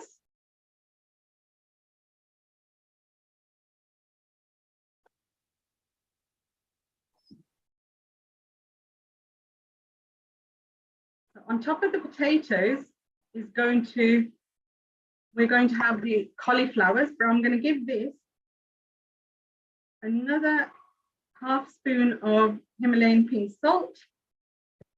To this, I'm going to add jeera powder, is dried cumin powder. Like I said, we're making a non-gravy dish today, and this is coriander powder, a teaspoon. So as you can see, still to this dish, I've not added no red chili powder. Again, I'm not a fan of red chili powder. I don't like using it in my foods. I don't feel that heat is really good for our digestive tract. A lot of people say yes, but you know, it can, it helps towards getting rid of colds and flus and everything. I said, well, you know what? It just heats you up so much. You just sweat everything out. I don't want to have that feeling every day. If it's something that is necessary on a day I'm not feeling well, then I'll probably have something with red chili powder. But other than that, I think I'll skip it because I don't think my gut needs that kind of fire every day. You know, that kind of heat. Not everybody can deal with it. So yes, red chili powder is something I do stay away from. But then saying that, there are different types of red chili powders. You've got the Kashmiri red chili powder that adds a lot of underlining tones of heat, but not spice. And it's got a lovely color to it. So there are different chili powders. And then there's the paprika and the smoked paprika and the Spanish paprika, each level of they all bring their own level of flavors. Yeah, flavors, exactly. Not necessarily heat per se, but more so if you're looking at the properties of red chilies, then go for something that's milder, like paprika, Kashmiri. Even cayenne isn't that spicy, but our Indian hot spice red chili powder is, I would not recommend that for everybody on a daily basis. You know, quite pungent. your digestive fire, you know. Yes, I'm going to increase the heat now. Right now, this is only cooking on 180. I'm increasing it because I want you to hear something. I've just increased it to 300. Well, that's gone up to 150 degrees now. So when this goes up to 150 degrees and it starts cooking away, this little vapor valve on the side is going to start clicking, and that's going to tell me the temperature of the food that's cooking inside. It will tell me what temperature, and that only starts clicking away when my temperature hits between 86 and 150 degrees.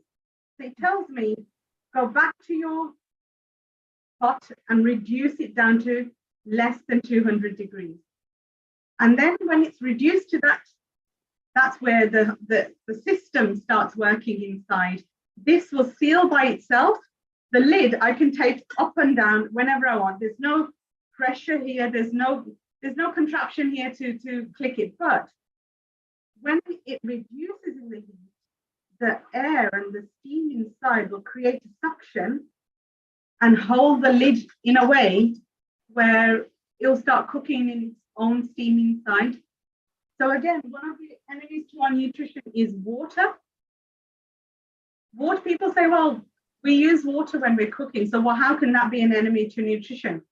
Okay, when you cook peas, carrots, sweet corn, when somebody just wants something to add to their foods and they're not cooking it with their food, the first thing they do will put on a pot of water, pop the peas in or pop the carrots in and boil it up. So what have we got left? When we take our veggies out, what have we got left? We've got the color of the vegetable in that water. We've got green water, we've got orange water, we've got yellow water. That's where we're losing all our minerals and nutrition and our vitamins. The color, we're losing it. So can anybody hear that clicking? Yes. Right. Yes. So that's Loud and clicking. Yeah. That clicking is telling me my temperature has risen in my pot. Okay. So again, the whole point of this cooking system is to cook in the right temperature. Pointless if I go beyond that and start cranking up my heat. So right now, because I haven't added my cauliflowers yet, see, I'm just going to lift this. As you guys have seen, I've still not added any water at all. So there's a suction here already on here. If anybody can notice that suction, I can't lift this straight up. So I'm just going to lift this valve up to release the air. So can you see that steam? That steam is purely from the potato, natural waters in our potato, in our carrots. And everything softened. Exactly. You can see the potatoes So, are really soft. beautifully. I've had one layer of nice steam on it. So I'm giving it a little mix now. Now to this, I'm adding our cauliflower. Now all I did with the cauliflower was to cut them into florets. I washed them once in a bath of a little bit of bicarbonate soda and drained that out in about 2 minutes. And this is just normal cold tap water. So I'm going to just drain this out.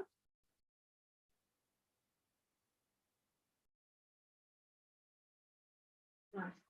Now, obviously, the only water now is the water that's inside the vegetables that we've used while washing. There's no, I'm not pouring any water in here, look. So it's basically whatever water is trapped between the florets. Now to this, as you may have noticed the way I'm cooking this dish, I'm layering it up with different vegetables. To this, I'm adding our sweet potatoes on the top now, because our sweet potatoes won't need that much time to cook. To this, I'm adding our greens and half of the quantity of our sweet corn, baby sweet corn. Because the greens and the baby sweet corn does not need that much time to cook, and it doesn't need the more raw element left in that, the more nutritional value we're going to get. So if you notice, I've only added on a total of a teaspoon of salt. So this is another half teaspoon going on the top. This will add to the flavors. Chef, you know what you reminded me when you demonstrated the layering, and you reminded me of Moroccan cooking in a tagine. Yes. Because so again, if you think about it, equipment exactly. Equipment commands the different styles of cooking. But So it's all designed. It starts with the basic design, you know, and then you layer it with the root vegetables that take the longest, and then you continue to keep doing that, you know. So it is about the science, isn't it? Right. Right. I'm just increasing my temperature.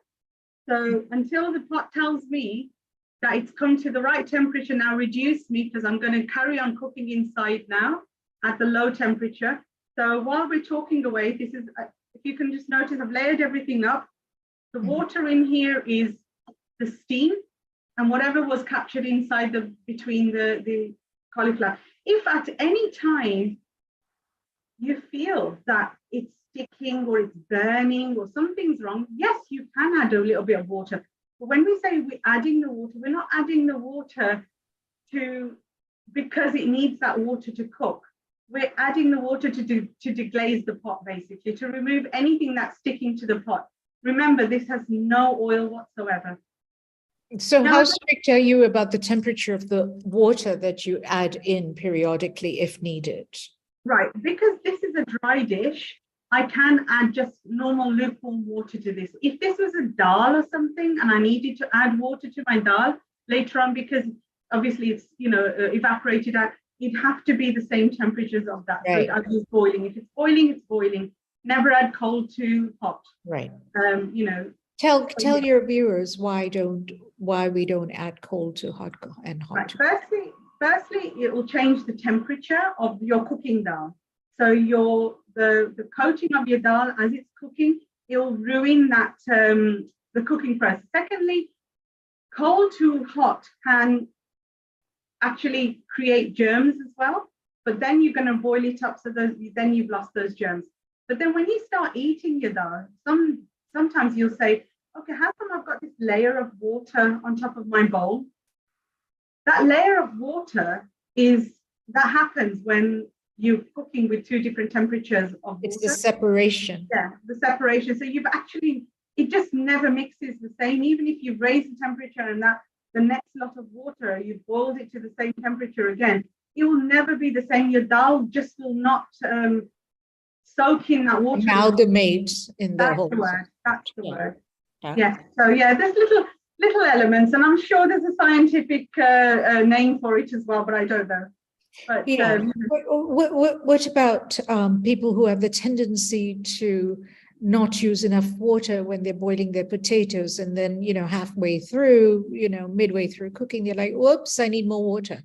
Can you tell them what temperature? And again, you have to put the hot water in. You do not put cold water in, not only because you're going to ruin your pan anyway. So, you know, depending on what you're using, if you're steaming something and the bottom water is running out, you add hot water to it. You're not only saving your pan, you're actually, you know, just carrying on with the whole cooking flow. But again, with this cooking system, you actually don't need any water to steam your veggies. So in one of my other videos, I'll share it on our groups as well. I'll actually do an array of vegetables in just a normal frying pan. It's just a normal skillet frying pan. What we do in here is peas, sweet corn, carrots, broccoli, and you know, cauliflower, any vegetables you want. Right next to each other, you can have frozen and fresh together as well. No water whatsoever. We put the lid on and we put it on stove between medium and low temperature. When it starts clicking, we'll go right down to low. And when I say low, I'm looking at about less than 100 degrees. And if you're using gas flame, you're looking at absolute minute gas flame that you can see coming through.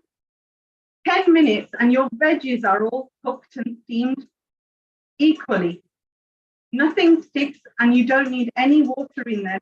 The natural water in all your vegetables is used to cook the vegetables, and that's the only thing why your nutritional value is retained. Because when we add unnecessary water to our vegetables to cook, it actually extra water that's not necessary. It actually removes the nutritional value of the vitamins and minerals from your actual vegetables. It comes out into the extra water and through your steams, and it's evaporated. So our vegetables have 70 to 80% water already in it. So if we can find a way to use that water to cook it, you'll notice that your food is tasting so much better. You can actually taste the flavors of each and every vegetable. You know, I've had babies tasting, like mothers have tasting, giving their children cooked carrots and peas in front of me, and they go, I've never seen them eating cooked carrots and peas before, because they would spit it right back out. They'd hate the flavor. And how much joy that must bring to your heart, right? Hearing that. As you can hear, everybody, like that valve was clicking away. I've just reduced it to 150, and the valve is stopped clicking now. So now what it's telling me that there's enough vapor inside. I can open it and have a quick look. I can show you guys if you want to, but I may, because I'll lose that vapor in there, I may have to add a tablespoon of water. Do you want me to show you? Yes, please. Right, I'm going to lift it up and show you guys. So up till now, I've not added no water. So let's see how much steam comes out. Okay, it's created a vapor pressure already. So my lid is not coming up at all. So I just need to lift this valve up. And now, look, can you see that? There we go. So that's And it's intact, you know. You can see each vegetable. It looks like it has integrity, every one of them. Yeah. But one of the things I'm just going to add 1 tablespoon just in case, because we're not supposed to release the water like that. And I just wanted to show you guys.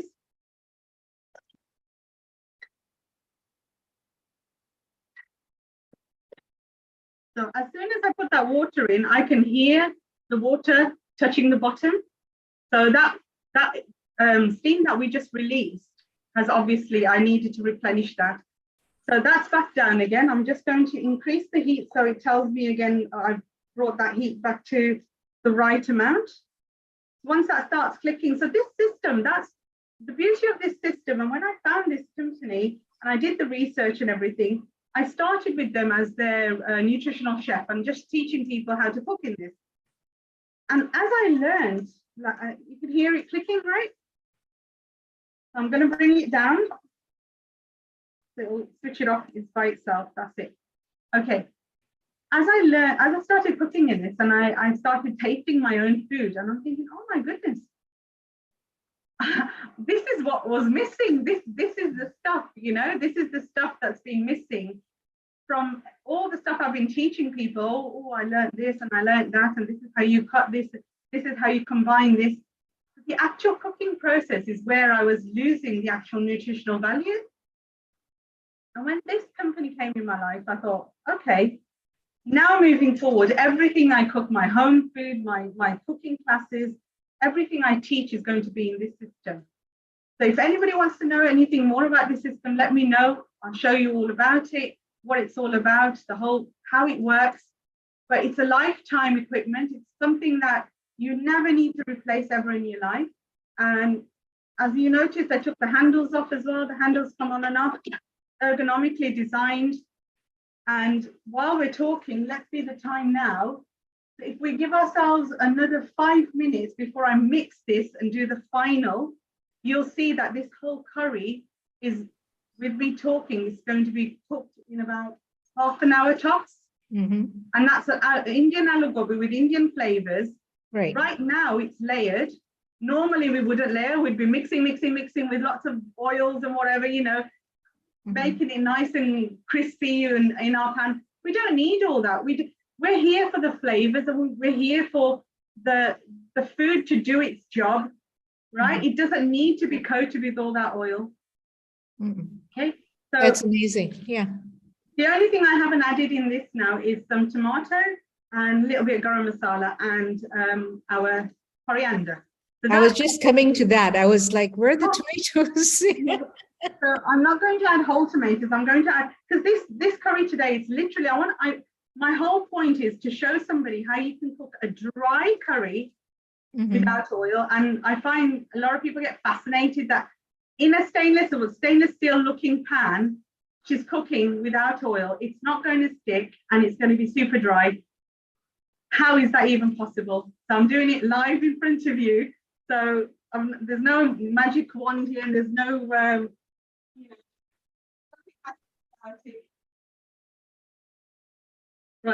while we're talking, I'm going to cut up a little bit of coriander, so that's ready.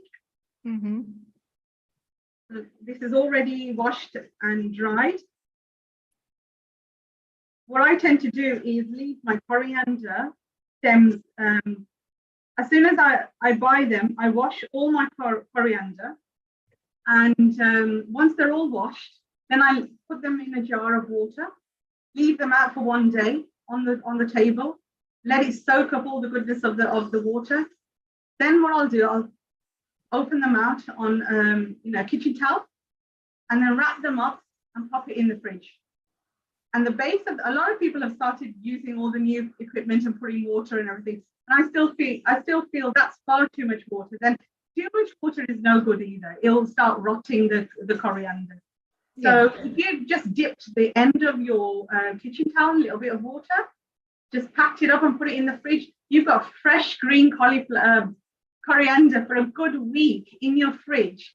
And it stays crisp wrapped in the towel as well, the moisture, yeah.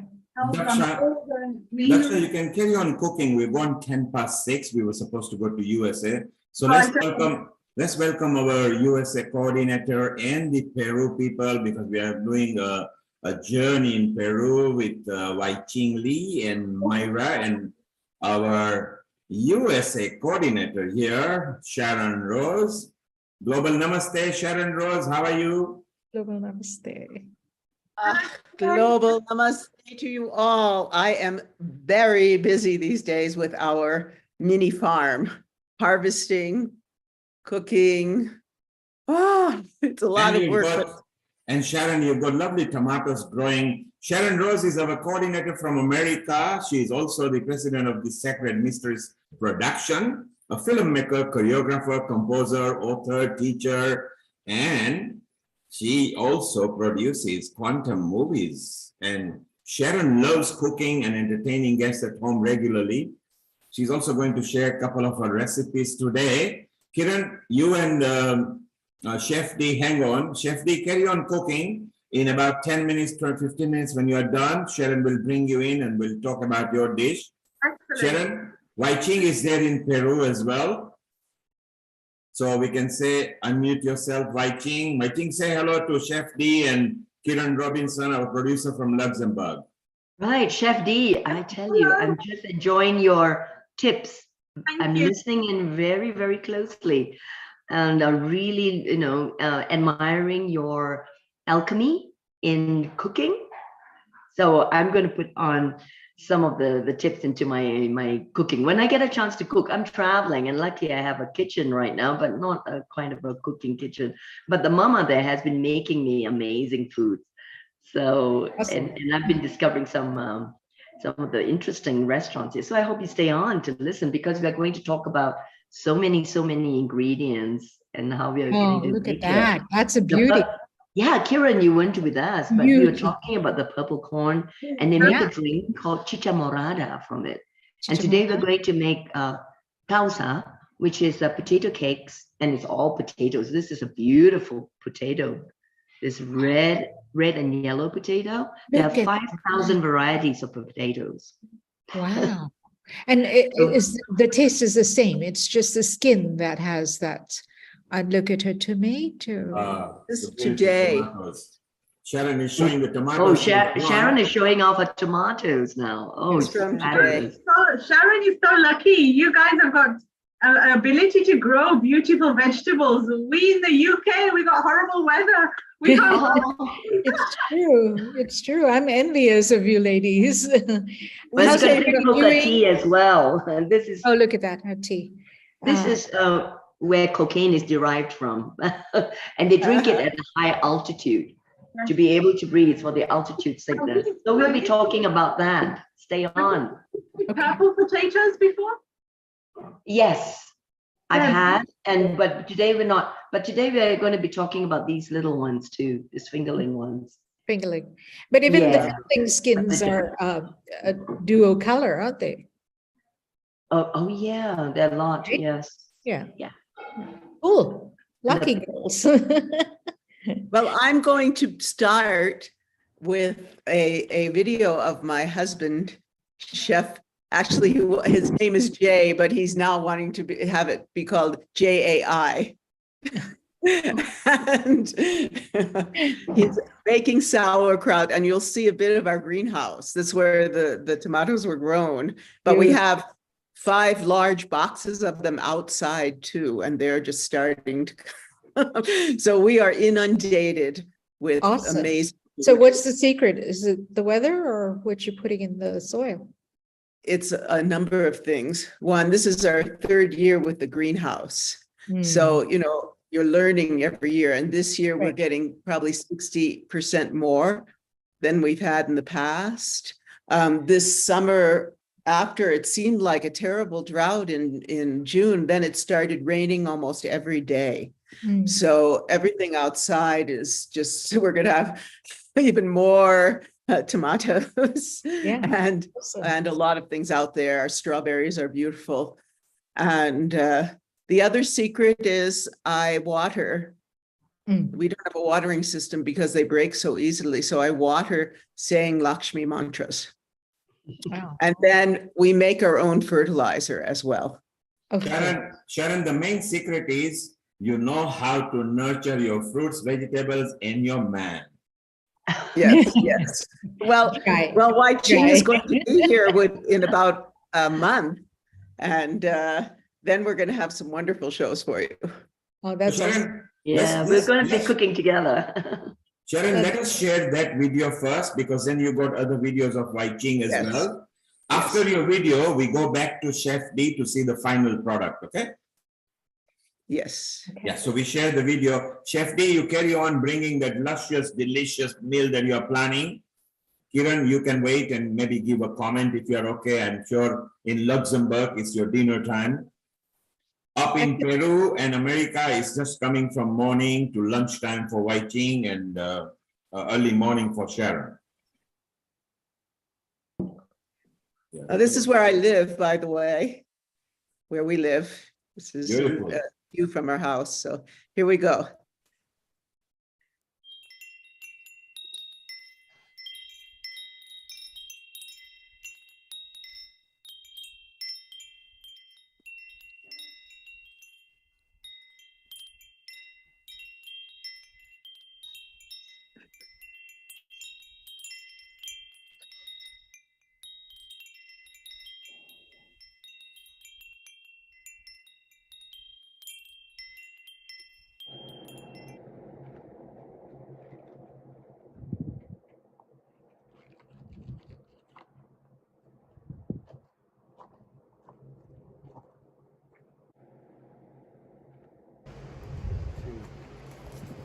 Big ones.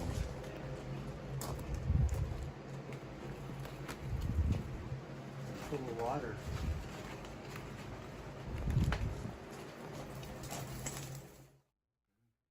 First thing you do, of course, is wash your hands when you're working with raw food. But you just wash your hands anyway. But that's another story. All right, so we grew this from seed. It's about 3.5 pounds, I'm saying. And this is like absolutely wonderful for your compost pile. Take off the big leaves and throw them in your compost. And then you gotta kind of cut away these bad areas. By the way, using a serrated edge knife really makes life easier. I discovered the serrated edge just recently. I've always used it, but now I use it on almost everything.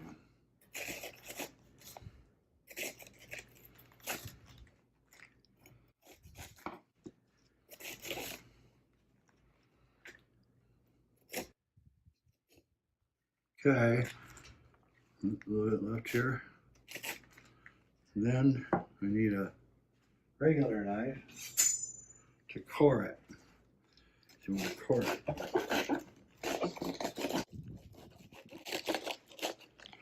Careful here, it's not dangerous. Anytime you're working with a knife, get one of these on Amazon for like $3. Really makes your life easy. All right. Again, this is beautiful compost.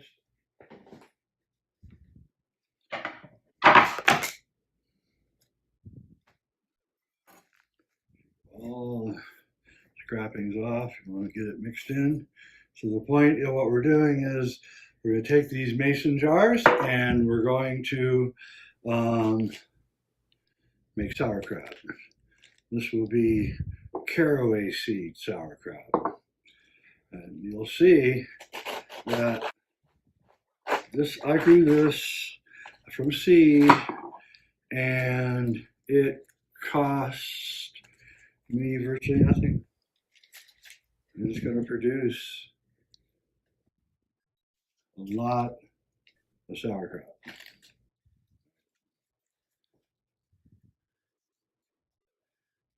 What I'm going to do is I'm going to cut this way. This is where the serrated edge knife really comes in handy. You saw it, use it as a saw, and cut your thing in half. Then you could also put this in a food processor, I guess. The German half of me takes the front to that, so my ancestors probably did it just like I'm doing it. You don't want these cores in there.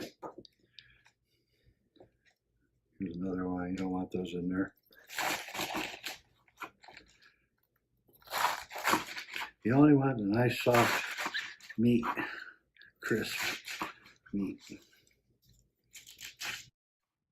All right, so that is the first cut.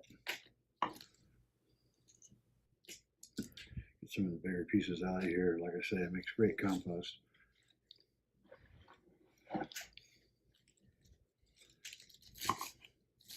Now you do small, tiny cuts, like about a quarter of an inch, maybe.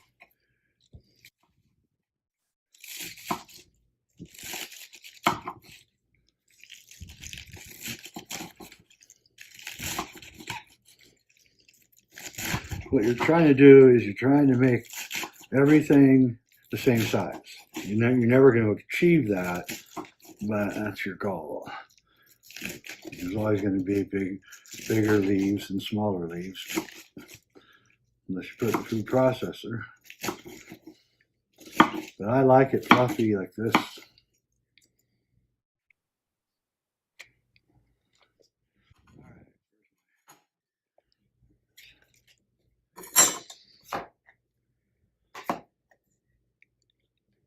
These leaves are a little bit too big, but we're going to do another round. This time we're going to use a rolling edge knife. That's the knife that you do this movement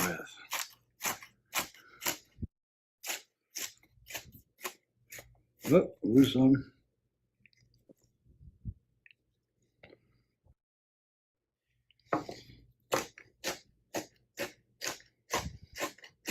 Knowing how to use your knife makes your life a lot easier.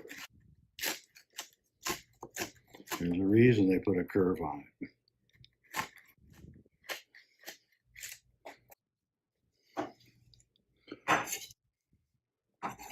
This is real close now.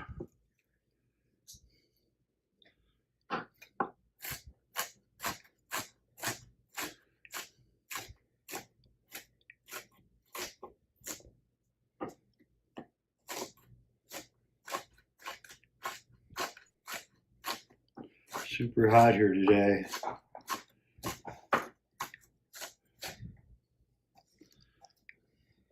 So you see me sweating, forgive me.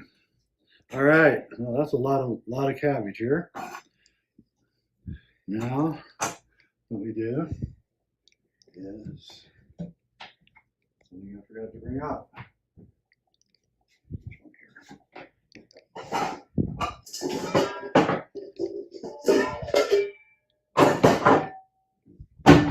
Your bowl.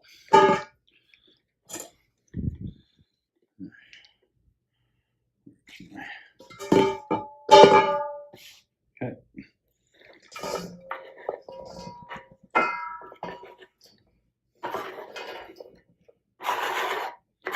All right.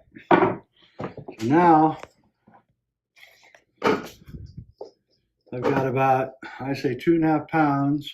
You want to take your salt, which is the magic ingredient. It draws out all the moisture and causes the fermentation. So I do 1.5 per 2 pounds. So I'll do 2 since this is 2 pounds. Sprinkle it over the top. Yes.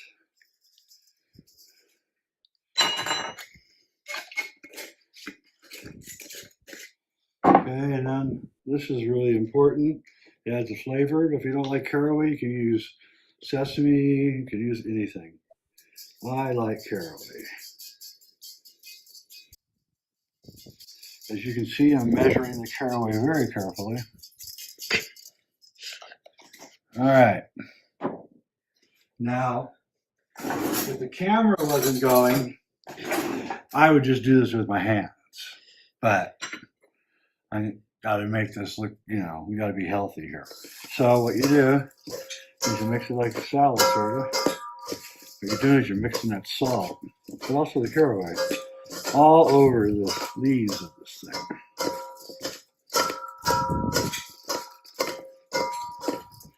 This is the secret process. You know what? I totally screwed up. Only did half the cabbage. I still have the other half to do.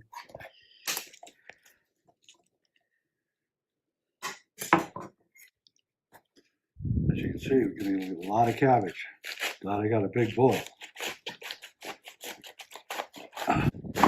Again, that serrated edge knife just really rocks it when you're trying to do long-term sawing through stuff.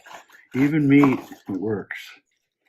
So, I wish I discovered the power of the serrated edge years ago and using these kind of knives, and that's not what they're for. They're for other kinds of cutting. All right, so now we do our first cut on the second half of the cabbage. Oops, you will get some slop. Remember, okay, we got something wrong here. This cabbage. And make sure we remove all the tainted areas.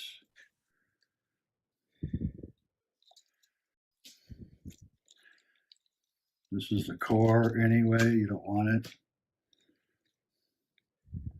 All right. One more tainted area here, we want to get rid of it. Whew, it's hot here today. This has got core material in it, you don't want it. All right, so it looks like we got this cabbage just in time. It's starting to go bad.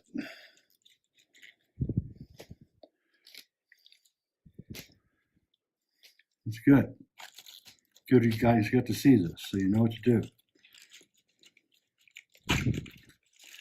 All right, so we've almost removed all the tainted, kind of dead cabbage. Everything's good here. This is all core, you don't want that. All right. Try to save as much of this leaf as we can. Goes here.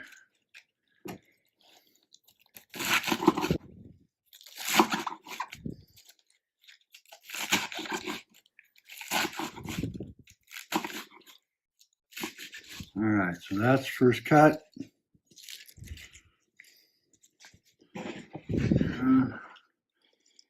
Grab it up as much as you can, just kind of scattered. Like I say, you're going to do another 2 cuts, so don't worry.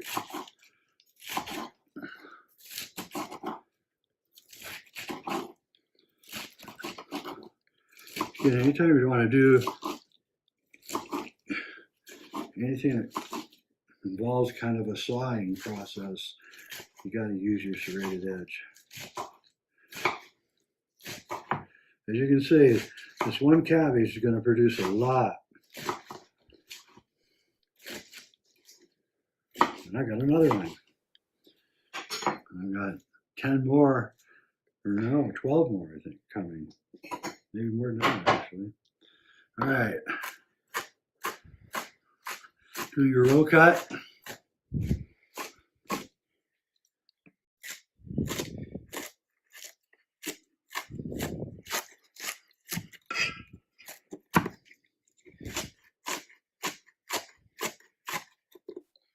A few little tainted guys in here. I don't want them getting in there because it ruin my flavor of my sauerkraut. You guys know that sauerkraut and fermented foods are like some of the best stuff that you can eat.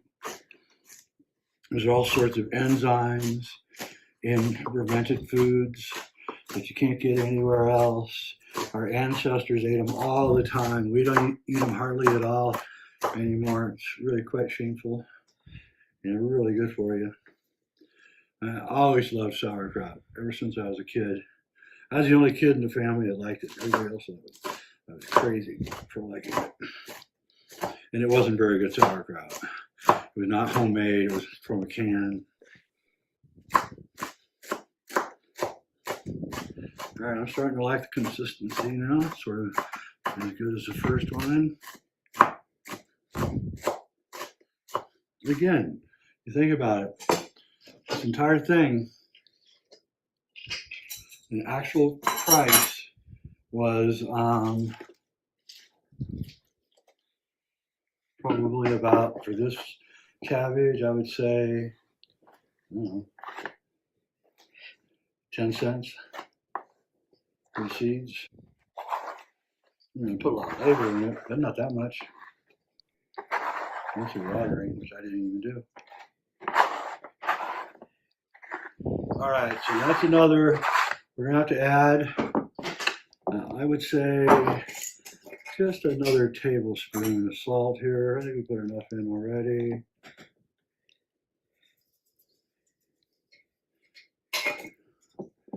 And again, our scientific application of the deadly caraway seeds. It's not really deadly, it's wonderful. But there we go. Now, like I said before, I would usually get in there with my hands and just do it with my hands. Like I'm on TV and a little bit of that tainted stuff in there. Good, you guys get to see. It's not, unlike store-bought, you grow stuff in the garden, you can end up with little problems. You're not adding any pesticides or herbicides or anything, so you run into lots of watering and lots of mantras while watering. Lots of watering and lots of mantras. All right, now this is the Zen part. This is the part where let it sit for 15 minutes. See you in 15. Hey, all right, well, it's been 15 or a little more than 15 minutes. And so what's happened here in the 15 minutes, if you get in close, you can see that there's water forming. That's the sweat coming off of the cabbage right here. You see it? There's water all forming here. See it? That water? That's what you want. Now you know you've been successful. So I stir it up a little bit more to mix it all up. And you're going to see if you actually, that the cabbage is smaller than it was when we left. The amount, it's shrunk. That's because the water's going out of it. That's what we wanted. We wanted the cabbage to begin shrinking before we put it in the jars. And we also wanted to affirm that we are. You need to have a completely clean jar, cannot have any dirt in it. These have been washed in a dishwasher. That's super important. I mean, I can't even emphasize the importance of that one. You need to have everything be clean.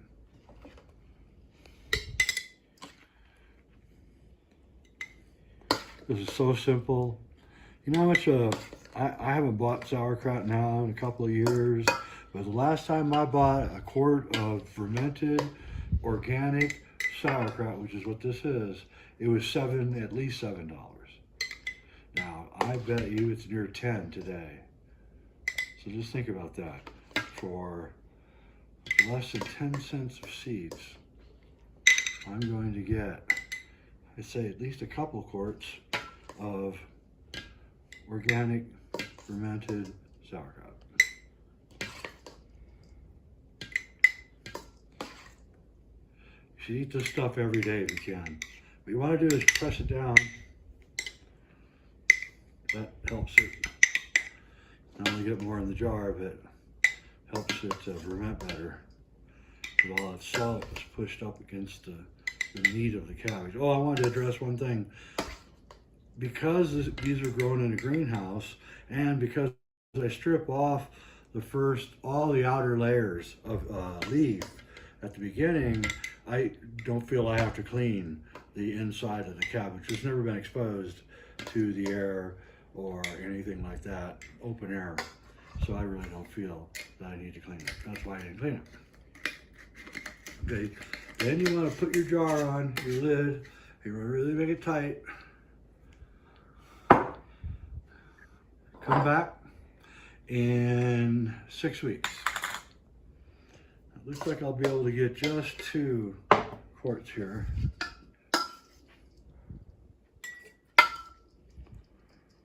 But, I mean, from one cabbage, that's pretty dang good. Yeah? Okay, I'm going to cheat a little bit and drop this in here. Save myself some time.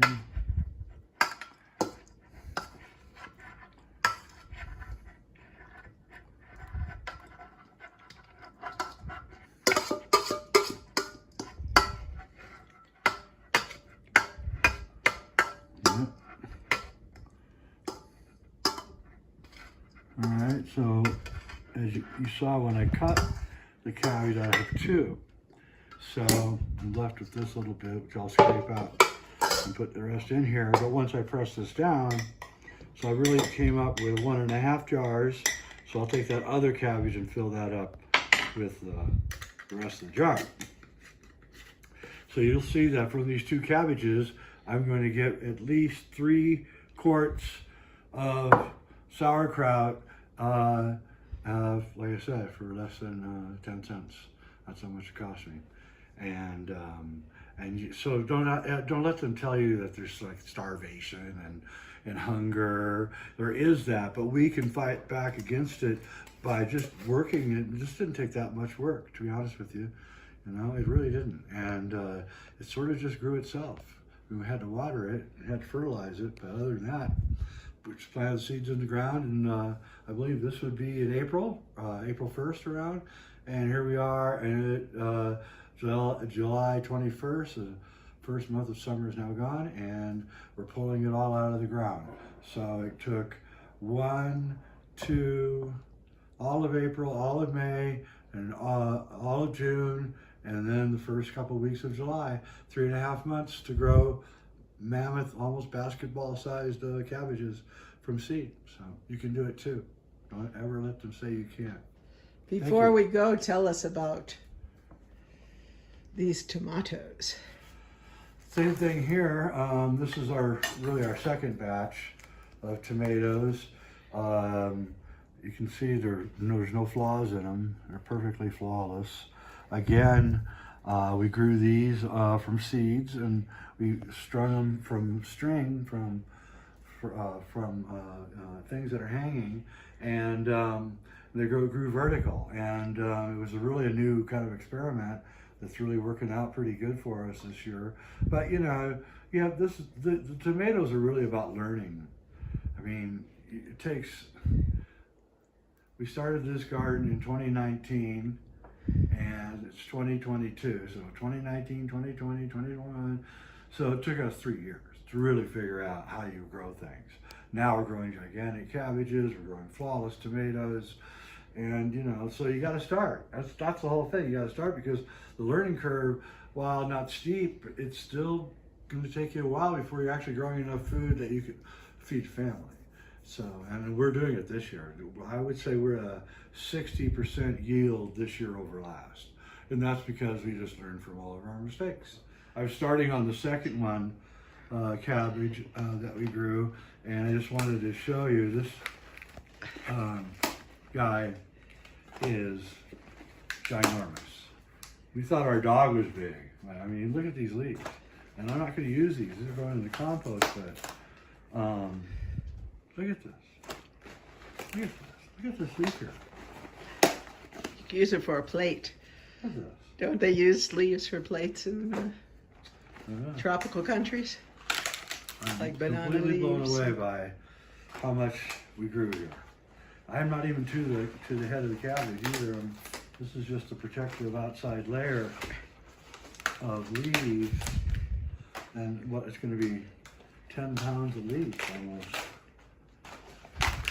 But like I said, you can't get anything better for your compost than this. This is like gold. All right, and there you go. Down to.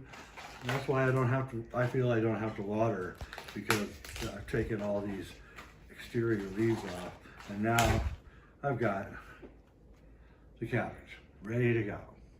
Look at that, solid. You can lift weights with it. Oh, she did it for a second.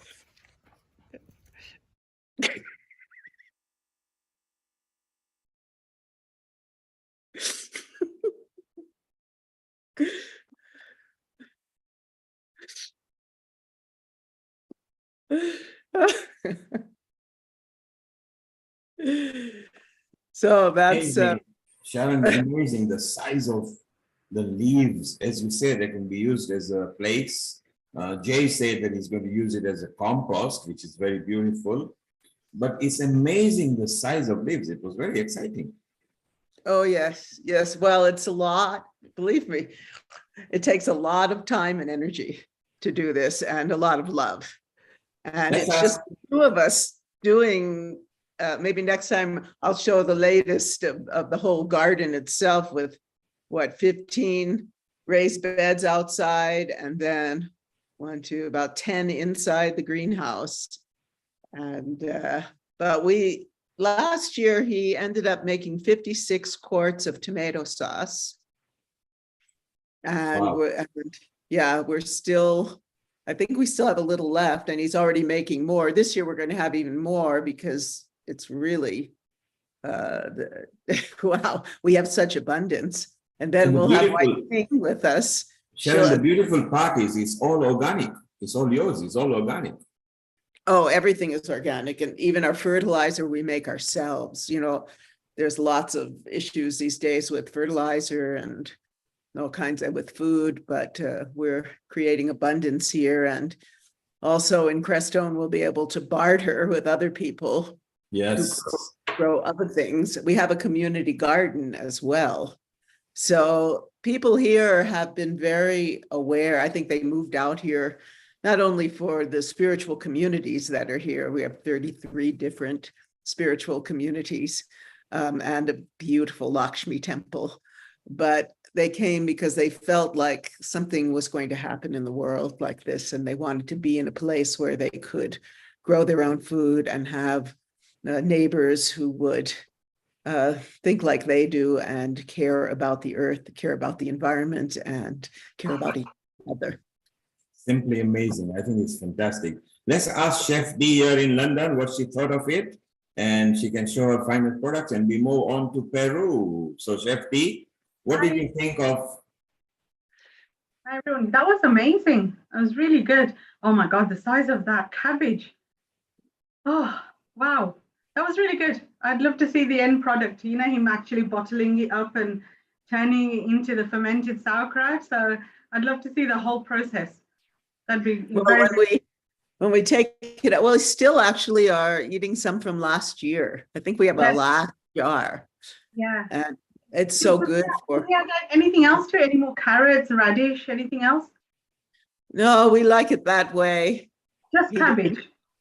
Just cabbage and salt and caraway. Wow, wow. I did ask a question about the salt, whether it's just normal table salt or is it sea salt?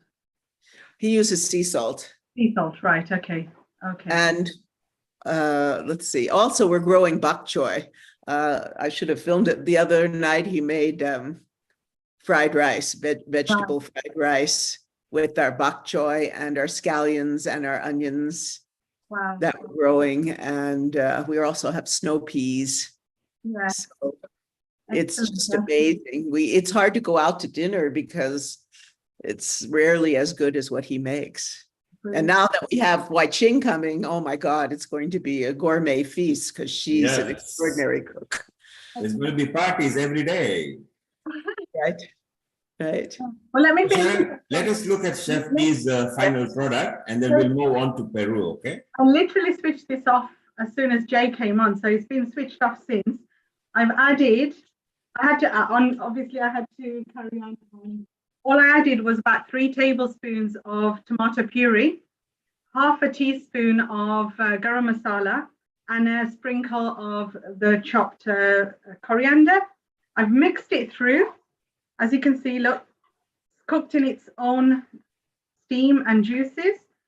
I've not had to add anything else. I'm going to take it out into a bowl so you can see the finished product. And what I've noticed about cooking it like this is that all the vegetables stay intact. They don't get mushy. They don't decrease in size. They don't shrink.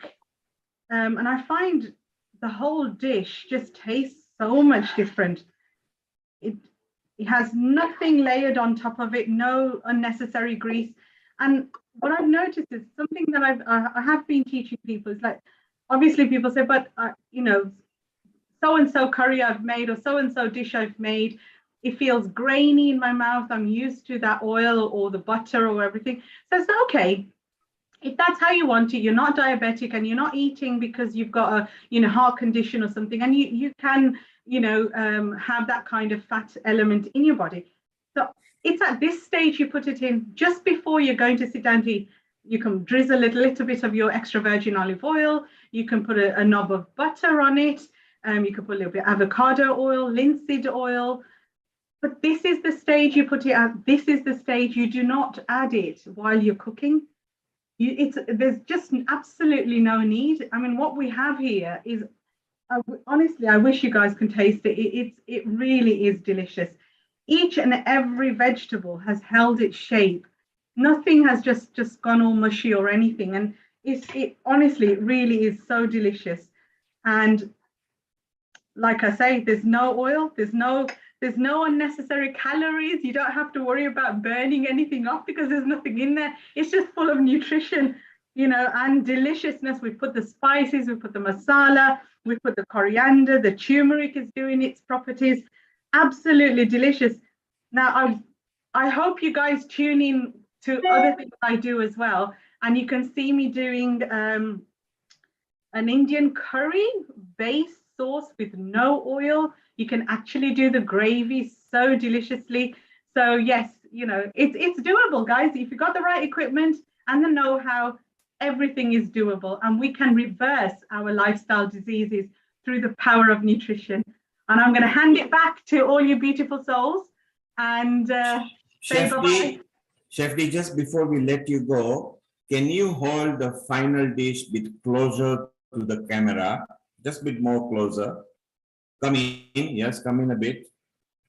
If you move, yes, just a bit more closer. Now that looks delicious. I can see sweet corn, I can see sweet potatoes, I can see cauliflower. Just amazing. And nothing is crushed, nothing is mashed. No, it's all in its own shape. Nothing has shrunk. Even sweet potato, you can cut into it and eat it. And nothing is raw.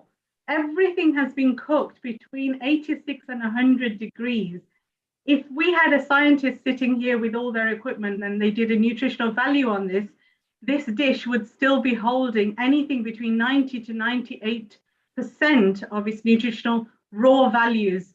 So it's cooked food, but it's got literally 5% less than raw. So imagine that, and it's got no toxins, nothing leached into my food. Everything is cooked in 316 titanium.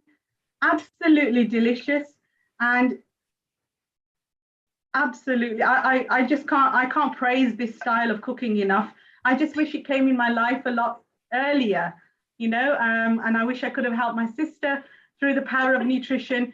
But my journey now is to help as many other people as I possibly can.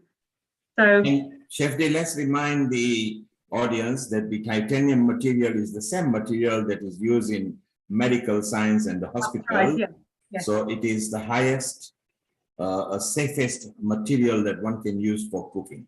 Absolutely, it's the safest material, and you can't really buy equipment with it made from this. So obviously, it's a specialist company making specialist cooking equipment.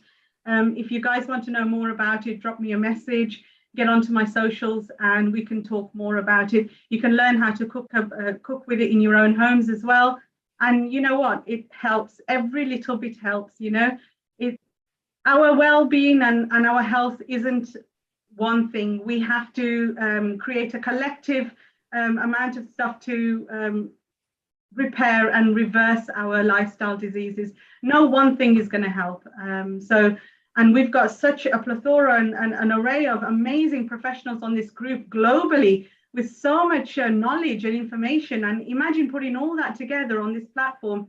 And so many people are learning so much amazing stuff. It's just phenomenal. I'm so happy to be a part of this family. And thank you so much for having me. And I wish you guys could taste this. This is wonderful. Yes. So, yes. Chef D, so hungry. Thank you. Chef D, thank you for coming to Healing Our Earth. You are now the family member of Healing Our Earth. For anybody outside who would like to visit her website, which is Surti-5 by Chef D, you can go to our website, Healing Our Earth. Her profile is there, and the link to her website is over there. Chef D, thank you. Have a lovely onward time, and we move back to USA and Peru. Yes, here we are. And now we're going to go to Peru with Wai-Ching and her new friend. So let's, global namaste, Wai-Ching. Global namaste. And this is Maya. Her name is Maya. And we always think that she's Indian, right? We're going to give her my new friend. Hi. And this restaurant, Muyu, is just down the road from where I'm staying, and in a place called San Blas. And it's really a sweet little place. And I'll give you the history of this place. And you see, she just bought the restaurant. She's an English teacher. Yes. Right, and let her have her voice, and she just bought it, and it's under restoration. There's some very interesting stucco harp, yeah, and paintings on the ceiling. Can you see it? Can you slowly do it? Sure. Look at that! It's a beautiful painting on the ceiling. Very ancient. Very ancient. Yeah. Tell us more about the building, because it's a historical site, historical building. I'm in the historic area. I always like to stay there. Places. So hi everyone, it's so lovely to be here with you and to share this opportunity. And yeah, as Amma, well, watching, she's saying, we met here in my place. I just opened this place 3 months ago, but basically this restaurant has a story of more than 20 years.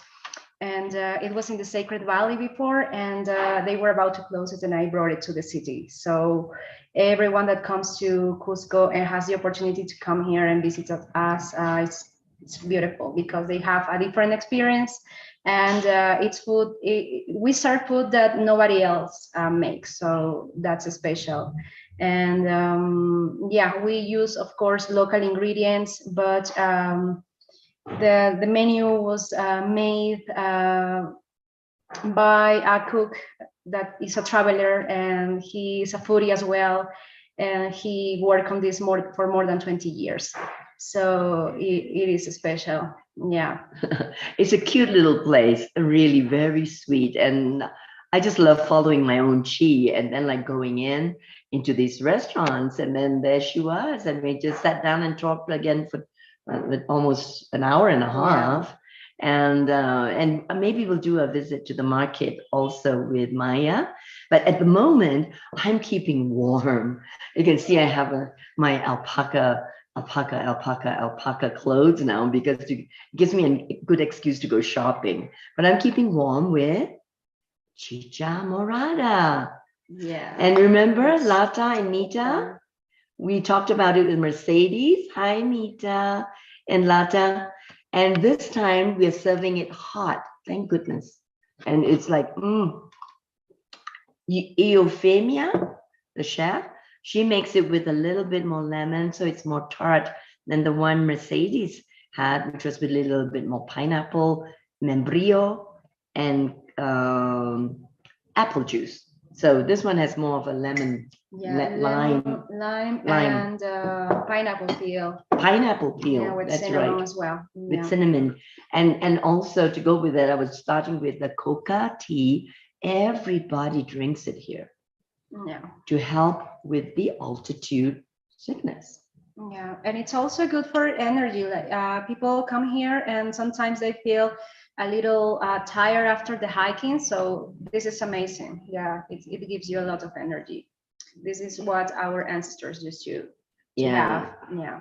And this is where cocaine is derived from, by the way, boys and girls. So there's a coca museum in San Blas, where we are, San Blas, and it's fascinating because they show the extraction and how it's exported. And actually they show a part where there were people like bummed out on the streets and all the celebrities who died from cocaine overdose. So this is ancient medicine, everyone. It's ancient medicine that has not been respected, right? That has been abused in the modern world, where it's extracted, it's been refined, made into a powder, and there's so much pain and suffering around it. So why can't we just go back to ancient medicines? That's what we're interested in. That's why we're talking about foods, right? And eating from the land and getting the nutrition from the earth and really respecting the earth. And this is where we need to go back, right? Everyone, healing our earth. And so they do this in a very, very sacred way. So John was going to come on, but he's my new tour guide. We're going on some sacred sites.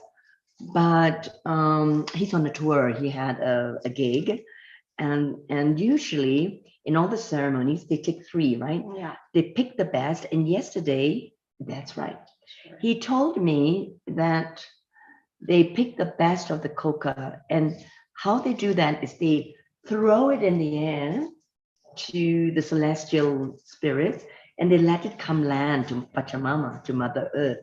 And they pick the 3 best, and this is the offering.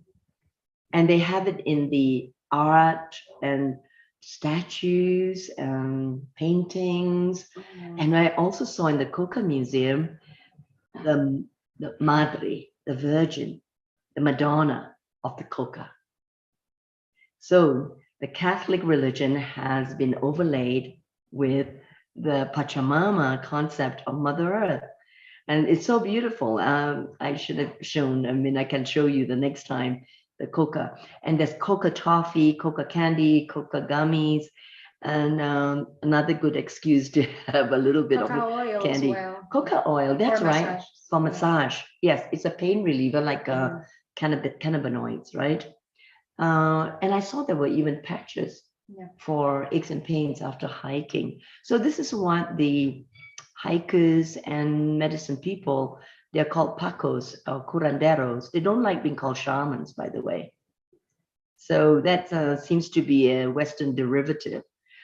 So here, drinking coca, and it's a stimulant, so one does not, it's not encouraged, right, before bedtime. But I'm just enjoying the flavor. It's very green, tastes almost like green tea. Yeah. Would say that it tastes like leaves, and you call leaves like hojas de coca. wonderful. It's everywhere, and all the restaurants, and it tastes really good, and it's really soothing.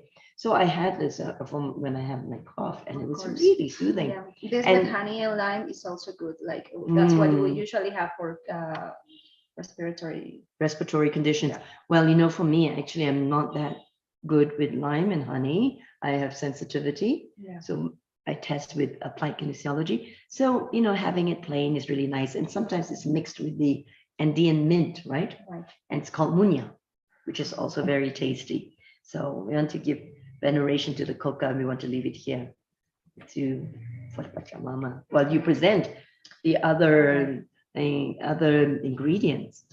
Okay, so today I wanted to present this wonderful tuber that is from the Andes. It's called oyuco, and it basically grows here in Peru and Bolivia. So the good thing and the most amazing thing about this tuber is that it's very nutritious. The texture is like watery. It's like a potato, could be like perhaps family, but it looks like this. And it's watery and a little sweet. Watery. Yeah. Could I taste it? Sure, you can taste it. Let's see. Yeah, so it's watery and a little sweet. Yeah, try There you this one. And it's a little sweet. It's really fresh. And one of the things that I like the most is that we have an amazing dish made out of this tuber as a principal ingredient. And this is not popular among restaurants. It's very popular in homemade cuisine. Like my grandma used to make this, my mom, all around Peru, families have this in their houses, but you cannot try it in restaurants. Nobody uses. Why is that? I have no idea. They haven't discovered it. So I'm glad you're bringing it back, this traditional tubers and potatoes, 5,000 varieties. Yeah, it's crunchy. It's crunchy, it's fresh and watery. Fresh and watery. Yeah, a little sweet. Almost like a jicama, right? Okay. But really, yeah. Yeah, when it's cooked, it's a little sweet. Yeah. Yeah, well, thanks for bringing back the ancient traditions. So how did your grandma make it? This way? But not served this way. Yeah. You know, This is a dish that we have that is called Inca curry, and it's amazing because it has this tuber oyuco and also has carrots. And firstly, we start with chopped onions, and we can add any kind of mushrooms, and we put some curcuma, cumin, and curry. So yeah, and here this is rice. This is local rice, but it's cooked with quinoa. So the rice is grown in the coast, you say? yeah, now we grow it in the coast of Peru. Now we are in the Andes, but the special thing about this that is it's rice and it's quinoa at the same time. So it's just beautiful. Yeah, it's a lovely combination. Very nutritious. Yeah, nutritious protein. Euphemia, Euphemia, come. Yeah, so our chef is bringing up the next dish. Watching and Maya, I want to show you something for a moment. Gorgeous. Yeah. Let's see. It would be desktop. Hola, no? Yeah. Oh, you got Kuan Yin on the online. Ah, yes. This is from, we're going back to the coca leaves. This is from, we went to Peru and made a film there, a documentary called Time Wave 2013, and met with the Quero, and we were doing a despacho ceremony. And what Don Francisco is doing here is blowing on the coca leaves to put into the despacho tube. Mandala, I call it. You put your intentions and your gratitude, and then you give it back to the ground, to the Pachamama. Yes. Yeah. So which is what we just did, a little prayer that's inserted, embedded in that. That's fabulous. And everybody, please watch this documentary. Sharon Rose created how many years ago? 2008. 2008. And it's still relevant this time, more so than before, I think. I think with so. Well, it was children. about the future. Yes. And it was prophecies beautiful. and from all different traditions, even talking about the Kali Yuga and all the different ages according to the different alchemical traditions and the Mayan traditions, etc. And so relevant that I'm here in these ancient sites and ley lines. I'll be going to Machu Picchu next week. So we will report from there. I'll be on live with another program. I can send you all the information about the ancient sites and sightings and so on in Peru. So yeah, thanks, Sharon. And we have here, I want to introduce the chef. Yeah, she doesn't want to come. Please introduce her. This is Eufemia. This is our chef. She's a Cusqueña lady. She's been making this amazing food for 20 years and she's a magician. She's really, yes. If you read our reviews, everybody loves her. Yeah. Yeah. So she's a little shy, but she's grateful to be here in Peru. Yeah. From Mita, you're in London, are you? Yeah. Yes. Yeah. London. Londres, UK. India, Estados Unidos. Yeah. Yeah. Yeah, so And this there's is Nalini. Hi. Also. Gracias. Muchas gracias. Let's see what else she made for us. And she just brought.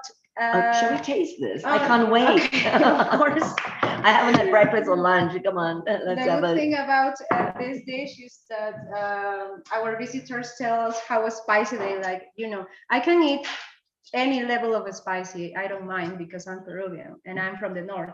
But some people come, well, they are Europeans. And yeah, this is really good. Yeah.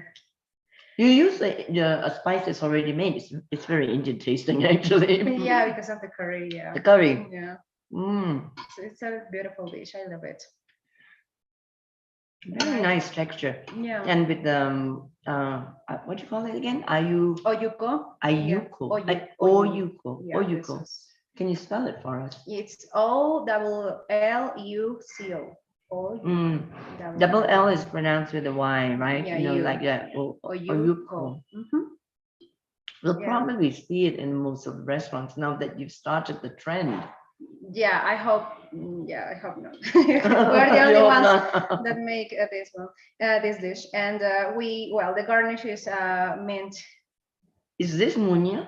No, it's not muña. Yeah, it's a muña. This is yerba buena. I don't know. Yerba buena, like good herb or something like that. The good hope. Yeah. Delicious. Yeah, this is. We'll warm it up and I'll have it for lunch probably. Yeah. Okay. And then, okay. That serves my greed. Let's go on to the next thing. Okay.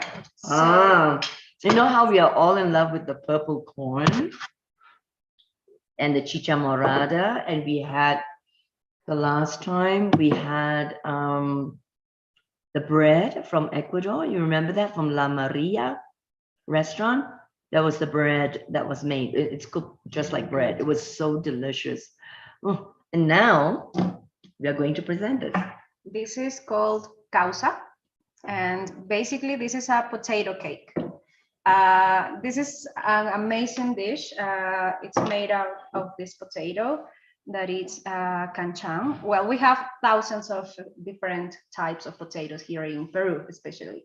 And but this particularly is with this potato or yellow potato, and we cook the potato, we make like a puree, and from that we can put some lime juice, salt, some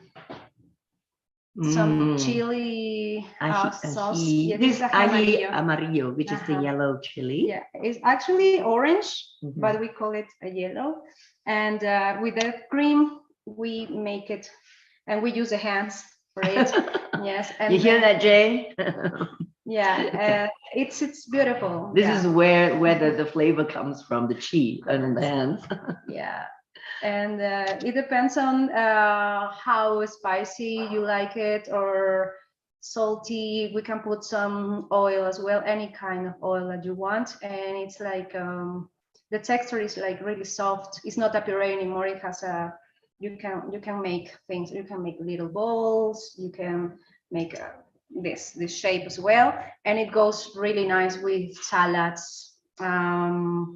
Basically, we eat it with salads, or perhaps we can have a ceviche, just like mushroom ceviche or avocado ceviche or mango ceviche with this, because this is potato basically. And the purple corn was used for the color. Yeah, so it's a different way to present it. Yeah. And I saw this being cooked on the streets. It's very beautiful if we can cut it open. Yeah. It's like striations of purple, lilac, and yellow. It's so lovely. Oh, you can do that. Let me see if I can. That, yeah. If this is the one that has colors. It's not the one with the colors. This is a plain because this is the one that it's the yellow, or yeah, this one's similar to. But can you see the skin here? How it's colorful. Yellow and lilac in color. Yeah, sometimes we have some others that the peel is black and you open it and it looks like this. It's funny. Sometimes they are color inside as well. So that's why we have many types. Right, let's taste it then. Sure. This is yours. Yeah.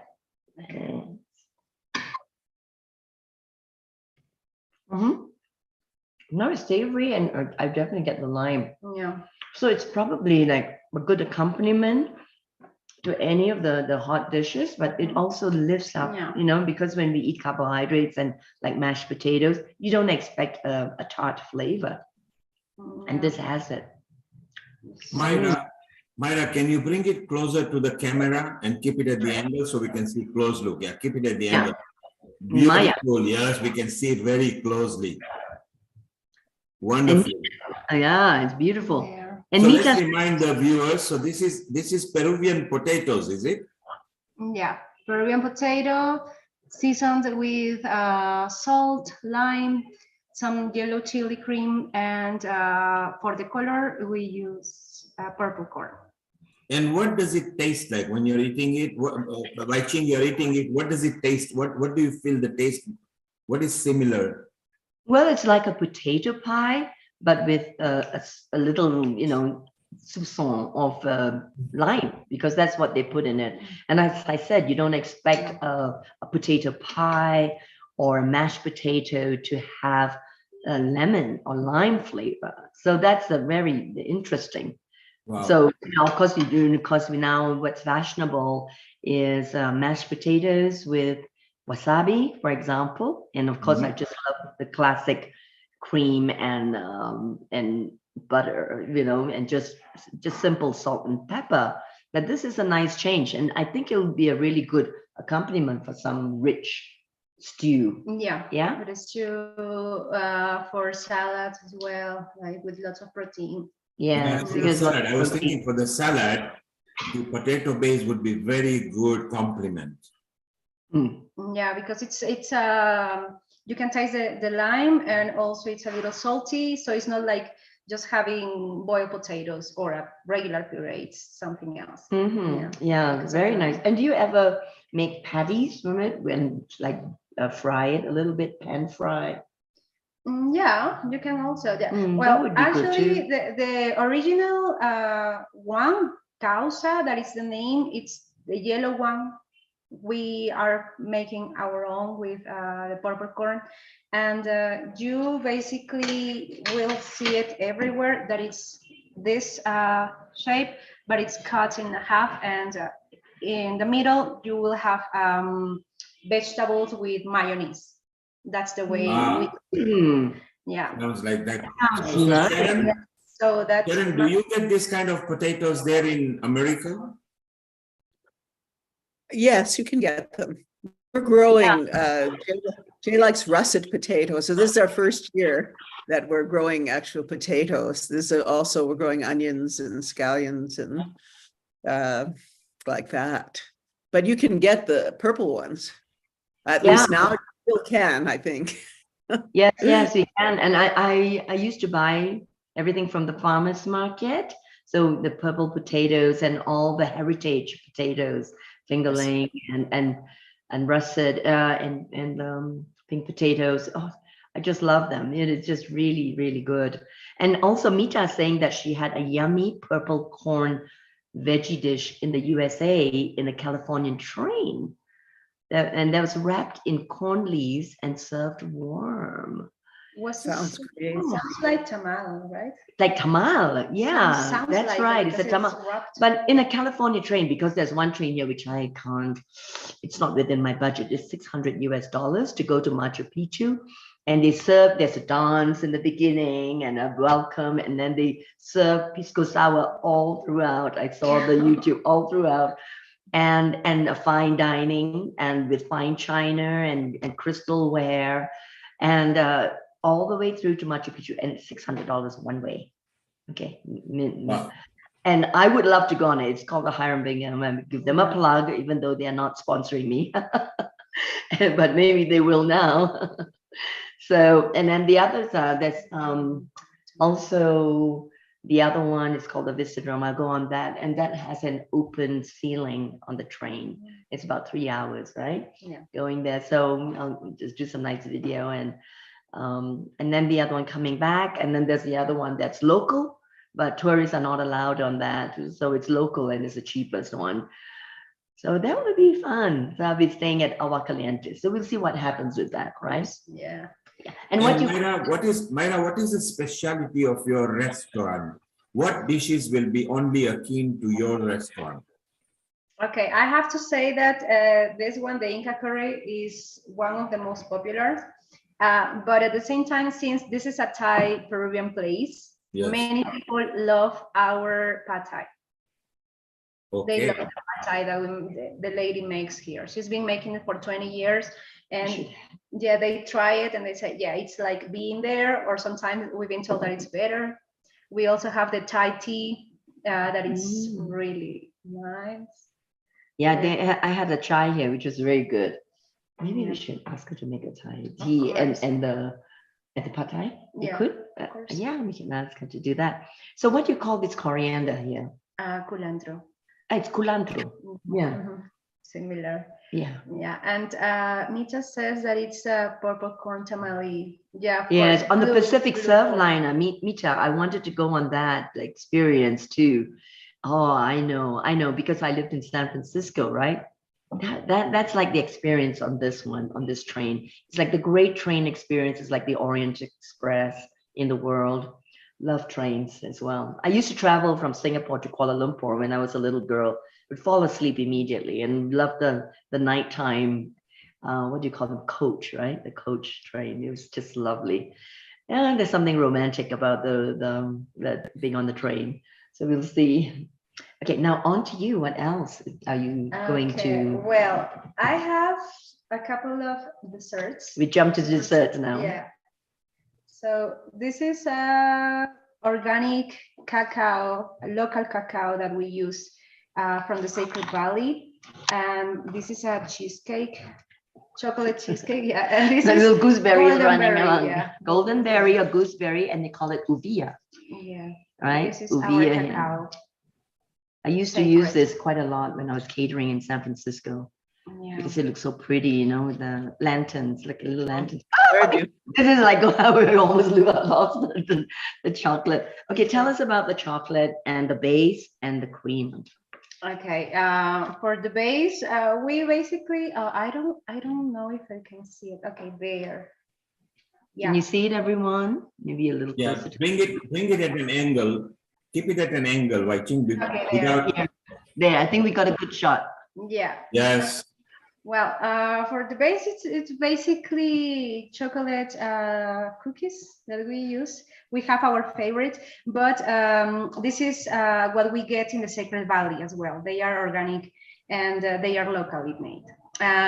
Then we have the cacao, and we have the cheese that is vegan cheese that we bring it from the Sacred Valley. The Sacred Valley is amazing because it has all these organic places and little businesses that make them in a very natural way.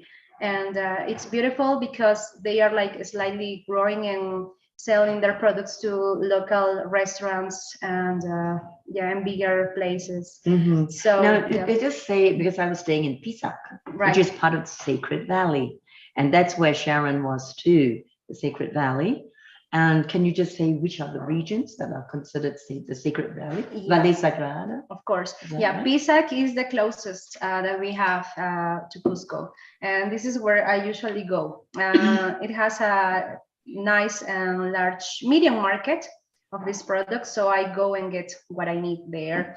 It's sometimes it's difficult to believe that I cannot find my ingredients here in the city, and I have to go to the valley, to a small city, to get it there. So, but that's what is makes it special, I think. So Myra, you got this very nice, luscious yellow topping on the chocolate. What is that made from? Okay, we're coming to that. Very good, Neil. Lucuma. What is that? It's this is fruit that it's I don't know how to describe it. It's just very interesting because it's like creamy, you know. Let me show you. I hope you can see some. You can if you can cut it in half, like with your hands. My hands. You see, it's very soft. Yeah, it's very soft. And when I saw it in the market, I thought I should get an expert to ask because they all look a little spoiled. Yeah. They all look like a little, mushy, and then so. Is it sweet? Is it right? Sweet?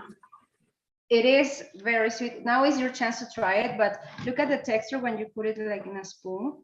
Yes, it's beautiful. Now the cream makes sense. Yeah. Yes, and also the first time I saw lucuma, it was in the natural health food stores in the US, and it was pulverized, powdered, whitened, and it's used as a sweetener, just like stevia. And it's low glycemic, and it tastes like sugar with no flavor like stevia. So it's more like xylitol. Okay, and so you'll try it. Yes, and, let's see. I'll try it. First bite. It's more like it's not that sweet. No. I was expecting really, an overpowering sweetness, but it is sweet. It is beautiful. It's sweet, and it's a bit powdery. Powdery, but creamy. Creamy. The texture is interesting. I think I might Yeah, just try the cream. This is after you have put it into the blender. I just put some of the fruit with coconut milk. Yes. Yes. Yeah, you can see the texture on the chocolate. The cheesecake is more creamier, so you've used this mixed with a bit of cream, and it's looking beautiful. Right. Yeah, and it says, just that.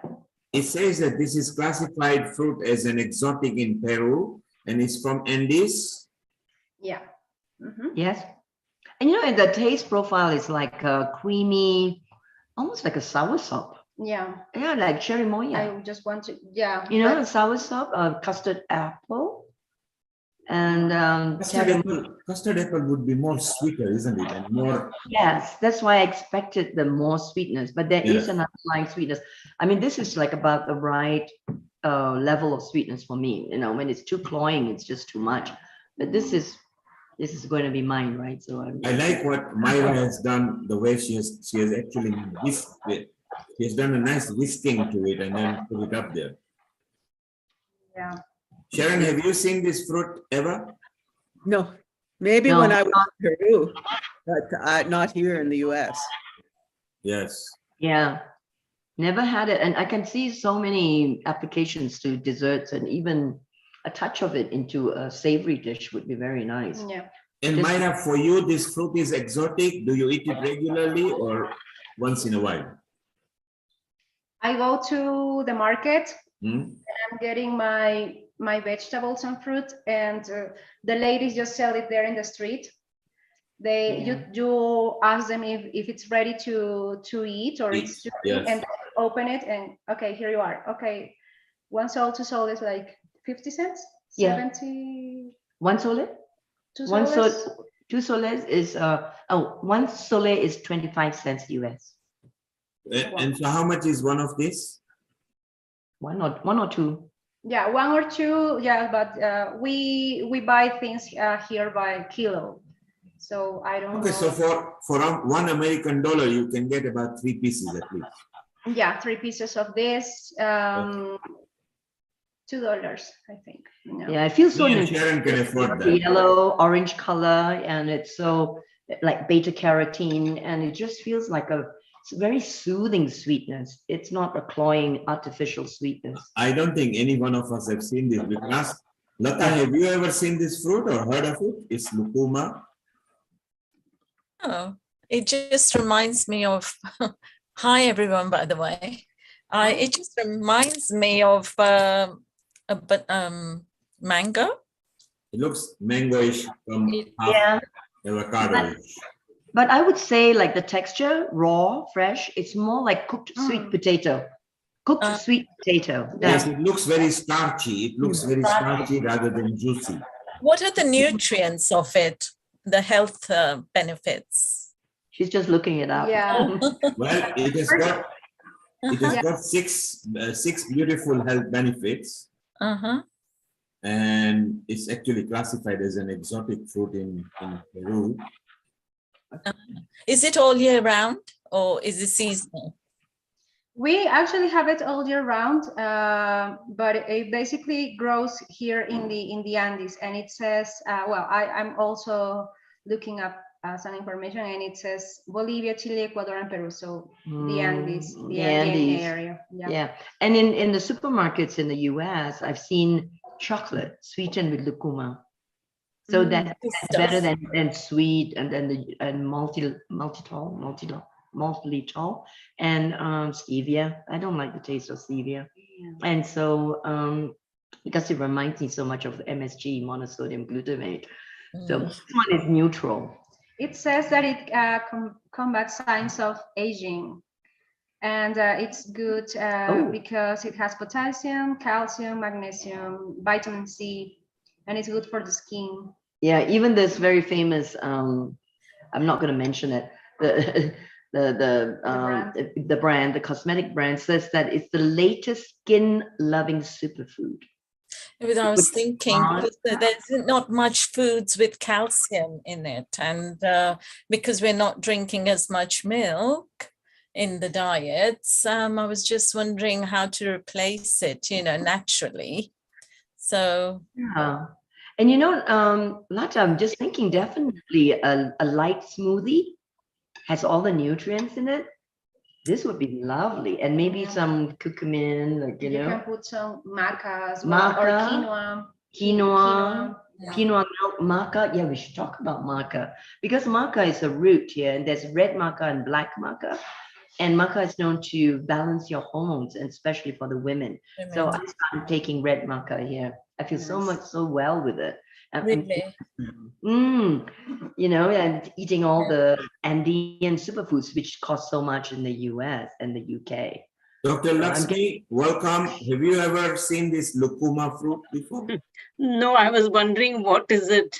At the first sight, when Myra brought it to us, I thought it was a mango that's called slightly funny, but then they squashed it, and you could see that it's not juicy. It is more sort of starchy and bulky rather than juicy. It was very much similar to a pumpkin, which is yellow inside, and it is slightly sweetish sometimes. So it resembled a pumpkin. That's what I was thinking. Yes, it's more like cooked pumpkin, like cooked sweet potato. Because it's so soft. It's not because raw pumpkin is like crunchy, right? Let's ask Mita because she was in America. Mita, did you, when you visited America to your mom, did you ever visit any Peruvian restaurant and you ate this fruit? It's called lucuma. I don't remember, if it was part of some kind of ingredient of a dessert or so, I don't know. But is it like the Ecuadorian passion fruit? No. No, not at all. Yeah, passion fruit is very tart and sour. And sour and watery. This is dense. I mean, think cooked pumpkin. Yes, like Dr. Lakshmi has got it. Cooked pumpkin or cooked sweet potato.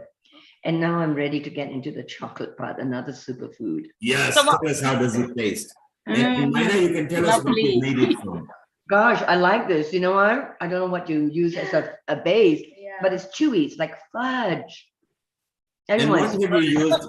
Mayra, you were holding a fruit or something. What was it you made it from? This is a cacao. Cacao, okay. Our cacao. Yes. Yes, we get it here in the tropical area near Cusco. Yeah. So we did plain chocolate, dark chocolate, plain chocolate. Yeah. Yeah, just from the fruit. Yeah. Are there different types of cacaos then? Yes, this one seems very big. It's a big bin. Look at that. Actually, this is a small one. Yeah, it's a small one. You get them this big. So they come bigger than this? And have you had the fruit inside? It's white and it's very soft, and it really is like soursop, that texture. Well, Wai Ching, you are the lucky one in the restaurant enjoying. So we haven't. Me, Sharon, Lata, Lakshmi, Mita are all just mouth-watering over here. Well, it's working, Neil. It's working. We're really pleased for you, and that your health is, oh yes, improved. And Mayra, is this a food you eat at home, or is it a restaurant food only? Well, this is the food that we serve in our restaurant, but here I have something else too. This is the thing that I have to present today. I'm putting it this side. Yeah, I just need this. This is from the purple corn, isn't it? Yeah, this is from purple corn, and this is our traditional dessert. It's called mazamorra morada. Mazamorra will be something like a pudding. Morada is purple. So here I have, this is cinnamon stick. And yeah, this is basically boiled with fruit. You can put the fruit that you want. In this case, we made it with pineapple. You can also put some, you mentioned some fruit that passion fruit. Membrillo, remember we showed membrillo with Mercedes, membrillo from Mixtura Inca. Right, and yeah, and you can also put well, we usually add some cinnamon sticks, cloves, and we boil it, and then we mix it with cornstarch, and the texture is like this. Oh, it's quite thick. Yeah. I think we had it in Ecuador when you went, but that was liquid. This is more. Yeah, this is like a jelly and jam. Yeah. So do you eat this or do you drink this? This is to eat because it's a dessert, and yes. I love. Yeah. And what does it taste? Is it spicy, sweet, or sweet? Okay. The official taster comes on, yeah? Yes. So basically, it's like chicha morada, but in a dessert. Yeah. Okay. And I love it. I love anything jelly-like what they call it gelatina. Yeah. Gelatine. But this is a vegetarian, vegan, vegetarian. But mostly cornstarch, right? Yeah. Yeah. Cornstarch. So it's really and like is this eaten at home or is it just restaurant quality? We have it everywhere, like in the streets, street stalls. The original way to have it, or the most popular, might be the mazamorra, and next to it, rice with milk. You know, like rice and milk. Drink, beverage, or no, just dessert, rice and milk. There is a dessert. A rice pudding. Rice. So we have in the Asian, we call it kheer.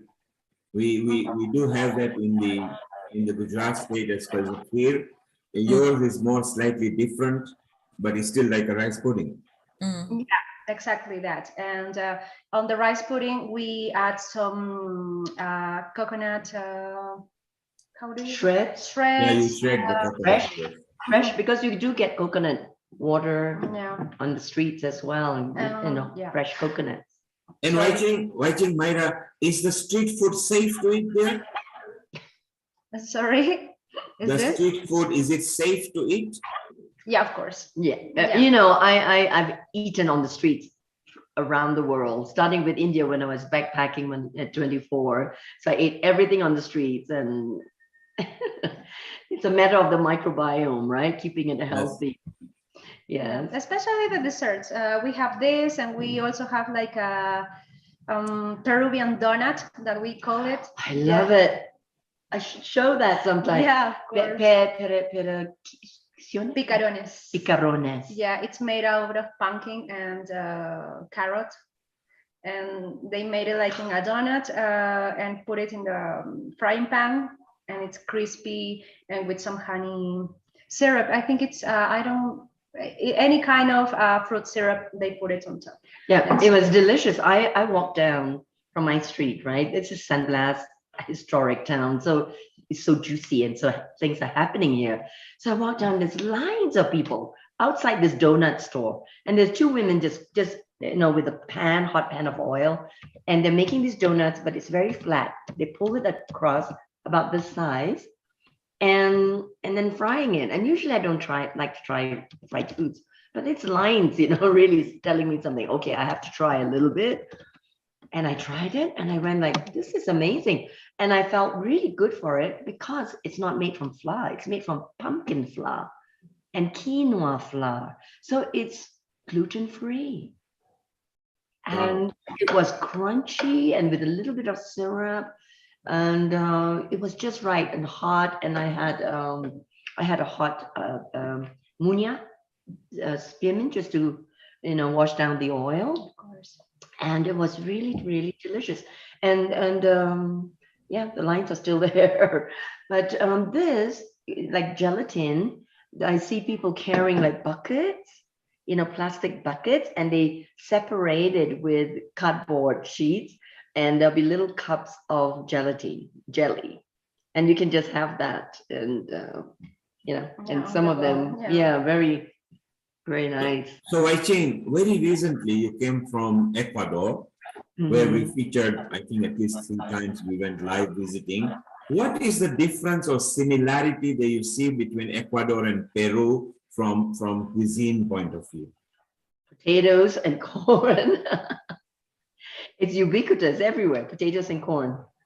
And I find that the Peruvians tend to salt their foods a little bit more, and sweet. It's very sweet. No, the desserts are very sweet, except for this chocolate one, which is amazing. I still would like. I love it. In Surrey, Amita is saying the nearest Peruvian restaurant is 20 miles away from me, and who sells picarones. Oh my goodness, you have to tell us how it is. But I do want to steal this recipe. If she can. It's so chewy, the base, so it's just more than chocolate. What else is here? Well, the chocolate and basically the chocolate. No, it's chewy. It's like fudge. It's chewy. It's the chocolate. There is, I don't know how. There is a powder that we use for bakery. Yes, there seems to be some sort of base to it, and therefore you're finding it chewy. Yeah, but it's like it's a powder that you add for desserts. So is it called cheesecake? Is it in Peru? It's called cheesecake? In Peru, sorry, pardon? Is it called a cheesecake? What do you call it in Peru? Yeah, we call it cheesecake. Yeah. But there's no cheese in that, but usually. So if the cheesecake, usually that's not dairy-free, where do they get the cheese from around here? It's queso, right? And they use the queso, correct? Is it real cheese? Well, if it's not vegetarian, they use just cream cheese. Cream cheese. Yeah, but there are also brands that make a vegetarian cream cheese. Right, right. Okay, yeah, that's right. I see. And also, I bought some cheese from a woman, also all dressed in the traditional wear, and it was also in a tub. And she would just put her hands in it and bring out this beautiful lumps of cheese, fresh cheese, and wrapped in leaves as well. I'm sure like the cabbage leaves. And there's culture here as well in wrapping food in leaves, right? Like tamales, corn, leaves. And then there's another one in Ecuador. Remember we talked about that? In tropical cities or areas, they use this a lot. Banana leaves too? Banana leaves. Yeah, we use a lot of banana leaves. Nice. Yes. Yeah, so Mita is sharing that in Santiago, Surco, Lima. I'm originally from Lima. And yeah, the best picarones are in a restaurant called Mari. Is that right? Okay, I'm there. I want to Oh. try the difference. And also Lima has supposedly the best food. And because it's near the coast, and of course, you know, if some of us who eat seafood, you know, that's the place to have it. And your grandma is in Lima? My family is in Lima, and it's very funny that the last message that Mita shared, it says Pablo Valverde, which is my second last name. Well, we have two last names here, father and mother, so Valverde is my other last name. And yeah, in Lima you can find the best food, but here in Cusco there are more organic, vegetarian and vegan places, which are very unique, and they are working wonderful things. Yeah. Well, maybe we'll have you come back and as you expand your menu. And it's called muyu. And tell us about the meaning of muyu. It's a muyu is basically spondylus, which is this shell. It's a and it's funny because I first got this necklace that it's from it's handmade, and a person was selling it there in the spot on the street, and I saw it and I felt that it resonated with me, and I didn't know about this shell, and he told me that it's from the north of the country, and in the time of the Incas it used to had the value of gold, or it was more valuable than gold, and they use it to exchange goods. It was like money. So, and now I know and I see why, because I'm from the north, and my family is from there as well. And this is a spondylus, and the name is muyu as well, and it's the name of the restaurant. And then I met the restaurant. I used to go there all the time to the valley, to Pisac. It was there for 22 years. I used to go there always, and I took all of the people that I know there. Either if it was for a festival or something, first, okay, let me take you somewhere, and we had the food, and then we can go on with the day. And then I found out that they wanted to close the place. The original owner is traveling now. I think he's in London now, and he was giving conferences about San Pedro medicine, the cactus. So he's more into this now. He was there for 20 years in the restaurant, and I just love this food. So that's why I brought all the place. And the lady lives here in the city, so that's more convenient. Our chef lives here. She used to go to the Sacred Valley every day for 20 years. And now it's the two of us, so yeah. Right, so tell us the address of Muyu. And Muyu, by the way, when I was in Ecuador, I was introduced to this spondylus, and I bought a lot of earrings and a necklace. So I forgot to wear it today. And so to just honor Muyu, and it's really beautiful shell, lovely purple and orange. Yeah, purple, orange, and red. This is something really special. Yes. Because they basically find it there, and it's like a fossil. So. And then the spiky shell. Yes. See, it's beautiful how the striations are. Yeah. And of course, it was used as coins, as gold and currency. Yeah. Yeah. You want to tell us where it is so people can find you? Like Mita is telling us about London, so we'll go there, and let's see what time we have. And there's one watia, and this is Mercedes from last time invited me to, and we're cooking potatoes in a clay oven from the mud oven. So I don't know if you are ready to show that, but before that, definitely tell us where to go. Okay. On the street. Yeah. Okay. We are in San Blas area. That is the most beautiful area and neighborhood in Cusco, because it's very traditional. The houses and the construction, basically the architecture is the same as it was many years ago. The colonial side, though, the Spanish side, not quite, because they took over the palaces and the homes of the Incans. Of course. Right? So we are here in this area. This is why we're in an old building. It used to be a house. And yeah, it's San Blas neighborhood, and the street is Recoleta. Yes, Recoleta Street. Recoleta. Yeah, this is where we are. Yeah. So my king, shall we see the video for Mercedes? Yes, let's see. Sharon, you ready? And then you can stay. And maybe I've kept it ready as well, Sharon, or you can play it. Yeah. Any other questions we can ask? Maybe you can have you back on when you expand your menu. Right. It's fun. I love this chocolate cake. Oh yeah. No, es de la señora para su vaca, pónganlo ahí. No, So they're collecting. This is the land. This is Mercedes' land from Mixura, remember? And here. Are they supposed to bring it? Put in there your boxes. Allá, hija, hay que ponerlo. And then. El pocillo más llévalo allá. And then she's getting the twigs, and you're getting the soil. Everyone's collecting the soil.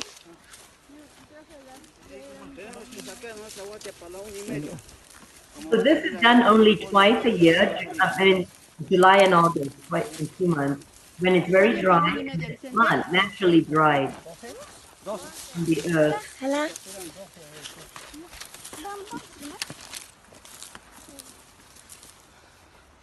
So Vicente is doing this. Watia.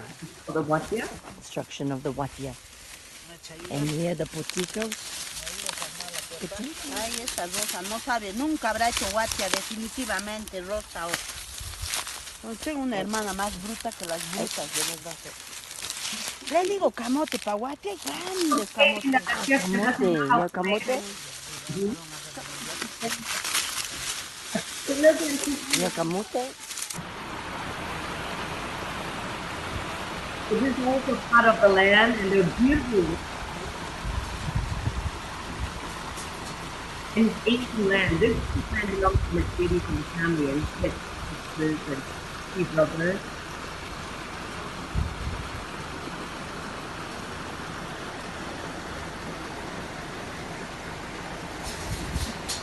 Valley.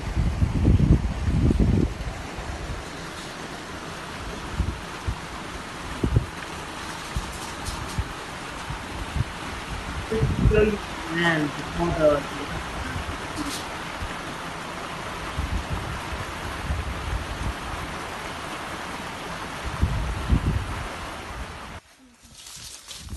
Okay, we go back to building the watia. And you can see families on the land, you know, in different parts. And I was wondering what they were doing. And they were just baking potatoes, basically. Today? Okay, I want to take this. Excuse the camera work. No pee there, no? This doggy had been peeing on everywhere. Don't pee on the beans.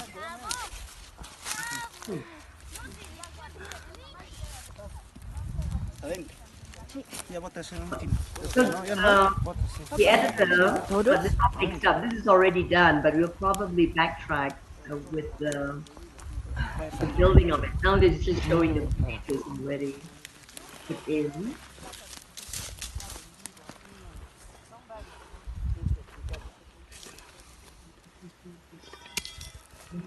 Oh. Oh.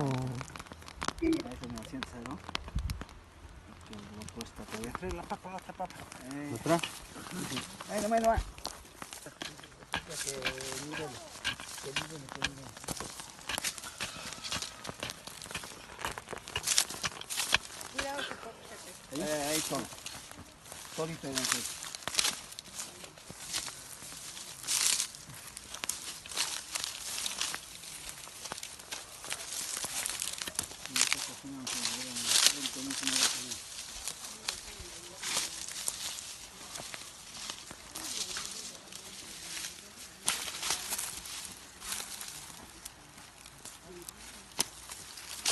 Sí, solo han traído 4 camotes.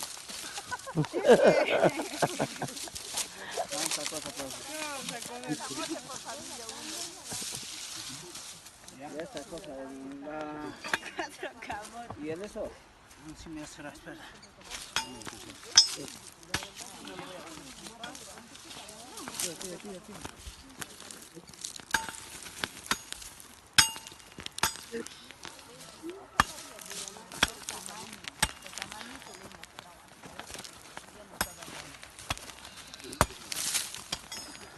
Pala, patpal.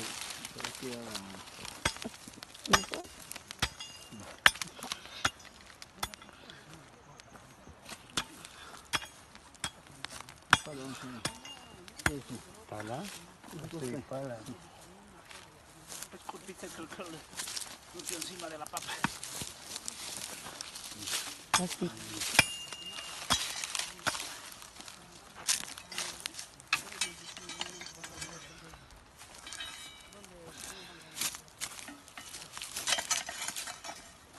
Miren, tiene una papa en por Dios. No es la gusanera. ¿Lo pongo? Sí. Estoy tomando.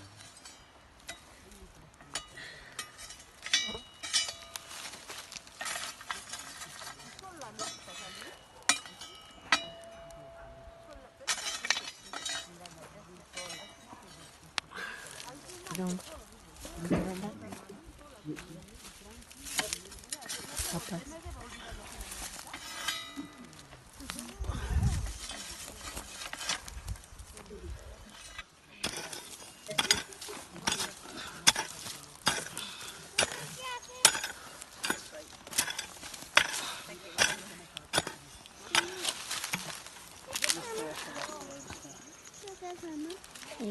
Sí,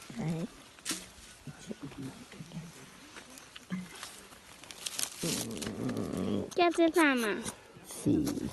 ¿Qué haces, Ama? Sí, it's in the video. Ellos son That's Abba, right? Abba, fava beans, fresh fava beans. No pidas nada.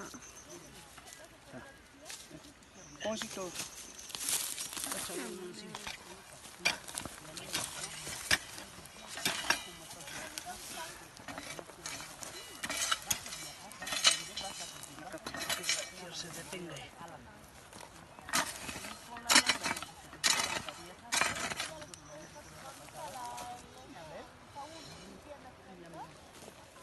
Aquí, muy rico.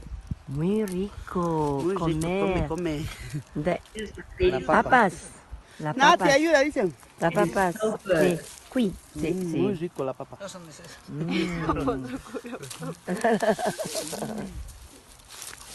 And Abba. Abba. Abba? Yeah. Sí, Abba. Abbas. Come, come.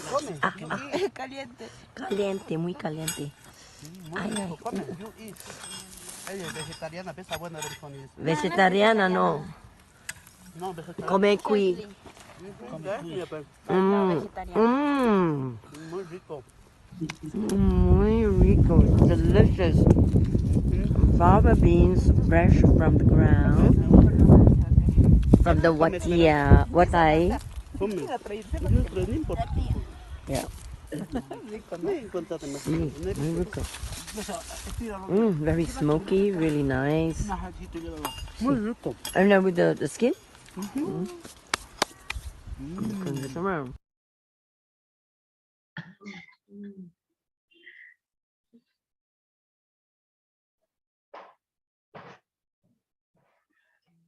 Euphemia, you know how to make also. This one. She can tell us about this too. So it was really good, and we had fresh cheese with it, and it was so yummy, very smoky. And Mita is also saying that there's something, the clay oven, yes, in Gujarat. I know this is such an ancient tradition. There's another thing that's called pachamanca, and it's underground. If you notice this is not underground. It's on top of the ground, and the lumps of mud is just naturally already occurring because it's a dry season, July, August, dry but very cold. And they just pick up this mud and they build it up like this, and then they build that oven above ground. And then below, after that, the pachamanca. See, come. The pachamanca is underground. I'm looking forward to that. Yeah. Yeah. Well, it's just saying that pachamanca is different because it goes underground with large and hot rocks. So that you put the potatoes, yuca, sweet potato, yeah, and beans as well. We also have corn. Everything goes together, and the hot rocks on top. Yeah, it's a different kind of cooking, and in the end, the final result is different as well from the one that you witnessed. And how is it different? It's a little more like dry. Yeah. Oh, a little dry. Okay. A little. It's a wonderful cultures like in Gujarat and in Hawaii. There's the luau as well, and the Native Americans, we put the salmon in it, the river trout and salmon. It's like, oh, okay. So it's just for you. Yeah, and oh, we are out of time.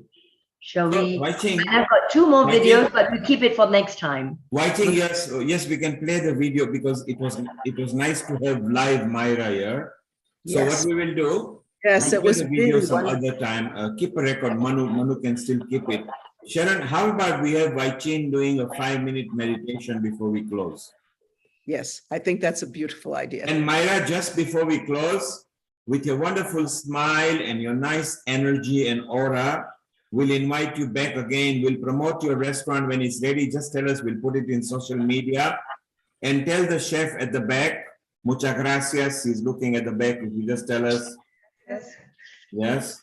And Yeah. tell her, thank you very much. We love her. She's such a, I think she has got a lot of home cooking experience that will be very good for the restaurant. Of course, yeah. So Myra, on behalf of everybody at Healing Our Earth, including our coordinator, our roaming ambassador, Dr. Wai Ching there, and everyone from Healing Our Earth, thank you very much for bringing nice energy, your knowledge, lovely dishes. We hope to see you regularly. You're part of the family. Together with Wai Ching, let us have a nice meditation from both of you. Right. Thank you so much. I really appreciate it. And it has been a wonderful experience. Of course, I'm down for more. Thank you. We can go to Mercado and show you as well. Yes, we will do that. We'll take a live visit. Sharon does lovely photo shoots and video shoots. So we always enjoy the last couple of hours in America. We always gallivant into different places. We explore. We feel very close to you because you live on the line of equator, which is where I was born in Africa. So some of the dishes are almost similar. So we enjoy when Wai Ching goes from different country to different country. Wai Ching, close your eyes, take a deep breath, and lead us into a lovely gastronomical medication. Yes, and I want to dedicate this meditation to Pachamama, our Mother Earth. And thank you, Neil, for creating Healing Our Earth so we can all come together as souls and to exchange this beauty of honoring the beauty and the bounty of Mother Earth. So as we close our eyes and travel downwards into Pachamama, into Mother Earth, we take a deep breath and we breathe in the celestial beings that guide us. And I offer these 3 coca leaves in the tradition of the Andes to them and to the earth. For the bounty, we give thanks, we are grateful. Breathing in down into our lungs, into our hearts, and expanding our hearts in this breath of life.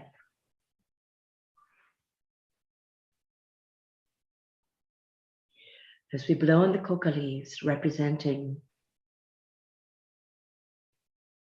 the kingdom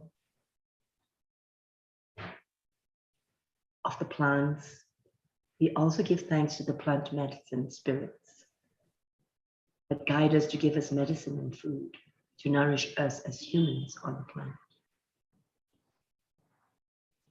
Breathing in again from the sun, the moon, the stars, and the planets. The elements that give us life on this beautiful planet Earth. We offer our thanks again.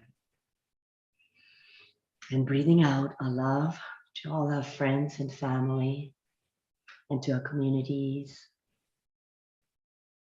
and to people in the cities, and people who are healing. We send our magic and our blessings, surrounding the Mother Earth and protecting Mother Earth. Breathing again, we come back into our bodies and smiling in our hearts with gratitude, smiling into our lips and our eyes. And we come back when we're ready with the beautiful global